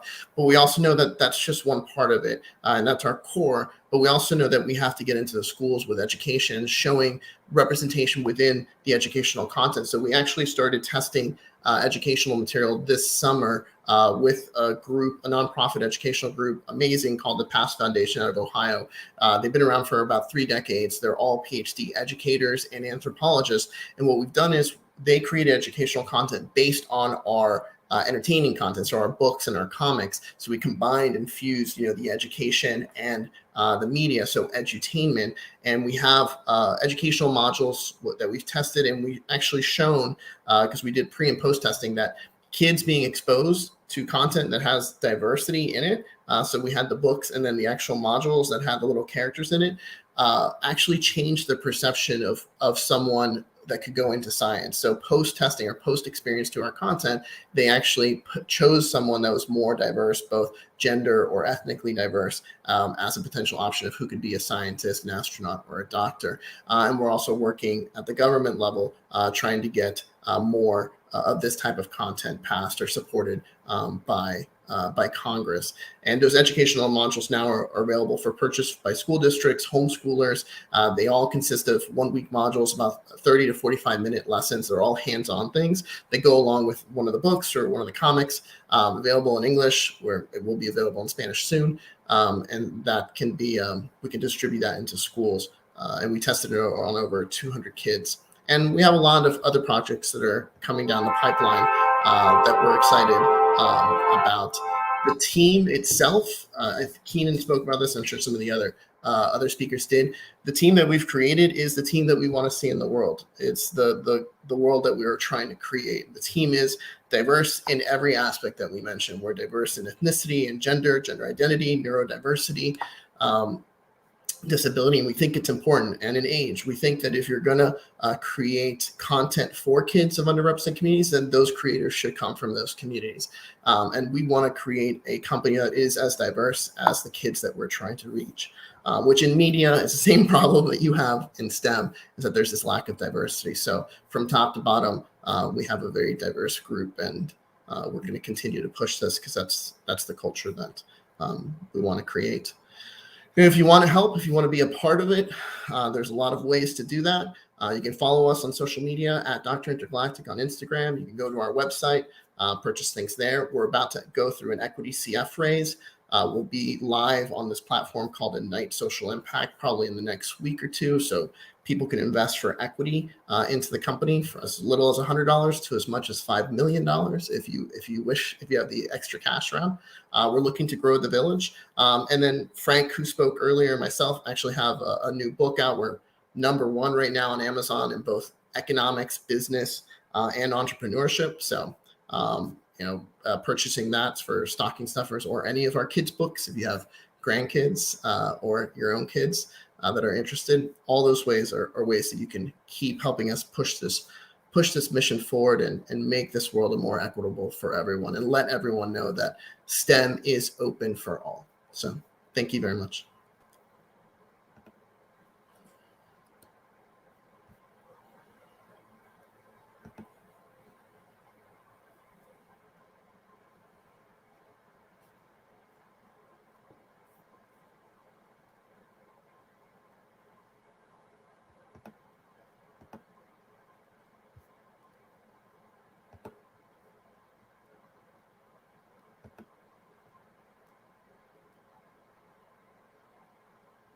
Eric, I can't hear you, buddy. I don't know if anybody else can hear Eric. Sorry, I was muted. No, I got it. All right, so that was incredibly interesting. I made a comment on the chat that as soon as you started talking, the chat went quiet because all the eyes were on you. So amazing work that you and the team are doing. We're starting a program called Raices Kids. So we're working to bring the field of cybersecurity into the K through 12 environment. So I'd love to talk to you about what we're trying to do and where we're trying to go with that. Sure. Yeah, that would be. We'd love to have those conversations. There's a lot of companies that we're creating content for to get their particular field in front of diverse kids, whether it's with books, graphic novels, or animations. So there's a lot that we can do, and it's the way that kids are really consuming media, and not just media, but education, right? There's all that data. So it's not just the way that you can reach kids and let them know that you're there and the type of field that it is, but also get them inspired to go into those fields. It's really important. So yeah, happy to have those conversations of how we can help you and help Raices do that. Wonderful. Again, thank you very much for your time. Thank you very much for showing all the stuff. I know all the members are just eyes are popping out of their heads. So thank you again. Appreciate it, Dr. Awesome. Intergalactic. Muchas gracias, everybody. Much love. I'll talk to you guys later. Bye. Thank you. Bye-bye. All right. I guess I'm hoping that you guys are as shocked as I am, because that was amazing. So the next speaker that we have is Deidre Diamond. She is the founder and CEO of CyberSN and Secure Diversity. It is a talent and technology veteran. She is a talent and technology veteran that has created one of the largest cybersecurity talent acquisition, service, and technology firm in the U.S., focusing on cybersecurity talent shortage, specifically the shortage of women. Deidre's mission is to remove the pain from job searching and matching for everyone. Deidre cares tremendously about people loving where they work and has been working to create cultures that have a high emotional intelligence, EQ skills. These skills focus on words and behaviors. Deidre is known in the diversity and inclusion community as someone who works hard at making sure words, behaviors are inclusive for all, so that inclusive environments can be diverse environments. CyberSN was founded in 2014 and is the largest cybersecurity staffing specialized search firm in the US and one of our sponsors for Raices Virtual Con. Okay, without further ado.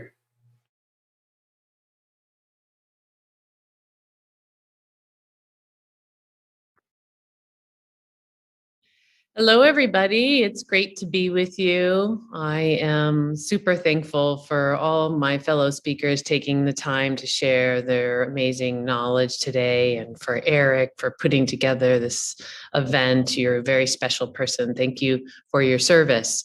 I've got a half hour with you all today, and this topic could be hours. That being said, I'm going to dump a lot of great knowledge on you and get this conversation going, and my slides will be available for you. The title of this talk says a lot, right? I know everybody has either experienced for themselves or knows somebody that's experienced the situation of how are there lots of open jobs in cybersecurity, and yet I can't find the one I'm looking for. I started CyberSN just 8 years ago, and I saw that the minute I founded CyberSN. And so I want to make sure that you know my story so you can understand where my content comes from. I am out in the community, speaking about how this is a national security issue in itself. The shortage has a lot to do with lots of things, but job searching is one of the problems we have in that framework. So I have a different career in that out of college, I joined, which you see here is Motion Recruitment, and worked for the founders of that firm for 21 years across the next two firms that you see, Rapid7 and so forth. And so I have a particular interest in diversity from the perspective of being the 1%. I'm actually less than 1%. I represent the less than 1% of women that are founding tech CEOs. And so, and I think a lot about how did that happen? Why did that happen? And so I'm going to blend that into our conversation today because it applies clearly to the topic. It also applies to what's happening in the job searching space. But the reality is I worked in an environment that had a lot of equality of behavior. And it's a big reason, if not the number one reason I was able to do the career that I've done. And along the way, when I recognized I was the 1%, that's when I founded Secure Diversity after founding CyberSN and really getting out in the public and recognizing that wow, outside of the world I had been in for 21 years, the world was different and I need to make a difference. And so CyberSN, we're the largest cybersecurity staffing firm in the US with job building and profile matching technology that is changing the game of job searching. I knew instantly once I founded the firm, I had to solve this problem. I did not expect to see the problem that I saw after leaving staffing and going into software for 10 years. But the digital era has created a big problem for us in how we find each other. And I'll explain that in a minute. And Secure Diversity is bringing women into cybersecurity and supporting them in growing and developing, as well as many other initiatives and supporting other DEI organizations. And I have a long list of them in a slide that I want you all to have so that you know who's out there doing what. All right, let's jump into this. Okay, so it's now 600,000. It was 500,000 when we sort of made the talk title here, but we got new data this week from Axiom, and it's 600,000 open jobs. And yet these quotes that you see here on this screen is something, or the quotes that we've been hearing since 8 years ago and still today, and they don't make sense from the perspective of there's 600,000 open jobs, and yet it takes a chief information security officer a year to find a role. And this is a very true statement. And I just want to talk about that statement for a minute because, as we're all out there thinking about risk and vulnerabilities, what this says to me is that job searching for a year means one is not completely focused and committed to the organization that they're working for. And that in itself is not healthy for the professional or the organization, and yet there's no way around it. We don't have a job searching system where you can outwardly search from your employer knows. That doesn't exist. It does exist in a lot of the government space, and I think it's one of the reasons why they're successful in developing people and cross training and all those things. But in the commercial space, it's taboo. You get fired. So, what an awful place to be in. To include all the way on the other end of the spectrum of entry-level folks who are new to cyber with no experience, are struggling to get into our industry like crazy. And they're constantly challenged by seeing job descriptions that require things that take years and years and years to get, like a CISSP. So we hear both of these spectrums of problems of job searching, and it is those two things in themselves are a vulnerability and national security issue, and they are of no fault to any professional or human. It is the system. And I'm going to break it down for you in a moment and show it to you. And then, how about I had 20 interviews and none of them were a fit? I mean, this is very, very common. An application security engineer or an analyst or even somebody in GRC or somebody in any of the job functions of cybersecurity could have the same title and not be doing the same job or the same tasks, the same projects, or certainly maybe not to the same amount of time spent on those tasks and projects. And so therefore, there's wrong fit conversations happening all the time. And part of that is recruiters not speaking cybersecurity. And the bigger part of that is job descriptions not making sense and everybody cutting and pasting their own stuff. We're going to get into it. And so, we're all hearing these things. We're all seeing these things, these very detrimental things that have to do with job searching. And yet our industry is modern, security, military, whatever you want to call it, the protectors of us all, our societies, our systems, our lives. And so we've got to solve this. And so let's dive, let's just get more in tune with what do we mean by this? Like, what's really going on? Okay, we're at about 900,000 cyber professionals. Exactly what we, is on here is 895,000 is what's reported right now. So we've got 895,572 professionals today. And within that system, we've got 600,000 open jobs, right? 600,000. So the ratio is significant, meaning should be lots of interviews that are the right fit. And it shouldn't take a chief information security officer a year to find a new role. The numbers don't make any sense. The only way those numbers would make sense would be if professionals didn't want to leave their job, meaning like, okay, well, who cares how many people there are if they're not going to leave? But the reality is if there's 900,000 professionals and there's 600,000 open jobs, and 83% of the professionals, as you can see here on screen, are experiencing burnout, which really means they're recruitable if you have a situation that solves burnout, which is usually an environment that's having people do more than one job. The hours are not appropriate, not a kind, high EQ environment overall, or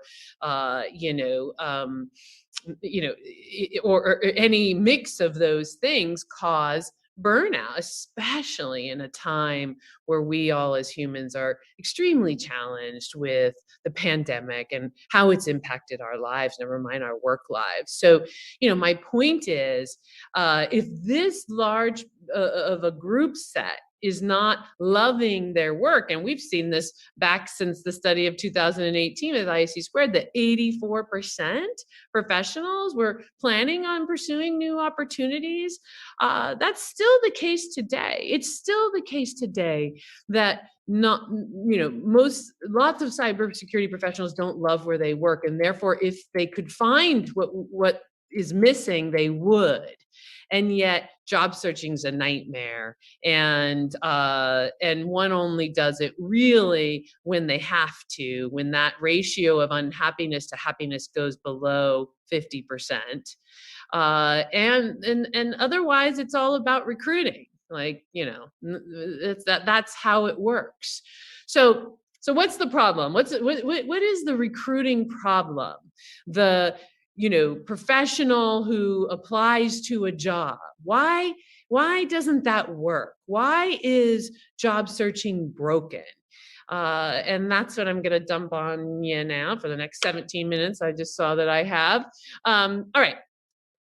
Believe it or not, probably do believe it, but I'm going to show you how even more significant you're going to see this to be the problem, which are these poor job descriptions. I mean, to even call them a job description is being nice. Most job descriptions are actually the persona of the human that the employer thinks they want to hire versus a list of tasks and projects that the employer wants completed and how much time they think that person's going to spend of their day on those projects and tasks, which we call functional roles.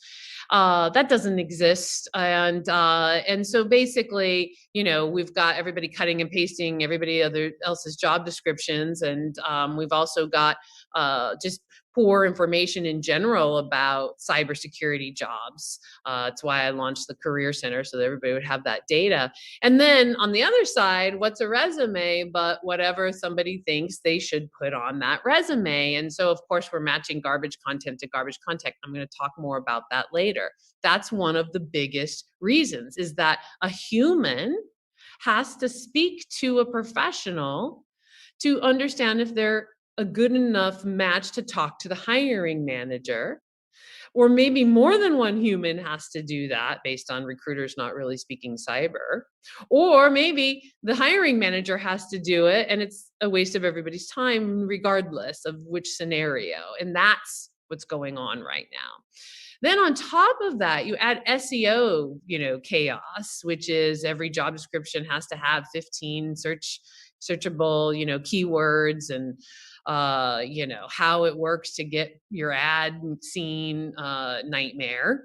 And what that, you know, then means is that a job seeker, I mean, how could they actually see at one time the jobs they're qualified for? It's like that system doesn't exist. Well, until I've built it, which we have, and you'll see. But anyhow, it didn't exist.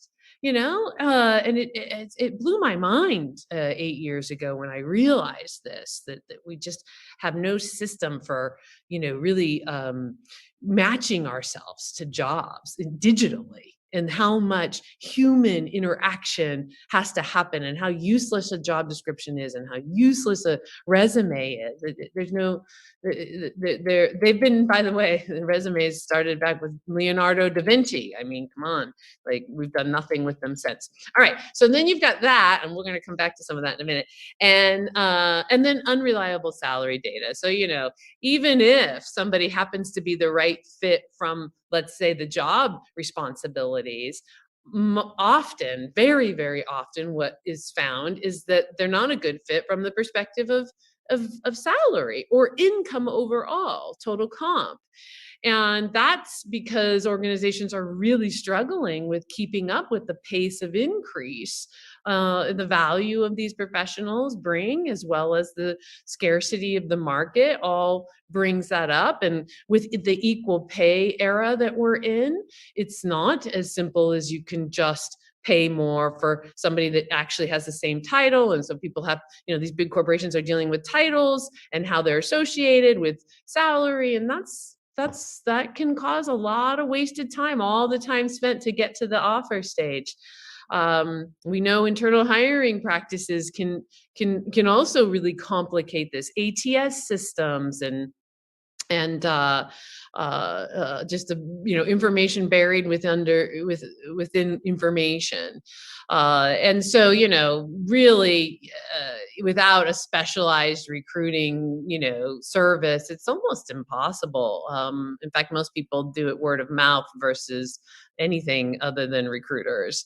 So you know, networking, if you will. So, you know, this whole job searching system that we also have to participate in doesn't yield a lot of results, right? And I sort of gave you the framework of all the pieces to it, but this is the frame of all frames, which is where it all starts. It's like communication is digital before it's ever verbal. And this digital communication is so awful between a resume and a job description, meaning there's not a whole lot of, you know, real powerful matching going on there anywhere, that we're spending a lot of time wasted.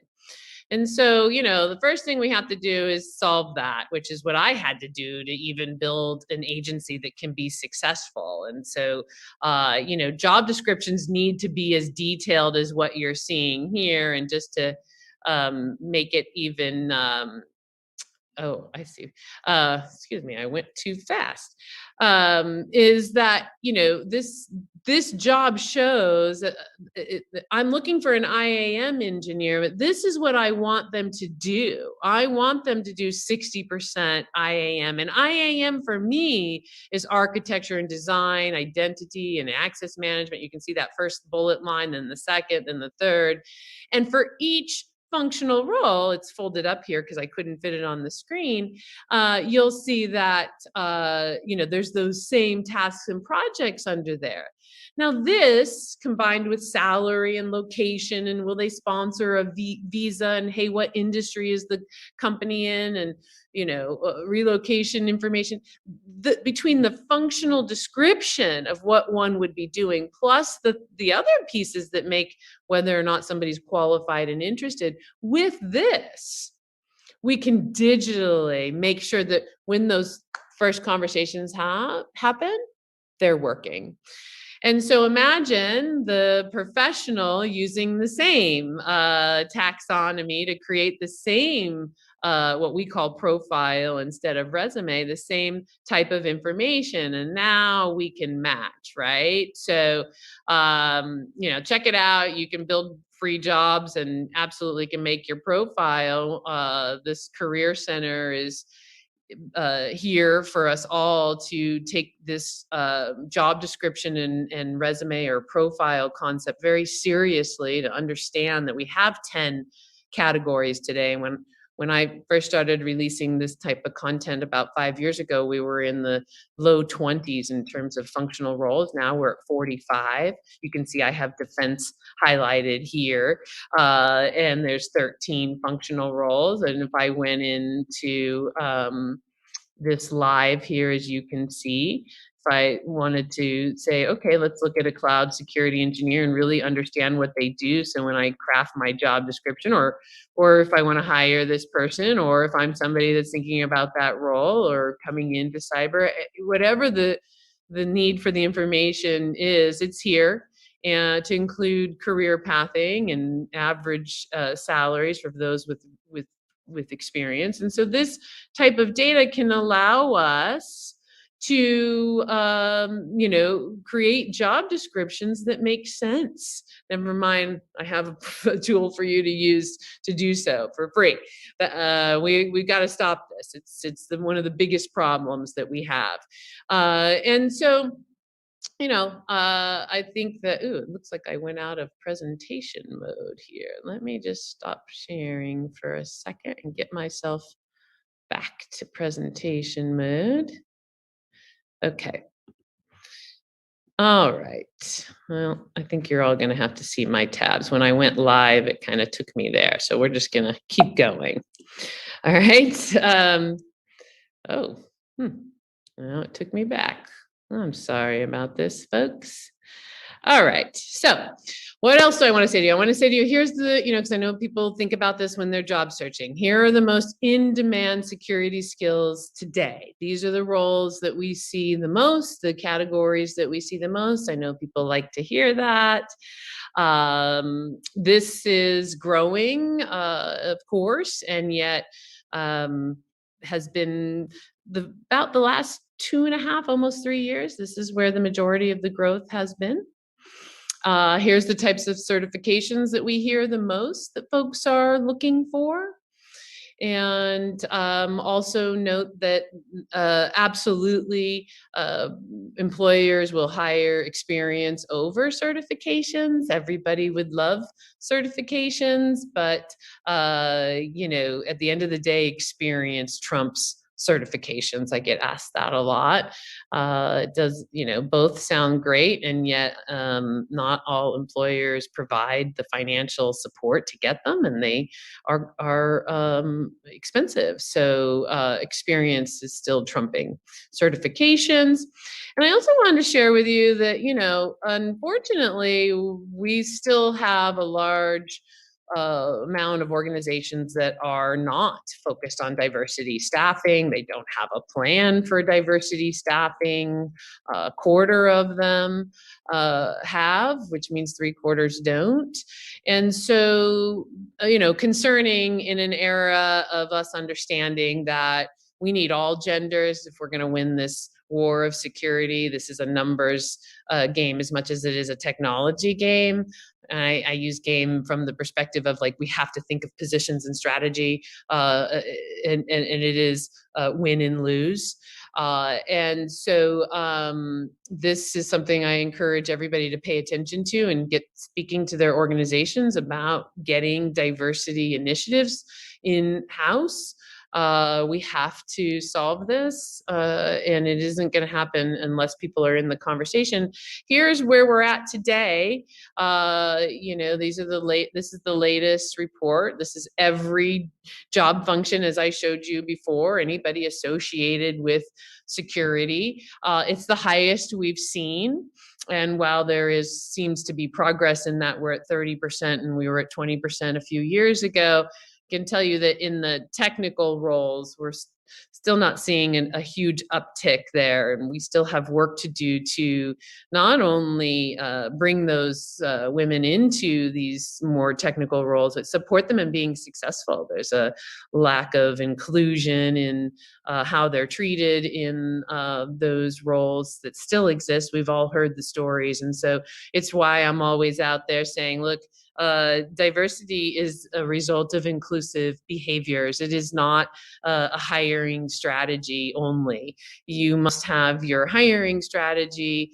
You also must have an inclusive culture, or it won't matter. You will hire these people and they will leave. And considering the burnout slide that we saw before, and just knowing that we're all seeing really low emotional intelligence skilled management going on throughout organizations, it's very likely that there will not be success until we tackle that.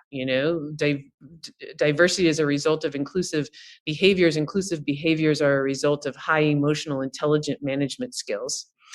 And so here's, the fun data to look at on education of who's in the cybersecurity industry today, age, years of experience. Let's not forget how pretty new this industry is. While I got into it in 2007, I can tell you that when in 2007, being head of sales at Rapid7, nobody knew what vulnerability management was. There was very few people that even knew what it was, and I mean people in organizations that we were seeking to sell to.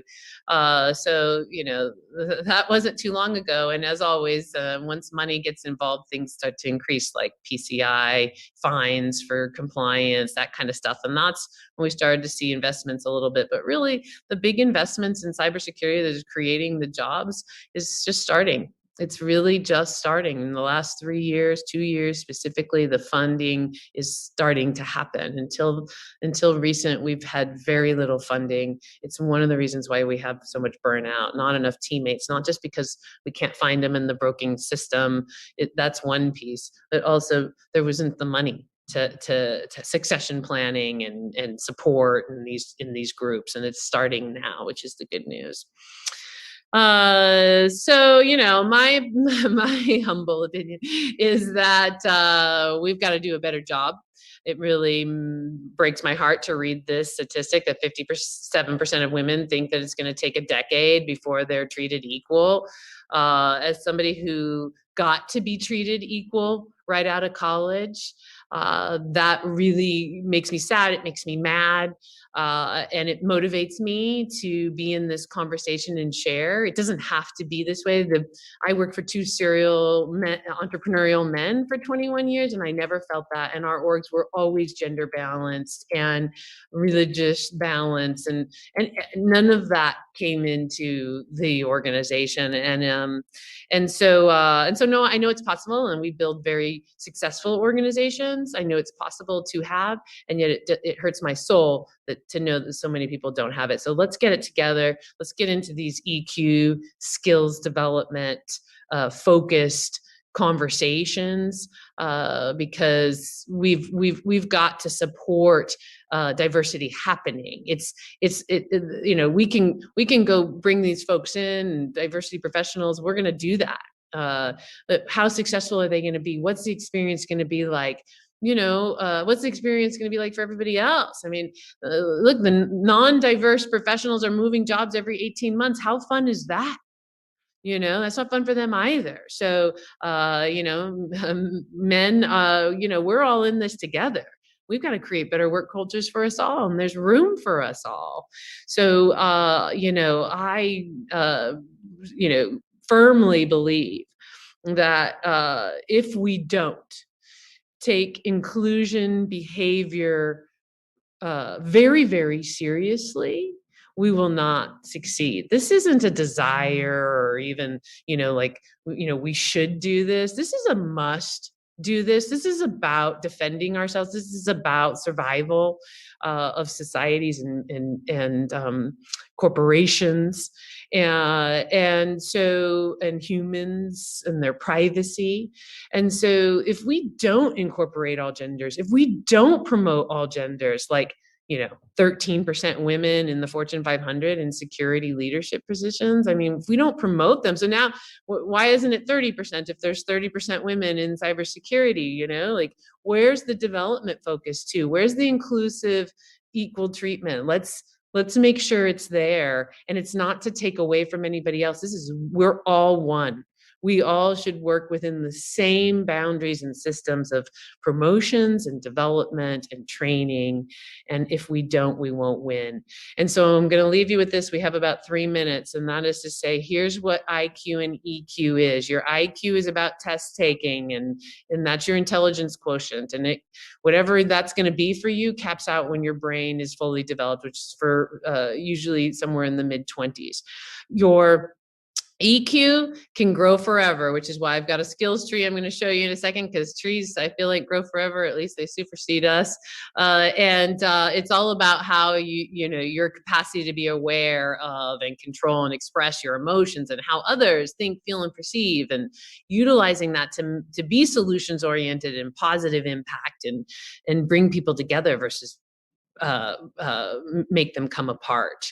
Here's my skills tree. I have lots of videos on YouTube talking about these skills. These are skills. These are business skills, and you must grow them and continue to grow them. Just like your hard skills, they will need practice and they need focus. And so I love talking about every one of these skills. I love teaching these skills. I love working in organizations that have these skills. That's one of the reasons why I love working, is I got to walk into something that had this. It wasn't defined like this, but had this, and I get to give it to others, and have for 30 years now, and I love it. So I share that with you. Here's the list of organizations that are out there really working hard, diligently every day to support diversity and careers and jobs in cybersecurity. Thank you, all of you. And here's a way for, I know a lot of entry-level people come to events like this sometimes, or people trying to get into cyber that aren't entry-level. You know, you might want to think about government jobs. They do a really good job of training and bringing in those new to the industry. And so here's some great links for you. And last but not least, reach out to me anytime. I encourage you to make a profile. It's a way to be found, but also it's a way to be found and not have to show your identity or your gender or anything about you. And therefore it makes job searching a totally different experience, but also you don't have to search. People will come to you. That being said, you know, CyberSN is here to serve. And you can reach out to me anytime. Thank you for having me. Have a great rest of your day, and looking forward to the final keynote. Take care. Bye-bye.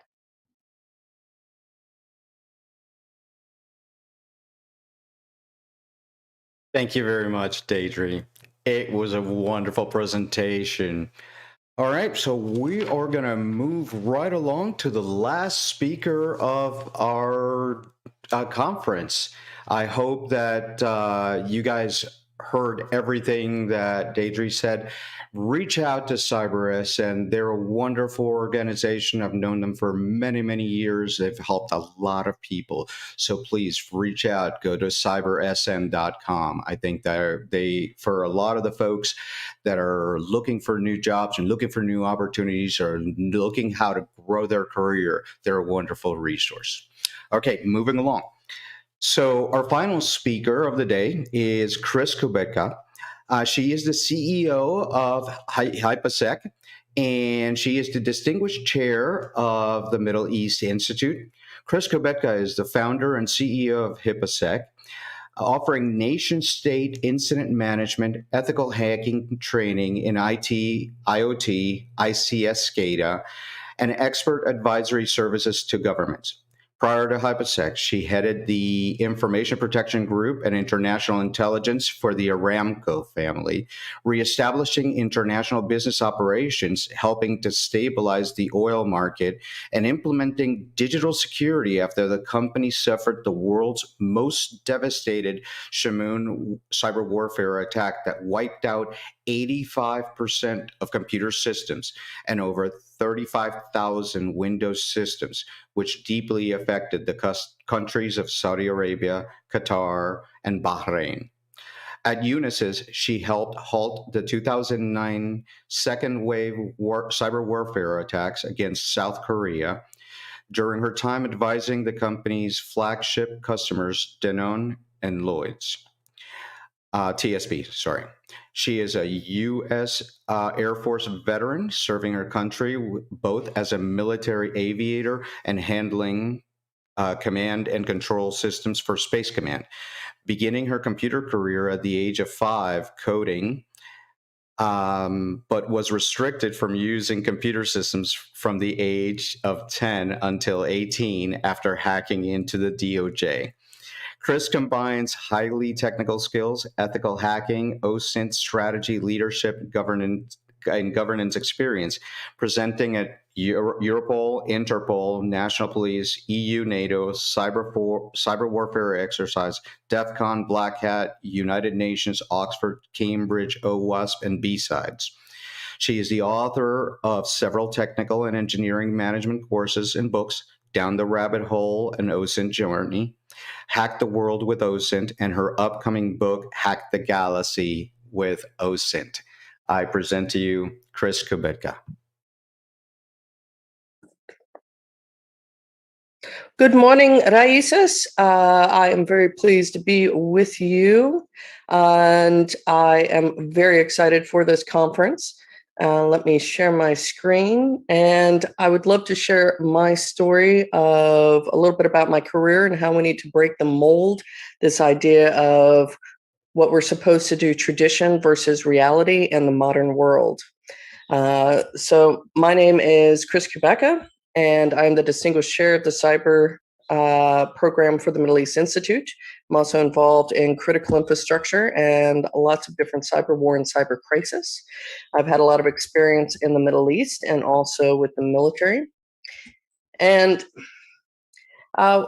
so a little bit about my background is I am a Czech-Rican. I don't think there's many of us. And my mother's family comes from this wonderful place called Ponce, Puerto Rico. If you are Puerto Rican and you know about Ponce, you know that lots of people brag about being from Ponce. Not sure why. It's just a regular Puerto Rican town. And my raíces, my roots, go back to 1532, when some of my family started entering Puerto Rico. And like many Puerto Ricans, we're a mix of European, Taino, African, all sorts of things. And that's one of the things that I do like about Puerto Rico is it is very much like a melting pot of all different types of cultures. And we try to celebrate that so that we can reflect who we actually are. And there is one thing that I don't particularly like about Puerto Rican culture in some families. And I'm not sure if any of you experience this as a Latina, but at least in my family, they thought that they were very traditional. And by tradition and traditional, I mean things like being told, well, you know, when you grow up, the one career that you should really look forward to is taking care of other people's children and taking care of your own children. They were very family oriented, but when I say family oriented, I should stress they were very much into women not having careers and only being in the home. And obviously, many of us watching and listening probably disagree with that being the only career choice for women who are Hispanic. And I was a bit different. They recognized that, and they tried and tried and tried to get me into the mindset of my only career options were having children and getting married. And especially since we're not a wealthy family, they dreamt about me marrying a rich man and not experiencing any sort of career. So they even put me into these awful things called beauty pageants. And let me tell you, no 5-year-old should be wearing high heels and wearing makeup at that age. So it didn't really mesh too well with me. So you can tell on the slide, there's actually a picture of me with an early computer at school, because that's what I preferred much more than the talk of not having a career and only raising children. So Latinas and Hispanic women also have to face this challenge of not only are there not very many of us in cybersecurity and in STEM, but we also have to break this mold of we are worth more than only being mothers. So part of the reality was I also saw opportunities. Now, like I said, we're not rich at all. And there were times that I had to live in housing projects, and it was very uncomfortable because there was a lot of crime growing up in those particular projects, especially in the Washington, D.C. area. And it would very much frustrate me because even if I saw police in the projects, many times they were participating in those crimes. And as a kid, you have this internal struggle of, well, you know, I thought adults did everything right. And then you're faced with the fact that they don't. And you want to change the world around you. But that's very difficult to change the physical world around you. So instead, I decided that if I couldn't change the physical world, I would try to change the digital world around me. So as soon as I came of age, I decided not to listen to my family. I think they were still a bit angry about that, but it's my life, and we have one life to live. So I joined the military, and the plane that you see on the slide where it looks like it's eating a helicopter without rotor blades, that was my plane. And what I did was all the load balancing and calculations. It was called a load master, and sometimes referred to as the flying calculator. I very much liked mathematics, so it was a perfect career. And during my second career, I joined Space Command for command and control systems. Because I decided to break this mold and break with the idea of tradition, and I have to stress that I think many of us, when we think about tradition or traditional roles, etc., it's more an idea and not reality at all. So I became the first person in my family to graduate university, and I decided I loved computer science so much to keep going with the career field and not let anything stop me. Because of that, I like to stress also everybody listening can become their own porn star. Because of my military background, I was enthralled and very, very interested in cyber warfare and the idea of incorporating the digital realm into the physical realm of warfare. And I think we've seen through news articles, et cetera, that this is already here and is something that is quite serious. And we need to start planning at national levels if your country is not already planning for it. So because of my work with cyber warfare, and especially with Saudi Arabia, it turns out I even picked up a nickname in the Middle East called the Woman of Shamoon. I was involved with the recovery efforts of a very devastating cyber warfare attack against Saudi Aramco in 2012, where it threatened the world's oil supply if the entire company had been shut down. Luckily, it was not. We were able to restore. It just took a lot of money, a lot of people, and a lot of time. I've also been involved with cyber terrorism incidents and dealing with various terrorist groups that use the digital realm for their own money-making schemes, threatening people, threatening organizations, etc.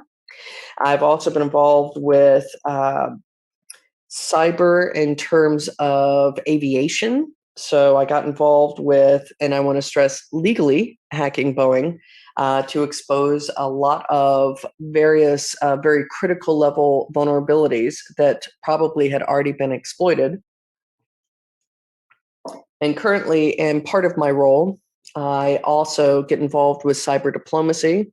So about a year ago, the think tank that I work with, I was one of the authors of the Abraham Cyber Peace Accords, which was the first cyber peace accord for the Middle East. So I still strive to make the digital world a bit better because we've got to start somewhere. And I've also had a lot of opportunities in Europe. And one of the reasons why I chose to move to Europe was because I did not see those same opportunities at the time for a Latina woman in cybersecurity. Things have changed, but unfortunately, because this organization has to be around, it needs to be around, we still have way too many Hispanics and Latinas and Latinos in the cybersecurity workforce. We have the lowest representation of any ethnic group. I also found a lot of opportunities in Saudi and the Middle East. In those regions, they have a tendency to hire the best people without thinking about race, ethnicity, or gender. And I know that might come as a shock to many Americans that are listening, but that's the truth. They need the best of the best. And I've also worked worldwide. So there are a lot of opportunities for us once we break that mold. And I do want to stress, as I begin to close this out, nobody expects a Hispanic hacker.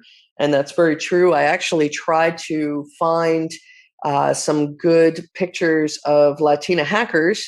And instead, I found one picture, and the rest were scantily clad women. So we need to change this perception that we are more than just objects. We are more than just an expectation. We can do the same job that anyone else can do, and we can do it very, very well. When it comes to clashing with tradition, especially if you're a woman, I do believe that when you try to live your life and live your life to the fullest, you are a much happier person. I know that might clash with some tradition, but at the same time, tradition is just an abstract idea. If you're offered a great opportunity, take it. If you happen to see good opportunities, make them if they aren't already there and fleshed out. We've seen quite a few technology companies start in garages because of this. There's a lot of space to be filled in cybersecurity if you want to be an entrepreneur. But don't be afraid to say yes to something that might seem a bit too adventurous, because these are the types of things that actually really bring out the person you truly are. And it also makes really great stories talking with friends.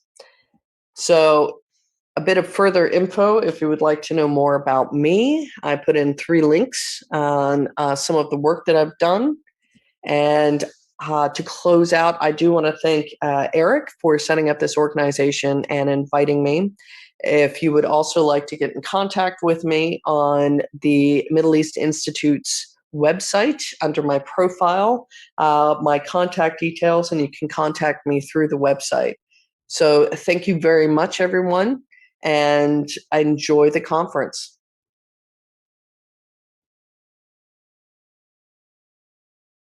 Thank you, Chris. That was a great talk about your journey. And the message there is be fearless. Do it. Live your life. You can do it. It doesn't matter what gender you are. It doesn't matter what identity you have. It doesn't matter what we're in the diversity spectrum. So go be your own, live your own life. I want to thank everybody as we close down this first Raices Virtual Con. I want to thank everybody, our sponsors, our speakers, and the community at large. Go to raicescyber.org, and if you want, volunteer, join, donate. We have a store. All these funds that we collect go straight to support the Hispanic community, Latinos, Latinas, Latinx. And we're going to be starting real soon here, city chapters, so that there is a local presence for meetups, networking, and support for the community. So please support us on that. Remember, we have a show every Wednesday called Raices Live. We're moving that to Thursdays, and it'll return back at the first of the year. But until then, I want to thank you guys very much for coming here. And until then, let's go Raices.